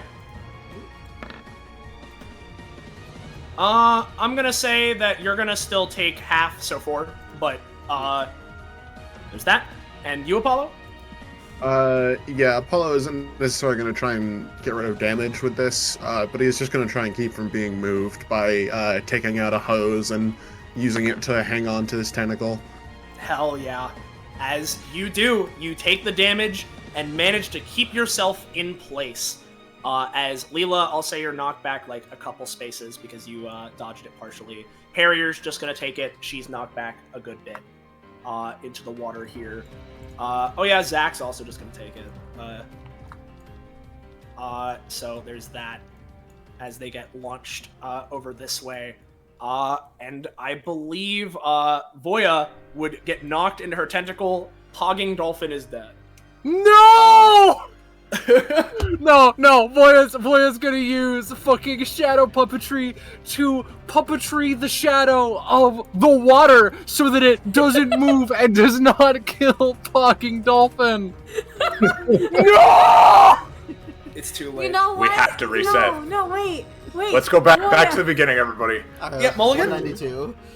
Wait. Voya, seeing Voya be so distressed about this, Peony Clone is going to your pain now for the dolphin. For the dolphin! Yeah! we're gonna come back to this group in a right? Hey, Peony, I can't fucking believe it. It's not me, though. It's cloud. It's cloud. we're gonna jump back there in a second, right? Yeah. So hey, Roche, you're here, yeah? Zanza, I know you're here. Hi. You hear Gecko? Yes. All right. We're gonna jump back.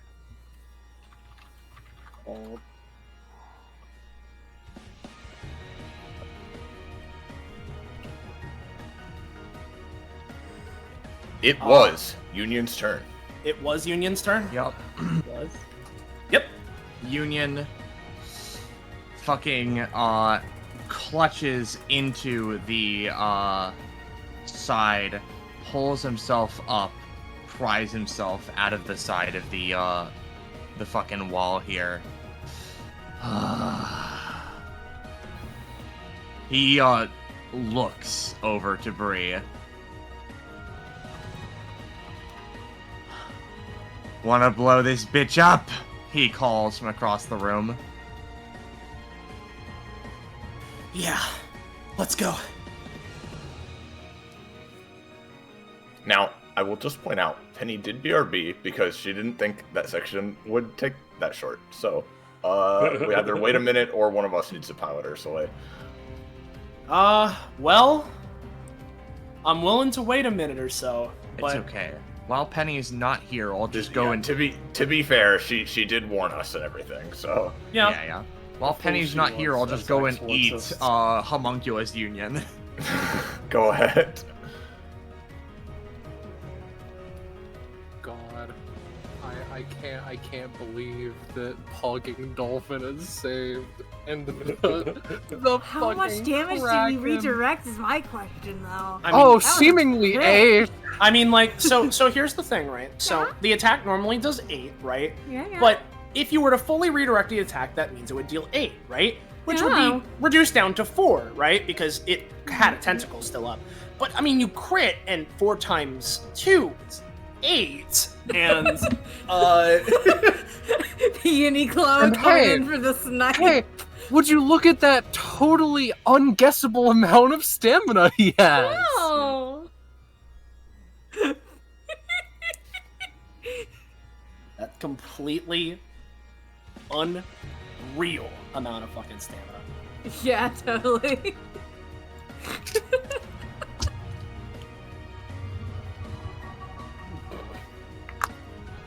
Hey, actually, Iris. Since we're in, Yeah, moving.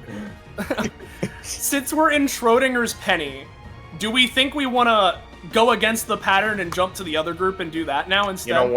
You know what? I think that's a good idea. Let's go ahead. All right. Makes so, sense. hey, Liger and Ballast. As well as, you know, are you good in these here? guys? They're just like... Yeah, I'm here. Sick. We're gonna jump over to you guys here now, and do this now. As last we left it would be Justice's turn, right? When are we thinking we're gonna have Bellhurst be? Oh wait, no, because it was Wayne's turn. He gave me an action.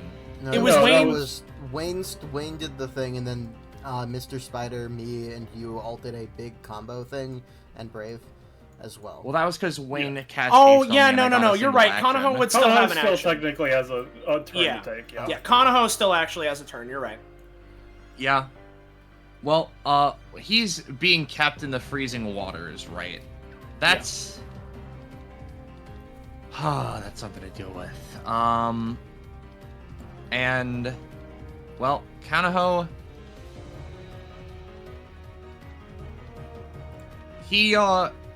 He's thinking... Yeah, you know... We're gonna go for it. What I want to do here is, you know, take my move. Or actually, no. I want to use Psycho Toss, right? Okay. And I want to try and like a skiffing stone, right? With the churning waters and all the other stuff. I want to just try and, like, as we're just, like, the thrashing Nidhogg is making, have the trident, like, skip across the surface of the water so that it, like, gets me a little bit far over there. Okay, yeah, all right, so you're trying to get over there, gotcha. Yep. Yeah. 11. I'll say you can make it. Oh, yeah, I'd say you can make it to, like, around here. Yep, and he fucking splooshes out of the water. He would do an attack with the Oceanic Emperor, but, you know, he would do the start step, and then he would just try to pole vault, basically. Just to push himself any amount further. Just to push himself any amount further. You know what? I'll give you your damage in push. So with the start step 7, so you can get to where I'm pointing at right now. Oh my god, almost. And then I use my movement action, but I don't have anything else. Can I hit the fucking button? Give me a roll. Get the fuck out of my world, you parasite! You start the process, but it's by no means instant, and frankly, this kind of technology is not the most... It's a little foreign to you, right? So you're doing the best you can, going as well as you can to try and get things started. And it is. You can tell. You hear the whirring of engines, the movement of gears and machinery. Of course, all partially obscured by the muffling nature of water, as the water is slowly starting to retract down a bit. However, by no means is it completely gone yet. That's my turn. I used all but my bonus action, which I'm not using because I need 3 stamina. Yep.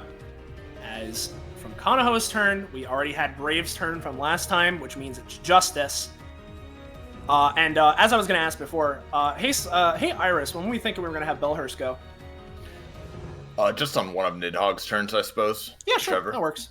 How about we do the next turn, right? So he'll be up next, right? Because that makes sense for a variety of reasons of what I'm going to go for, right?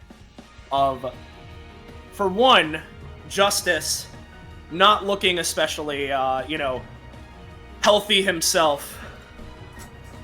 All right. Just a little more. As he's going to go for Fury on High, spending 1 stamina in this case, because we're not going for damage as much as the heavy weight of the cannonball to try and further force Nidhogg down.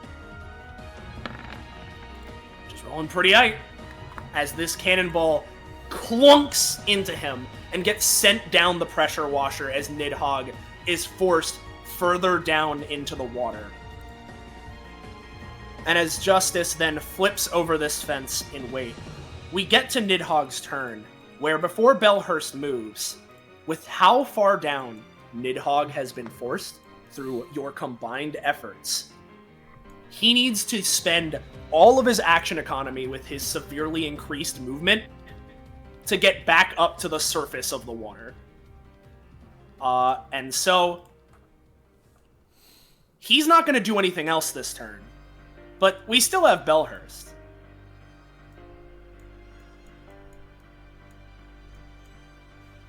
Iris? Iris. Oops, sorry. And as he drags Niles in, kicking and screaming, before finally grunting as he kind of kicks him to the side, he looks around. What a goddamn mess.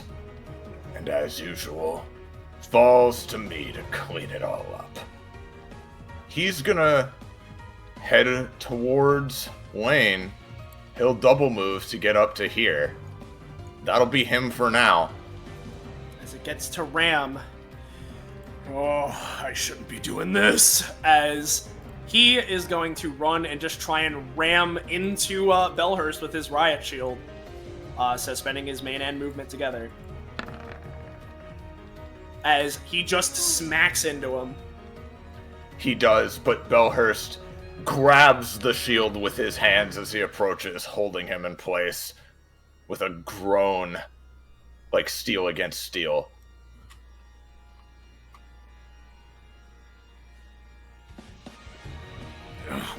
Damn it!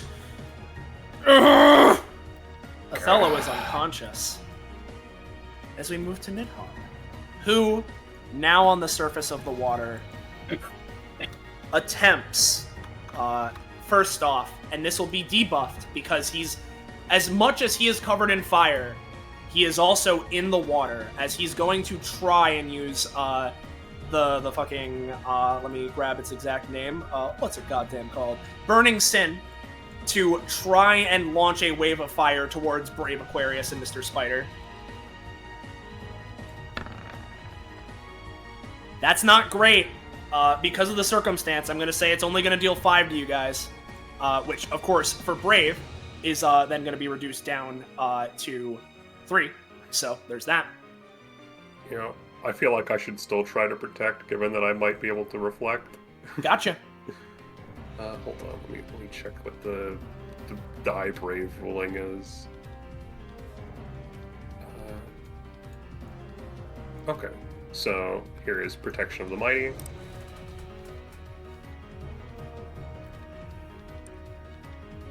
Alright, what? Francis cheer? Question mark? You got this, Bree. Alright. Yeah, this is Jashel. Okay. Alright, and then the roll to reflect. So. Yep, let's see it. Gotcha. So, the damage that all of you would have taken combined would have been 5, 5, 13, effectively, overall. So 13 quartered is going to be a little, like around 3-ish, right? Which, with your DR, would be reduced down to 1 as you reflect some of the damage back to him. And then, within this state, I won't die here. I will never die! As he goes to you, Brave, and attempts in this moment, as best as he can anyway, to go for this. Oh no. As he chains the area directly beneath you, Brave, and pulls you in and tries to go for a final punch. Mr. Spider is going to try and use, oh no, he used that on his turn, he doesn't have it, actually. Justice, then, is going to try his best to, with Puppet State, Puppet State, go pull back Nidhogg's hand as much as possible to reduce this. Actually, Soleil, if this doesn't work, I have an idea. It didn't. So, yeah, okay. What's up? Wayne, shuddering, leaning heavily on his cane. Simon, finish this. And I would like to have Simon put a bubble around Bellhurst and around Brave, swapping them in position. Yeah. Oh! Bubble shield. Please roll good on this, Amber. This is my last point of stamina. Yeah, no, it's fine. It's fine. It's fine. I'm praying for this 20. Everyone else roll clear for me, so it's good. This is a 20 now. It's a 14. And I'm inclined to let this one go through. As Brave, you're about to get punched. But as much as you've been saving everyone and doing a fantastic job with it, one of the things that can make you so brave is the friends you have always backing you up. The cheers and everything. And as Wayne goes down using the last bit of his energy, you, Brave, and Lieutenant Bellhurst are swapped in position. For a moment, you're kind of like placed up against the Ram's shield. He's like, oh, sorry about that. As Ram, Bellhurst gets here, brought in on the slab of land as Nidhogg, in his fury, not even really knowing and caring about who he's punching, goes and slams down into Bellhurst, slamming him into the water. Gah! And with that, Wayne's robes flicker and fade as his compatriots similarly fade into the ether.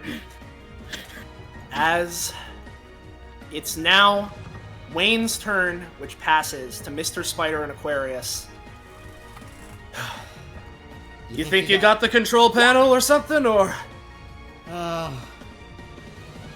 Kanaho, do you think you've got it, or do you need me over there? I'm figuring it out. I think I've got it. I've already read the blueprints, so... Alright. In that case... I've got another idea. If you've got one more fling in you, Mr. Spider. I got a fling in me. As effectively, what Aquarius would like from him is another, you know, Mr. Spider using webs to launch her. She's going to effectively use one of her two main actions to Stardust Speedway Nidhogg down as deep into the water as you can reasonably get him, and then use the remainder of her stamina on her other main action to Stardust Speedway herself back up out of the water. Hell yeah. So you're doing a vertical Stardust Speedway? Yes. Oh boy. Technically. Let's see it. Mr. Spider. As he's gonna go and tied up right now to throw you. That's pretty good. Yep. That's pretty good, and I will, in lieu of posting it, I'll just do rolls again.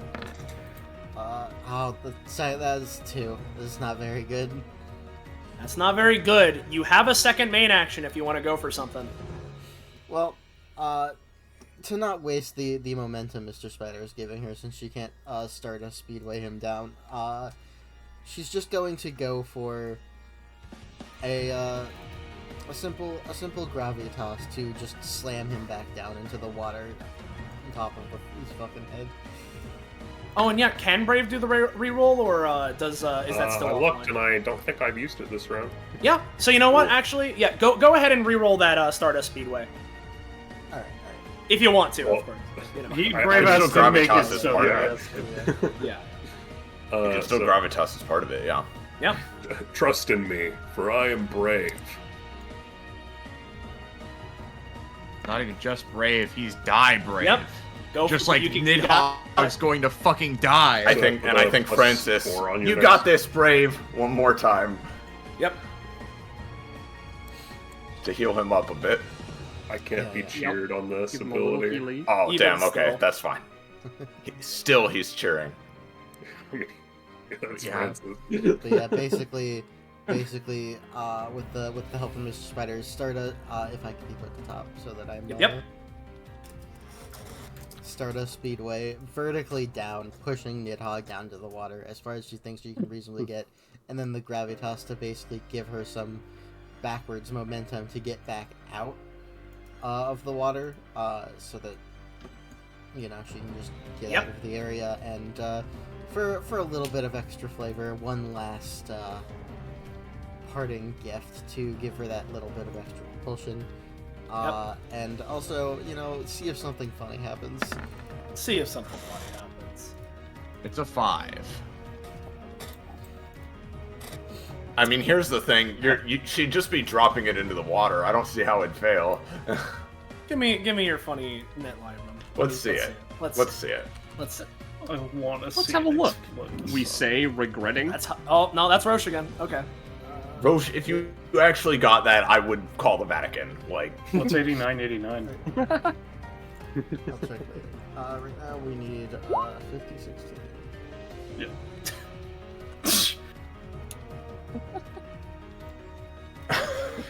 It's fine. Well, He's mid-hog. A parting gift for Nidhogg, I suppose.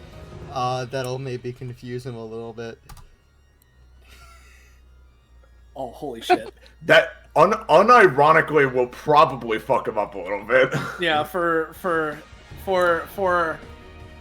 yeah, no, it will. It just will. Sorry, I'll just say 430 times. Yeah. But with that and you slamming him down, as we move to your turn, Kanaho, I want to ask, how are you fiddling with this? As well, just really quick at first. Just gonna use her movement to swing Yeah. back out to the edge. Yep. Out of the thing. Spider will help well, out too. Kaunaho would take out the blueprints and cross-reference the controls, as Iris has already sent me some ideas of sent me some of the things here and all of that stuff. Yeah. He would... Just a general description, yeah. He would look at the blueprints, look at the various buttons of this machine. He isn't getting annoyed. He's just getting a little bit rushed. And I imagine he would look between blueprint, between machine, between blueprint, between machine, into blueprint. Fuck it. Places blueprint on machine. I'm just gonna go for item enforcer. Find the correct button. Yep. Button finder. Where's Well, the any key? I think that works. And as he hits the correct button, combining that with his I rule the seas, fucking creating the water hand again to just grab the both of them and begin to pull as, you know, even more force, turning that water cold as fuck. Yep. And I mean, well, what happened, Soleil? I mean, I don't know. If you're asking me, I think personally that sets up as a good little thing for the cutaway until the last little segment, you know? Sure. Penny, you Because, here? Yep, are you here, Penny? Oh yeah. Oh yeah. So, sorry for the false flag earlier, but are you here now, Gecko? Yes. Our funny friend. Sick. We're back here. And we're on Union's turn for real now. Alright. Union does the thing he did earlier that I described. Goes up, looks at Lieutenant Bree like, you wanna blow this motherfucker up? Yeah, let's do it. Yep, and, you know, while we're at it, what I want to do, Union's gonna go over here. I want to grab this Union, right? Yep. I want to use Missile Gap to just shoot myself towards Ephiala's thigh. To just shoot myself. Yep, and I like, you know, I'm carrying him by the fucking bone hair, you know? Let's go, that. 21. Oh, God. Gives me 6 squares towards her. And as we're going, right, I want to go for that maneuver I did earlier, or I was trying earlier, and I want to try and absorb both of the strange alien tech and bad Union. Yup. I'll give that a roll. Please do. Slurp. Okay. So, as you go to absorb things, as she's reeling back, notices you, and she's gonna detonate Fake Union.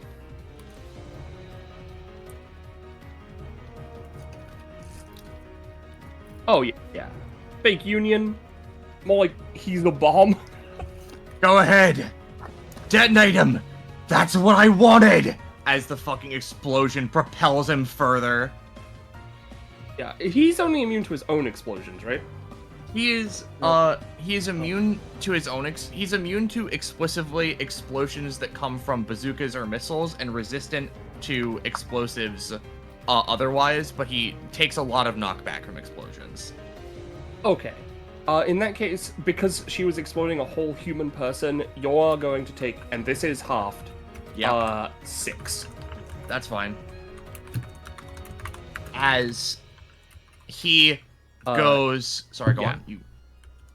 The other thing is, you attempt to absorb the device. And I'll say you do absorb it. You don't have any reference for what it does or how it works yet. It's not going to be useful to you during this situation, but removing it in this way, regardless, will deal 3 true damage to you. That's fair enough. Union just wanting to use it, however, right? He fucking hooks his silver hand into like the nostril hole there. And what I want to do is like create like just like a bazooka in that hand, and I want to fire it off inside of her fucking skull and knock her back onto her effigy. Okay. Let's rock. And I'll attempt to use properties of alien device for properties of Ephialis Thy Dragon Breath, question mark? I don't know. Bonk. That's a 15. Hold on. Go on. Yeah, you can't decode what that machinery does just yet, as I said. Yep. So you can't really figure out what's going on there. However, you definitely get a fucking big hit inside of her mouth. And yeah, she'll fall on top of on top of her own effigy. That's fine. And as well as taking some DeSanto damage, the damage. He fucking points his hand at her. Fire! Pop off!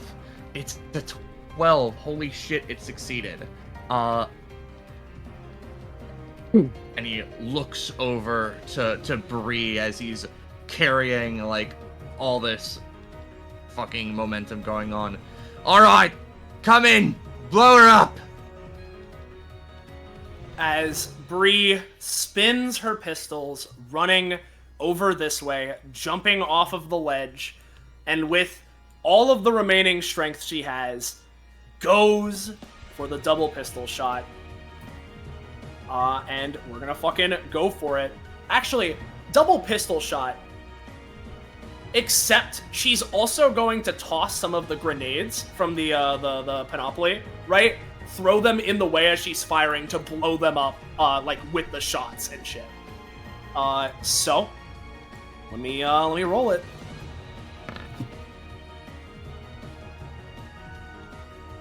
Yeah. Yeah, that'll just deal extra damage as you fucking explode her. And if they're in that area, if they're within my radius, they do 1.5 times damage. I've dealt damage. Alright, that's valid. Don't you worry. It's done extra damage. And unfortunately, I don't believe I can pay 1 stamina to use my other basic attack because there are no additional new units for me to target. No, it's just her. Just her. Her heads don't count. That's the end of my turn. As Union just fucking grabbing onto her skull. And Breeze. So. Yep. She gets up.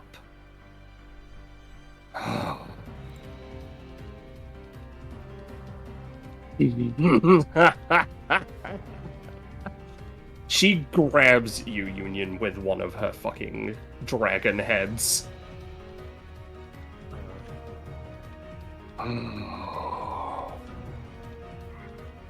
You just keep being better.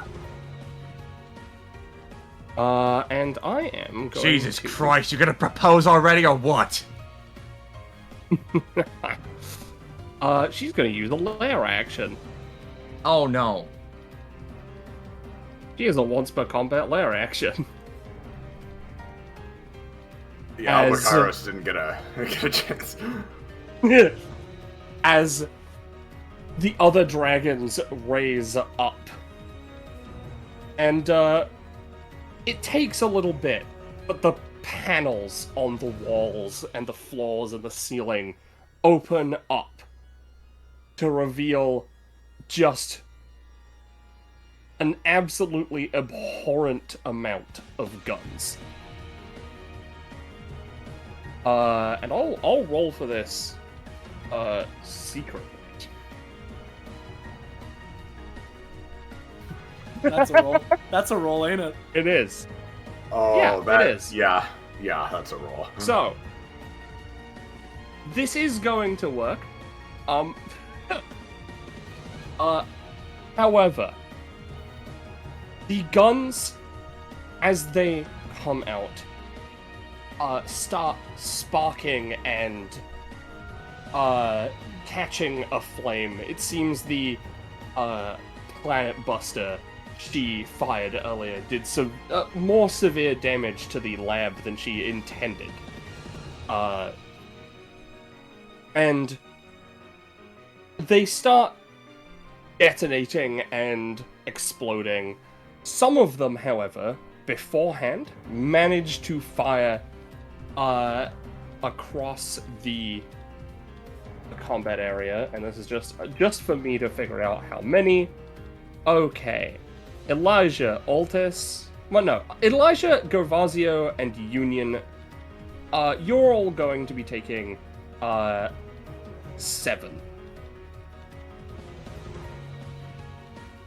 7. Oh, that's cool. As you are hit by a...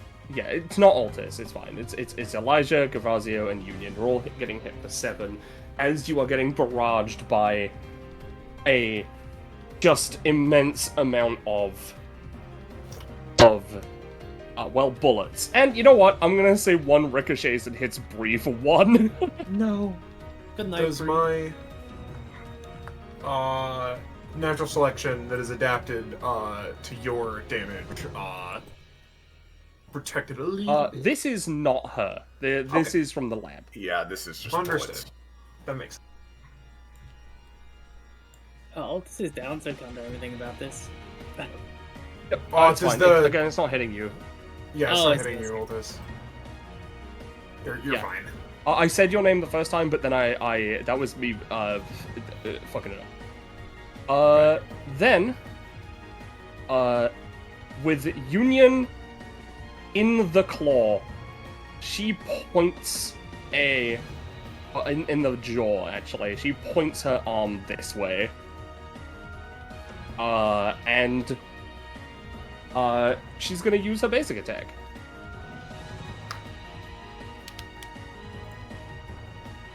That's a 4. She's is a going 4? to use it as a main action. That's a 5. That's a 5. I think that you should all describe how you fucking avoid this like cool guys. Union? Yeah. So Can't really... Sorry, you go.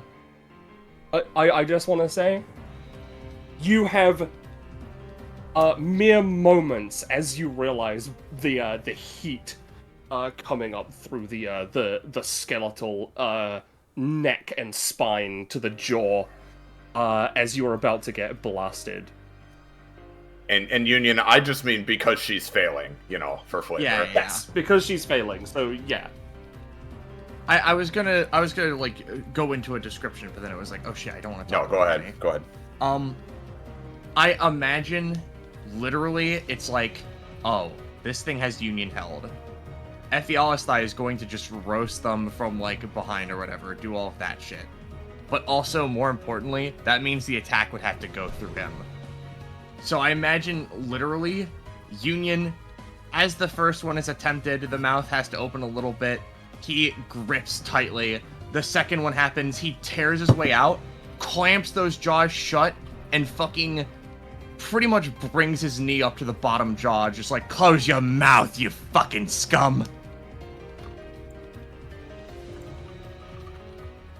And as you do it, you end up detonating yet another one of her skulls. It loses it just loses the whole thing. It just explodes. And the beam that would have come out spreads across the entire the entire testing chamber. But luckily for all of you, it is refracted in such a way that it just scrapes by you and doesn't hit. You fall to the ground. Oh, I'm falling. You fucking dragon. How many heads does she got left other than, skull? She's got, aside from Big Skull, 1.5. Yep. We're gonna go for the half. We're gonna blow that motherfucker off. 20. Yeah. Yep, you fucking destroy that head. She only has one One left. Again, aside from Big Skull. Union does a flip, lands on his legs. He's like, oh, fuck, that was not a good fall. But, on the outside, he's trying to look cool. Wow. Yeah. She looks down at you. And, you know what? As a bonus action, she's just gonna from where you landed, Union, another panel opens up, a bundle of claws come out to grab you and electrocute you. No. He fucking tears it the out. The lab floor. is not in the state to do anything. The entire room is just sparking and coursing with electrical lightning at this point. You think you've been researching us, researching me, researching humanity, cooperation, other shadow beings, doing all your fancy intellect bullshit? You're just as predictable as anyone else. Your shit's not new. You're just another mad scientist with a dark coat of paint. Only what you wish. That will not stop me from pursuing my goals through any means necessary. And unfortunately, that's Altus is down, but Zell and Gervasio. Yeah, so I just wanted to note, as it hits, I cannot say her name, my brain is like... Effie Alstein. Effie Alstein. Thank you, Effie Alstein's turn. Crystals that have been forming along Altus seem to grow deeper and darker and start to pulse with the light as it's literally like eating him, like... so it doesn't quite get him yet, but yeah, for each turn that passes. Yeah, one of the remaining dragon heads sort of looks at you, curiously. As she was doing this, as she was trying to blast Union, the Pillar of Philosopher's Stone eventually was dragged down into who knows where. Mm-hmm. Although when Alta switches off, it will disappear. She doesn't know That's that. fair. She doesn't know that. Hey, yeah. Hey, like, Soleil and Sansa, do you want to do another fucking Tritech? I'm down. I want to kill them, so yes. Well, they've got 2 heads left. I would say just let them take the lead, because Union's been doing a lot here. No, but, absolutely. Yeah. You take the lead. Alright. Well, I would have done something with those laser head blasts again, right? However, I can only replicate weapons that have been successfully used in the last turn, and that didn't happen, so... Yeah. I would say, technically, she succeeded in using them on a technical level. On a mechanical level, no. Yeah, so I'll that's let what I you mean. decide whether or not you would like to use them. Yeah. So they are not enough. So before I think anything, I will move forwards as Gervasio enters the bazooka aura, and let me just do a quick little look-see, right, at some of the things that I've replicated, right? Because one of the things I can do with crossbow is I can only replicate things that have been used successfully in the last round, or things that I've adapted to, like, I don't know, Grudge's big sound wave attack. No, you know. So, yeah, let's see, what exact abilities have been successfully used since then?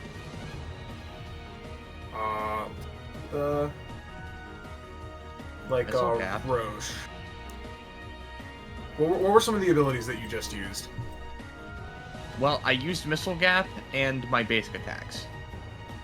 Okay. Missile Gap is a bonus action which can create an explosion under you.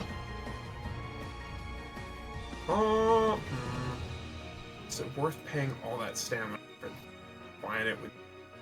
I don't think it is. You know what, actually, how about this? Soleil. As Zell, you use an ability, and then I'll integrate that into crossbreed. Okay. I'll open them up as they dash as far as they can, which with the increased movement speed from Queen State, they can get all the way to here. And they're going to go for Blood Driver Queen State version for a Stinger attack, which they will then also boost with their Pyrokinesis. So let me go ahead and go for this in Queen State. As they zoom forward in a piercing stinger, and as they do, they use their pyrokinesis to make the flames they produce skidding along the ground burn ever brighter and strike along with them. So let's go for a good old-fashioned move these, and then this. That part's not good, but at least Blood Driver went through. That's fine. Yeah, You Blood didn't Driver. get There you go. I was gonna say you didn't get the fun pyrokinesis. However, who needs pyrokinesis when someone else is also doing a Blood Driver right alongside you? Yeah. I'm gonna use crossbreed to combine. This is gonna be expensive. Blood Driver and the one ability Grudge has. And we'll see. As Garvazio will basically burst forwards along with the trail, attempting to maybe, move it along, with his own flames, right? As a massive, chainsaw blade of bone, forms into his, hands. And he performs this twisting blast, this twisting strike. And as he does a bit of an uppercut towards Ephialistai's head, a seam forms in the bone as it essentially explodes, releasing a massive burst of unfathomable sound directly towards their head, just like with Grudge. Maybe, I don't know, dazing them for Union to do an uninterrupted follow-up? Who's to say? Oh, something like that. What do you got on the docket, Union? Well, I guess my idea was fucking jumping up, after that, and manifesting 2 bazookas, one for each hand as he spins them, and he jumps, leaps in front of the skull, and does, a fucking... You know how you can use your palms to do the ear clap thing? That, but with 2 tonfas on the sides of the skull. Yep.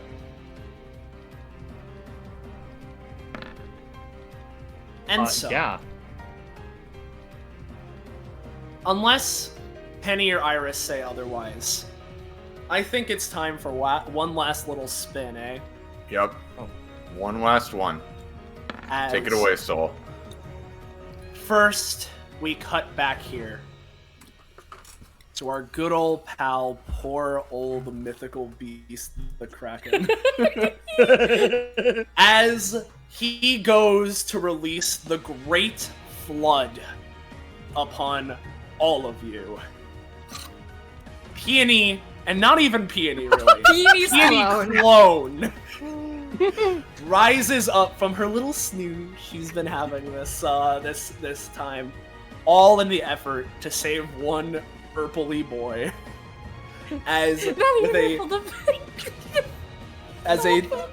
With a twist. Oh no, sorry, my bad. It was even better. It was to save Pog Dolphin. Sorry, my bad. How could I fucking forget? To save your best friend, the Pog Dolphin.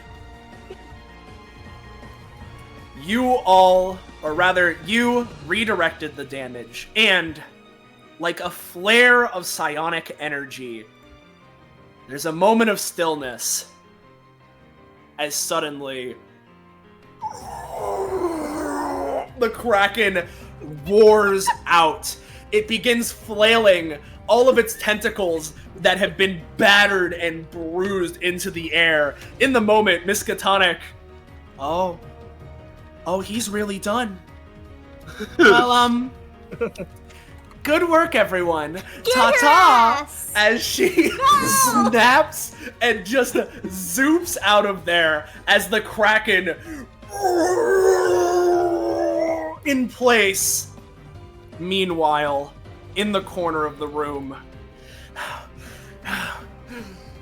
we did it, monkey. We and our new crew. We got the Kraken. Here. Why don't you get the last shot for me?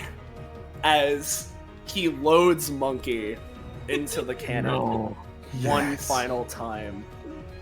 Monkey salutes and fires as at supersonic speeds he flies directly towards the Kraken. However, in the Kraken's death throes, it manages to use from the locker, slapping our poor primate friend and turning him into an invisible little stain.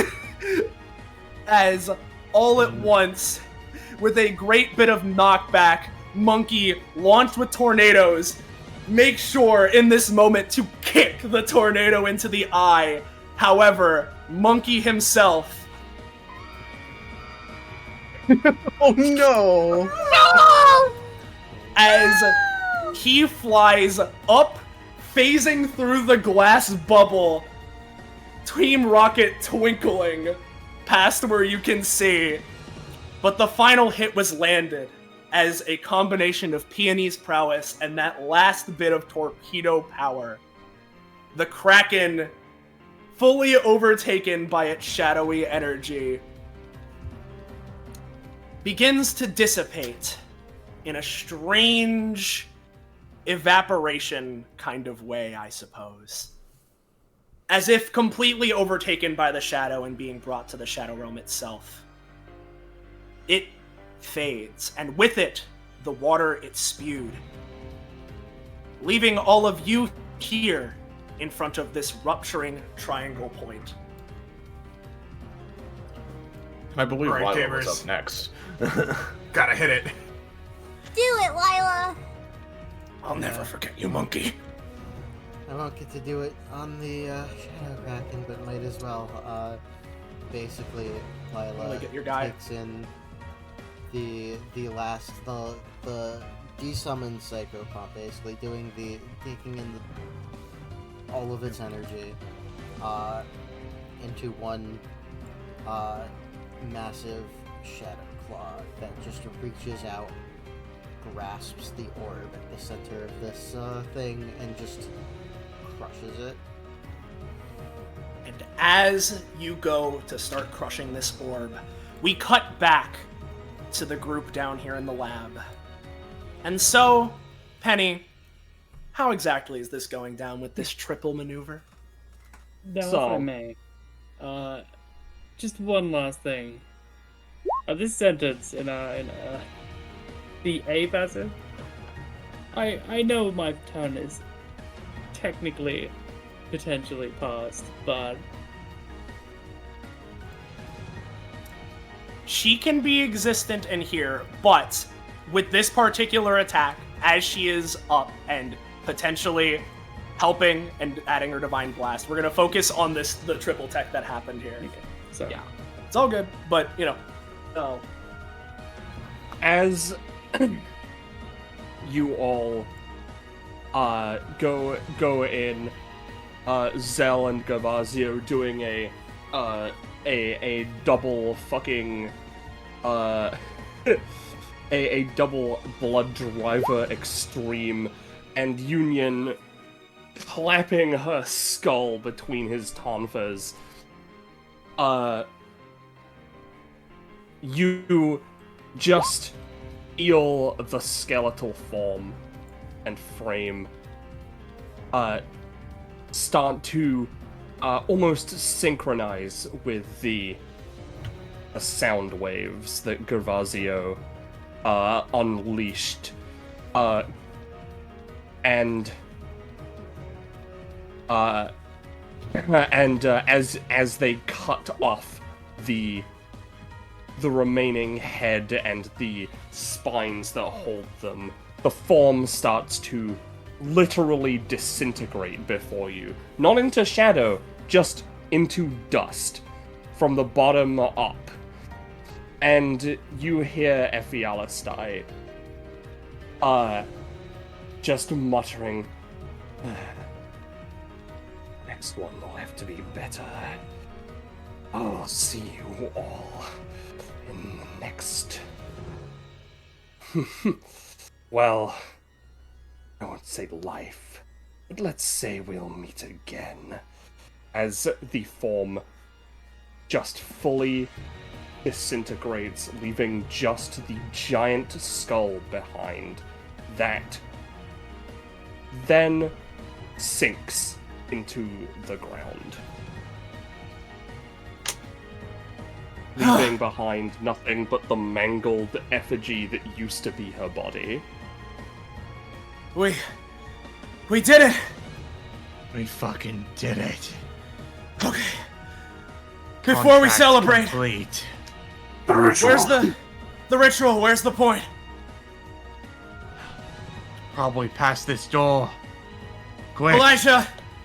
Elijah nods and goes to help Altus up in this moment, sort of holding him by a shoulder.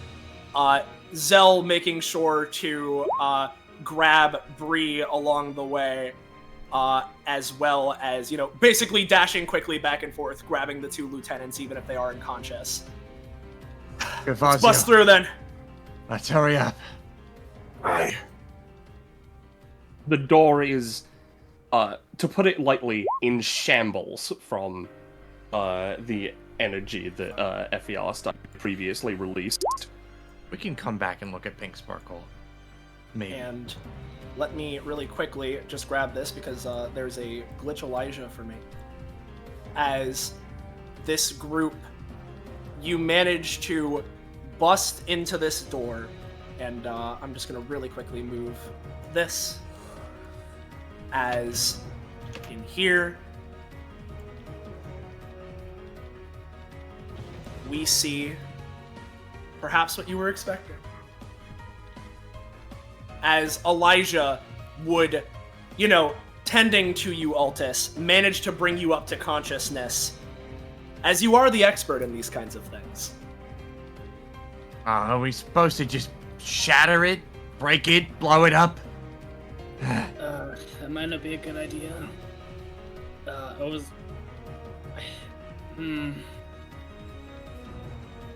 He looks at it. Does it just look like it's drawing power from the area, or like? It's effectively, so the way I can describe it is that it is emanating a sort of connecting force, that there is a stream of ethereal yellow energy going this way and this way that seems to be emanating and in some way intertwined, interlocking with this sort of circular orb spear-like structure. I mean, I guess the best course of action is to just turn it off. So does it look like something he would recognize, like alchemy, or? It is, through your research of alchemy, it is something that now that you're seeing it up close, you think you could intuit how to, with the help of everyone else destabilizing the other points, do it properly. I think I recognize some of the principles behind this. Provided the other people do their part, which I'm sure they will. I reckon we could turn it off. And with I that, imagine Altus begins carving some symbols to do so. As Union spins around his rocket launcher. We need to blow it up. I'm right here. Altus begins the preparations, all the while, friends around, watching as this point begins to destabilize with Altus's influence. As we're going to head over here for a moment. As over by you, Kanaho, you have just wrenched through the controls of this device, turning on the last little bit that was needed here to drain it all down. The water level rapidly starts to descend bit by bit. All of the while, fans whirring, looking down into the water, you can see incredibly sharp fan blades spinning, spinning, spinning, like swords attached to a pivot point, as both Nidhogg and Lieutenant Bellhurst start getting dragged further down, but both of them are ever persistent as they're fighting against it, swimming, screaming as little as it can be heard through the water before briefly managing to resurface. Nidhogg stares back at you, Kanaho, while staring at everyone else all the same.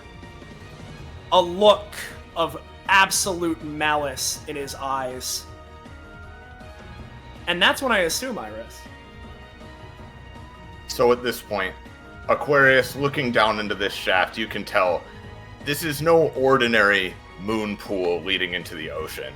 This is a massive, essentially, water elevator that, as the fans are turning on and shredding Nidhogg and his writhing form, at the moment at least, keeping Bellhurst from climbing back up fully as well and fully resurfacing.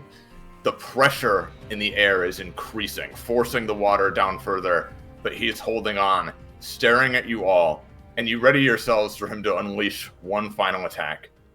But then, in a moment that might alarm some of you for a moment, Brave, you feel the strings attached to your skin tug and twitch slightly as though waking up. Kanaho, you do as well. However, Kanaho, you can't help but smile as you formed a connection with the one who put these strings inside of you, who threaded them through you. And right now, you feel an emotion coming through them and flowing into you. That emotion is pure, icy cold malice. But you're still smiling because it's not directed at you. And after a moment, as Nidhogg is fighting, snarling back to the surface, on the ceiling, crawling across it, is Shadal, who raises both of her claws and then lunges them down towards him. Shadal! What are you doing? That's strange. She stares down at him, holding him in place with her threads as he continues to get shredded over and over. You're not laughing at the power of friendship now, are you?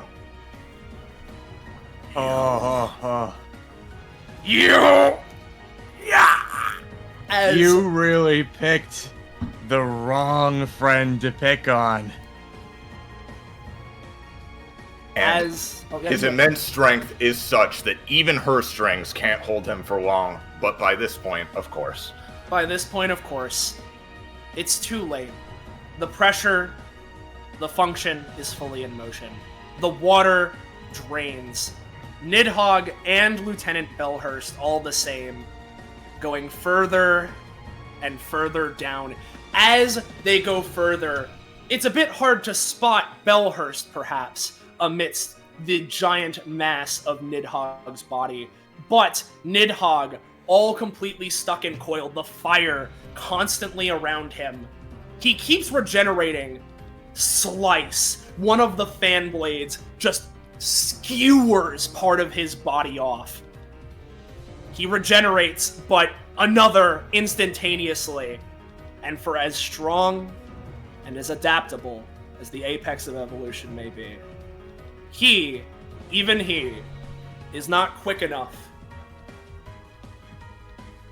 to adapt to this much this quickly, as his scarring starts molding around him, making and turning his body into a hardened core of metallic structures. And what is this that, what as this is going on, what's this that's going on, Brave?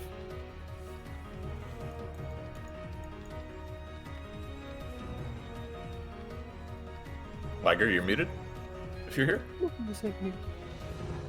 Sorry, I didn't realize. Brave would like to rescue Bellhurst. You motherfucker. The hero. That is him. That is what he'd do. What say you, Soleil?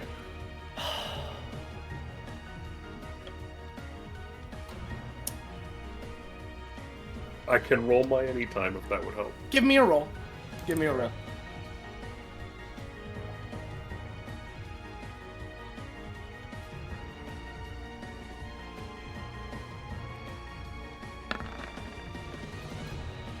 That's pretty good. That's pretty good. I don't mind. Go ahead. Brave, you see this going down, and all the while Nidhogg goes through the motions, solidifying into this hunk of metal, his eyes going blank as he's completely and utterly just outpaced. You dive in, the current pulling you, and it's almost enough to drag you in, but you manage to grab onto his arm.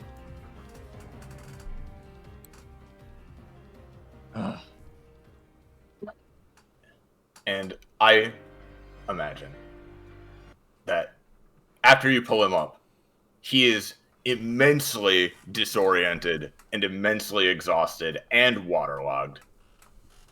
Even so, panting heavily, not even fully sure himself what he's doing. I'll be honest, he would probably try shakily to get to his feet and throw a very shaky, slow punch at you, Brave, even so.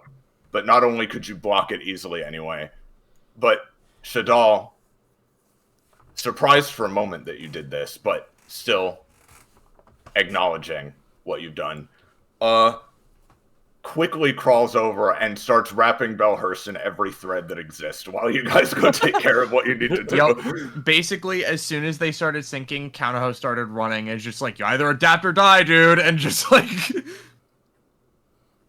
So, how exactly do we do this? Just... probably just break it. That usually works. Counterho just sticks his trident in. We can go for something a little bit. We're sort of supposed to wait for some sort of a signal, right? And as he says that really quickly, let me just go for, you know, just one last little,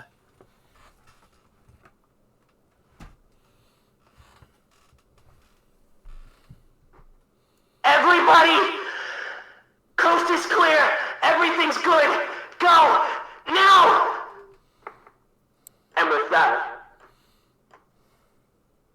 taking the signal with a potentially a collective shrug and some level of guidance from Aquarius, Kanaho and Spider jab their respective instruments into this triangle point.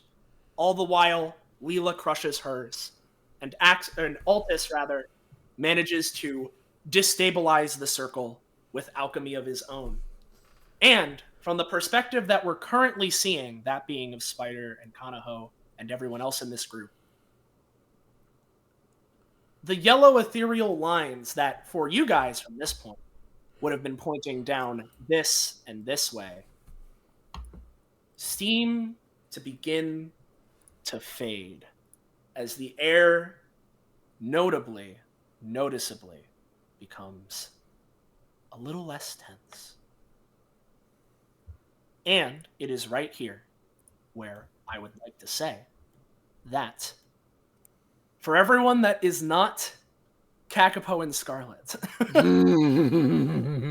thank you so fucking much for being here. I know it was a lot.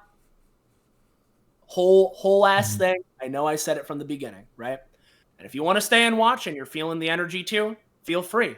But if you don't have the energy to stick around or whatever, feel free to go on your merry way. You all did. Thanks, everybody. And thank you.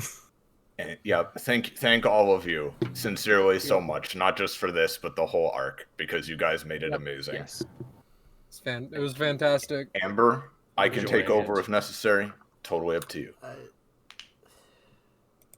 I should be good for the stretch. If you're sure. If you're certain. Yep. All right. Yeah. If you are 100% certain, then I want to just clarify again, because I'm good to go theoretically. Obviously, it's late. We've been going for a while, but I got the adrenaline.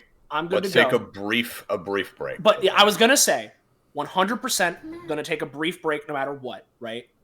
But I just want to make 100% sure that you Iris, you Penny. Oh, I'm fine. You good, Yeah, I'm Penny? good.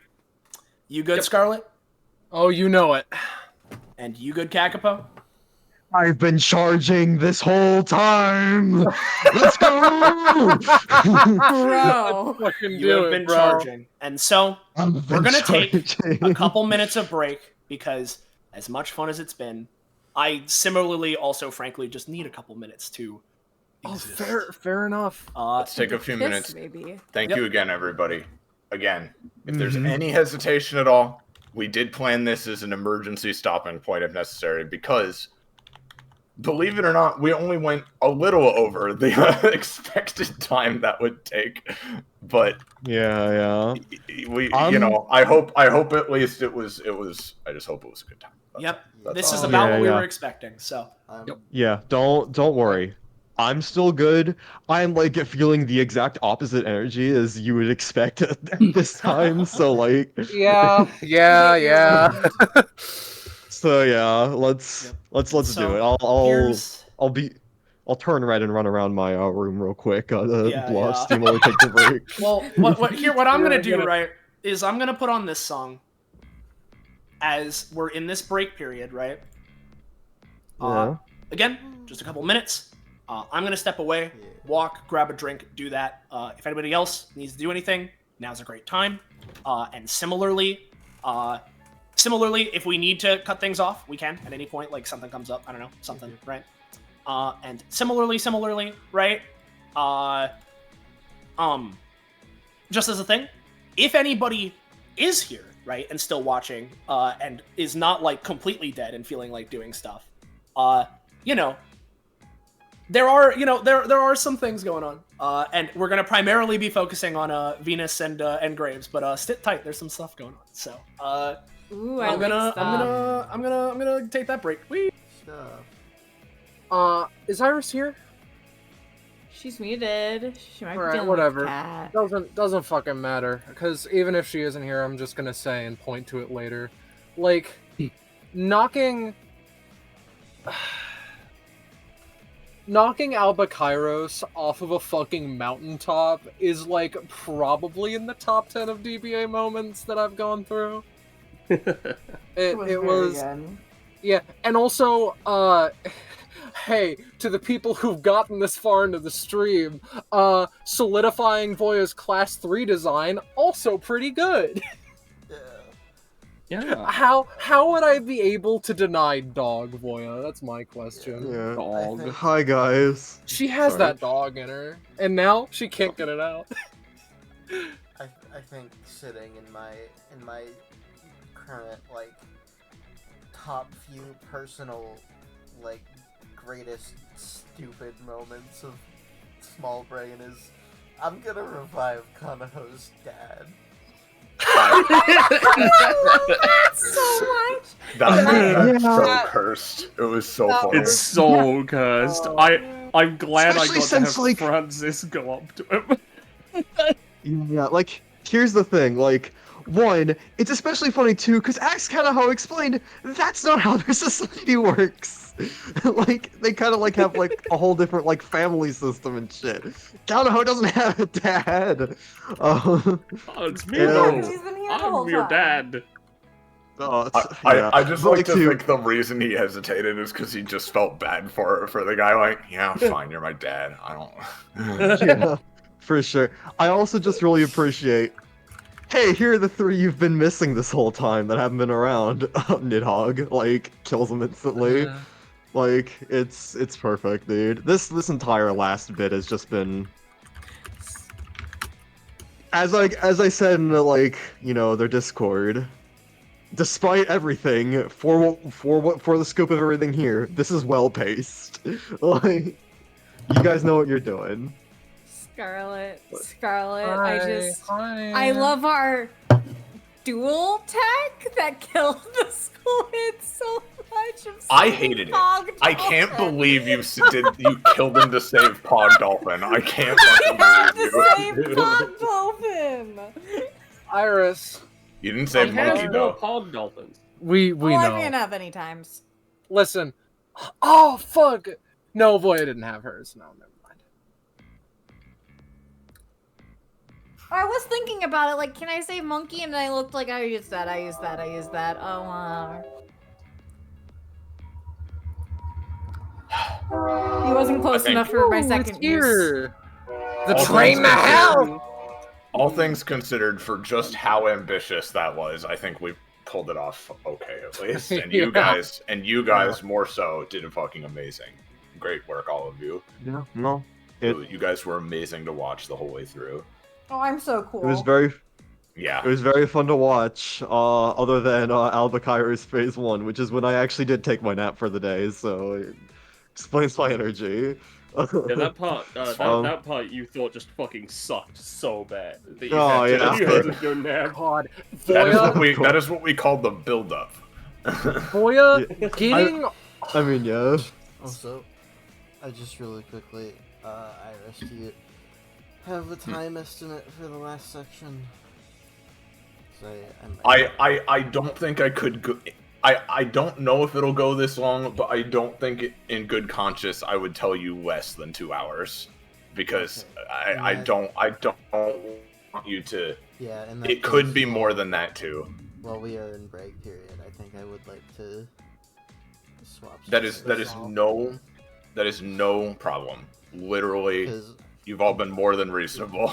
I will probably still be sitting around to see if I. But you don't for the final moments, but I don't want to sit here and confidently claim I can last that long for streaming.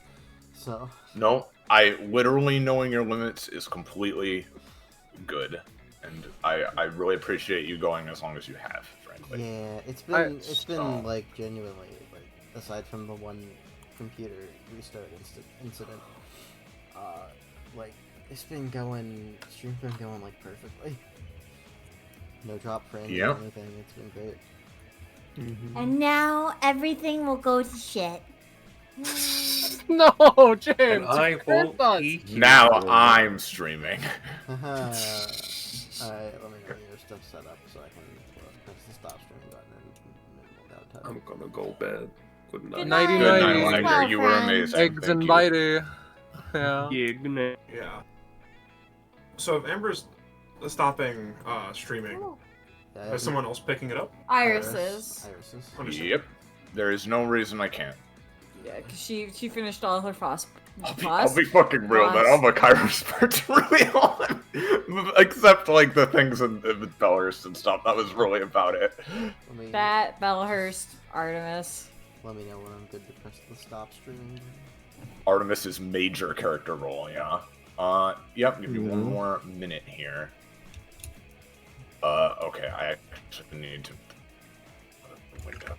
Alright, I gotta remember that. Okay. Hey Penny, are you here? It's hello. You're one. Oh, okay. Penny, during the stream when I wasn't needed, I found 2 shiny Lapras because there was a very good horde spot. We still on break? Fuck yeah. We're still on break. We're switching stream currently. Yeah, currently Iris is setting up stream so that Amber can end hers so Iris can start it again. Because they're because of the amount of time left.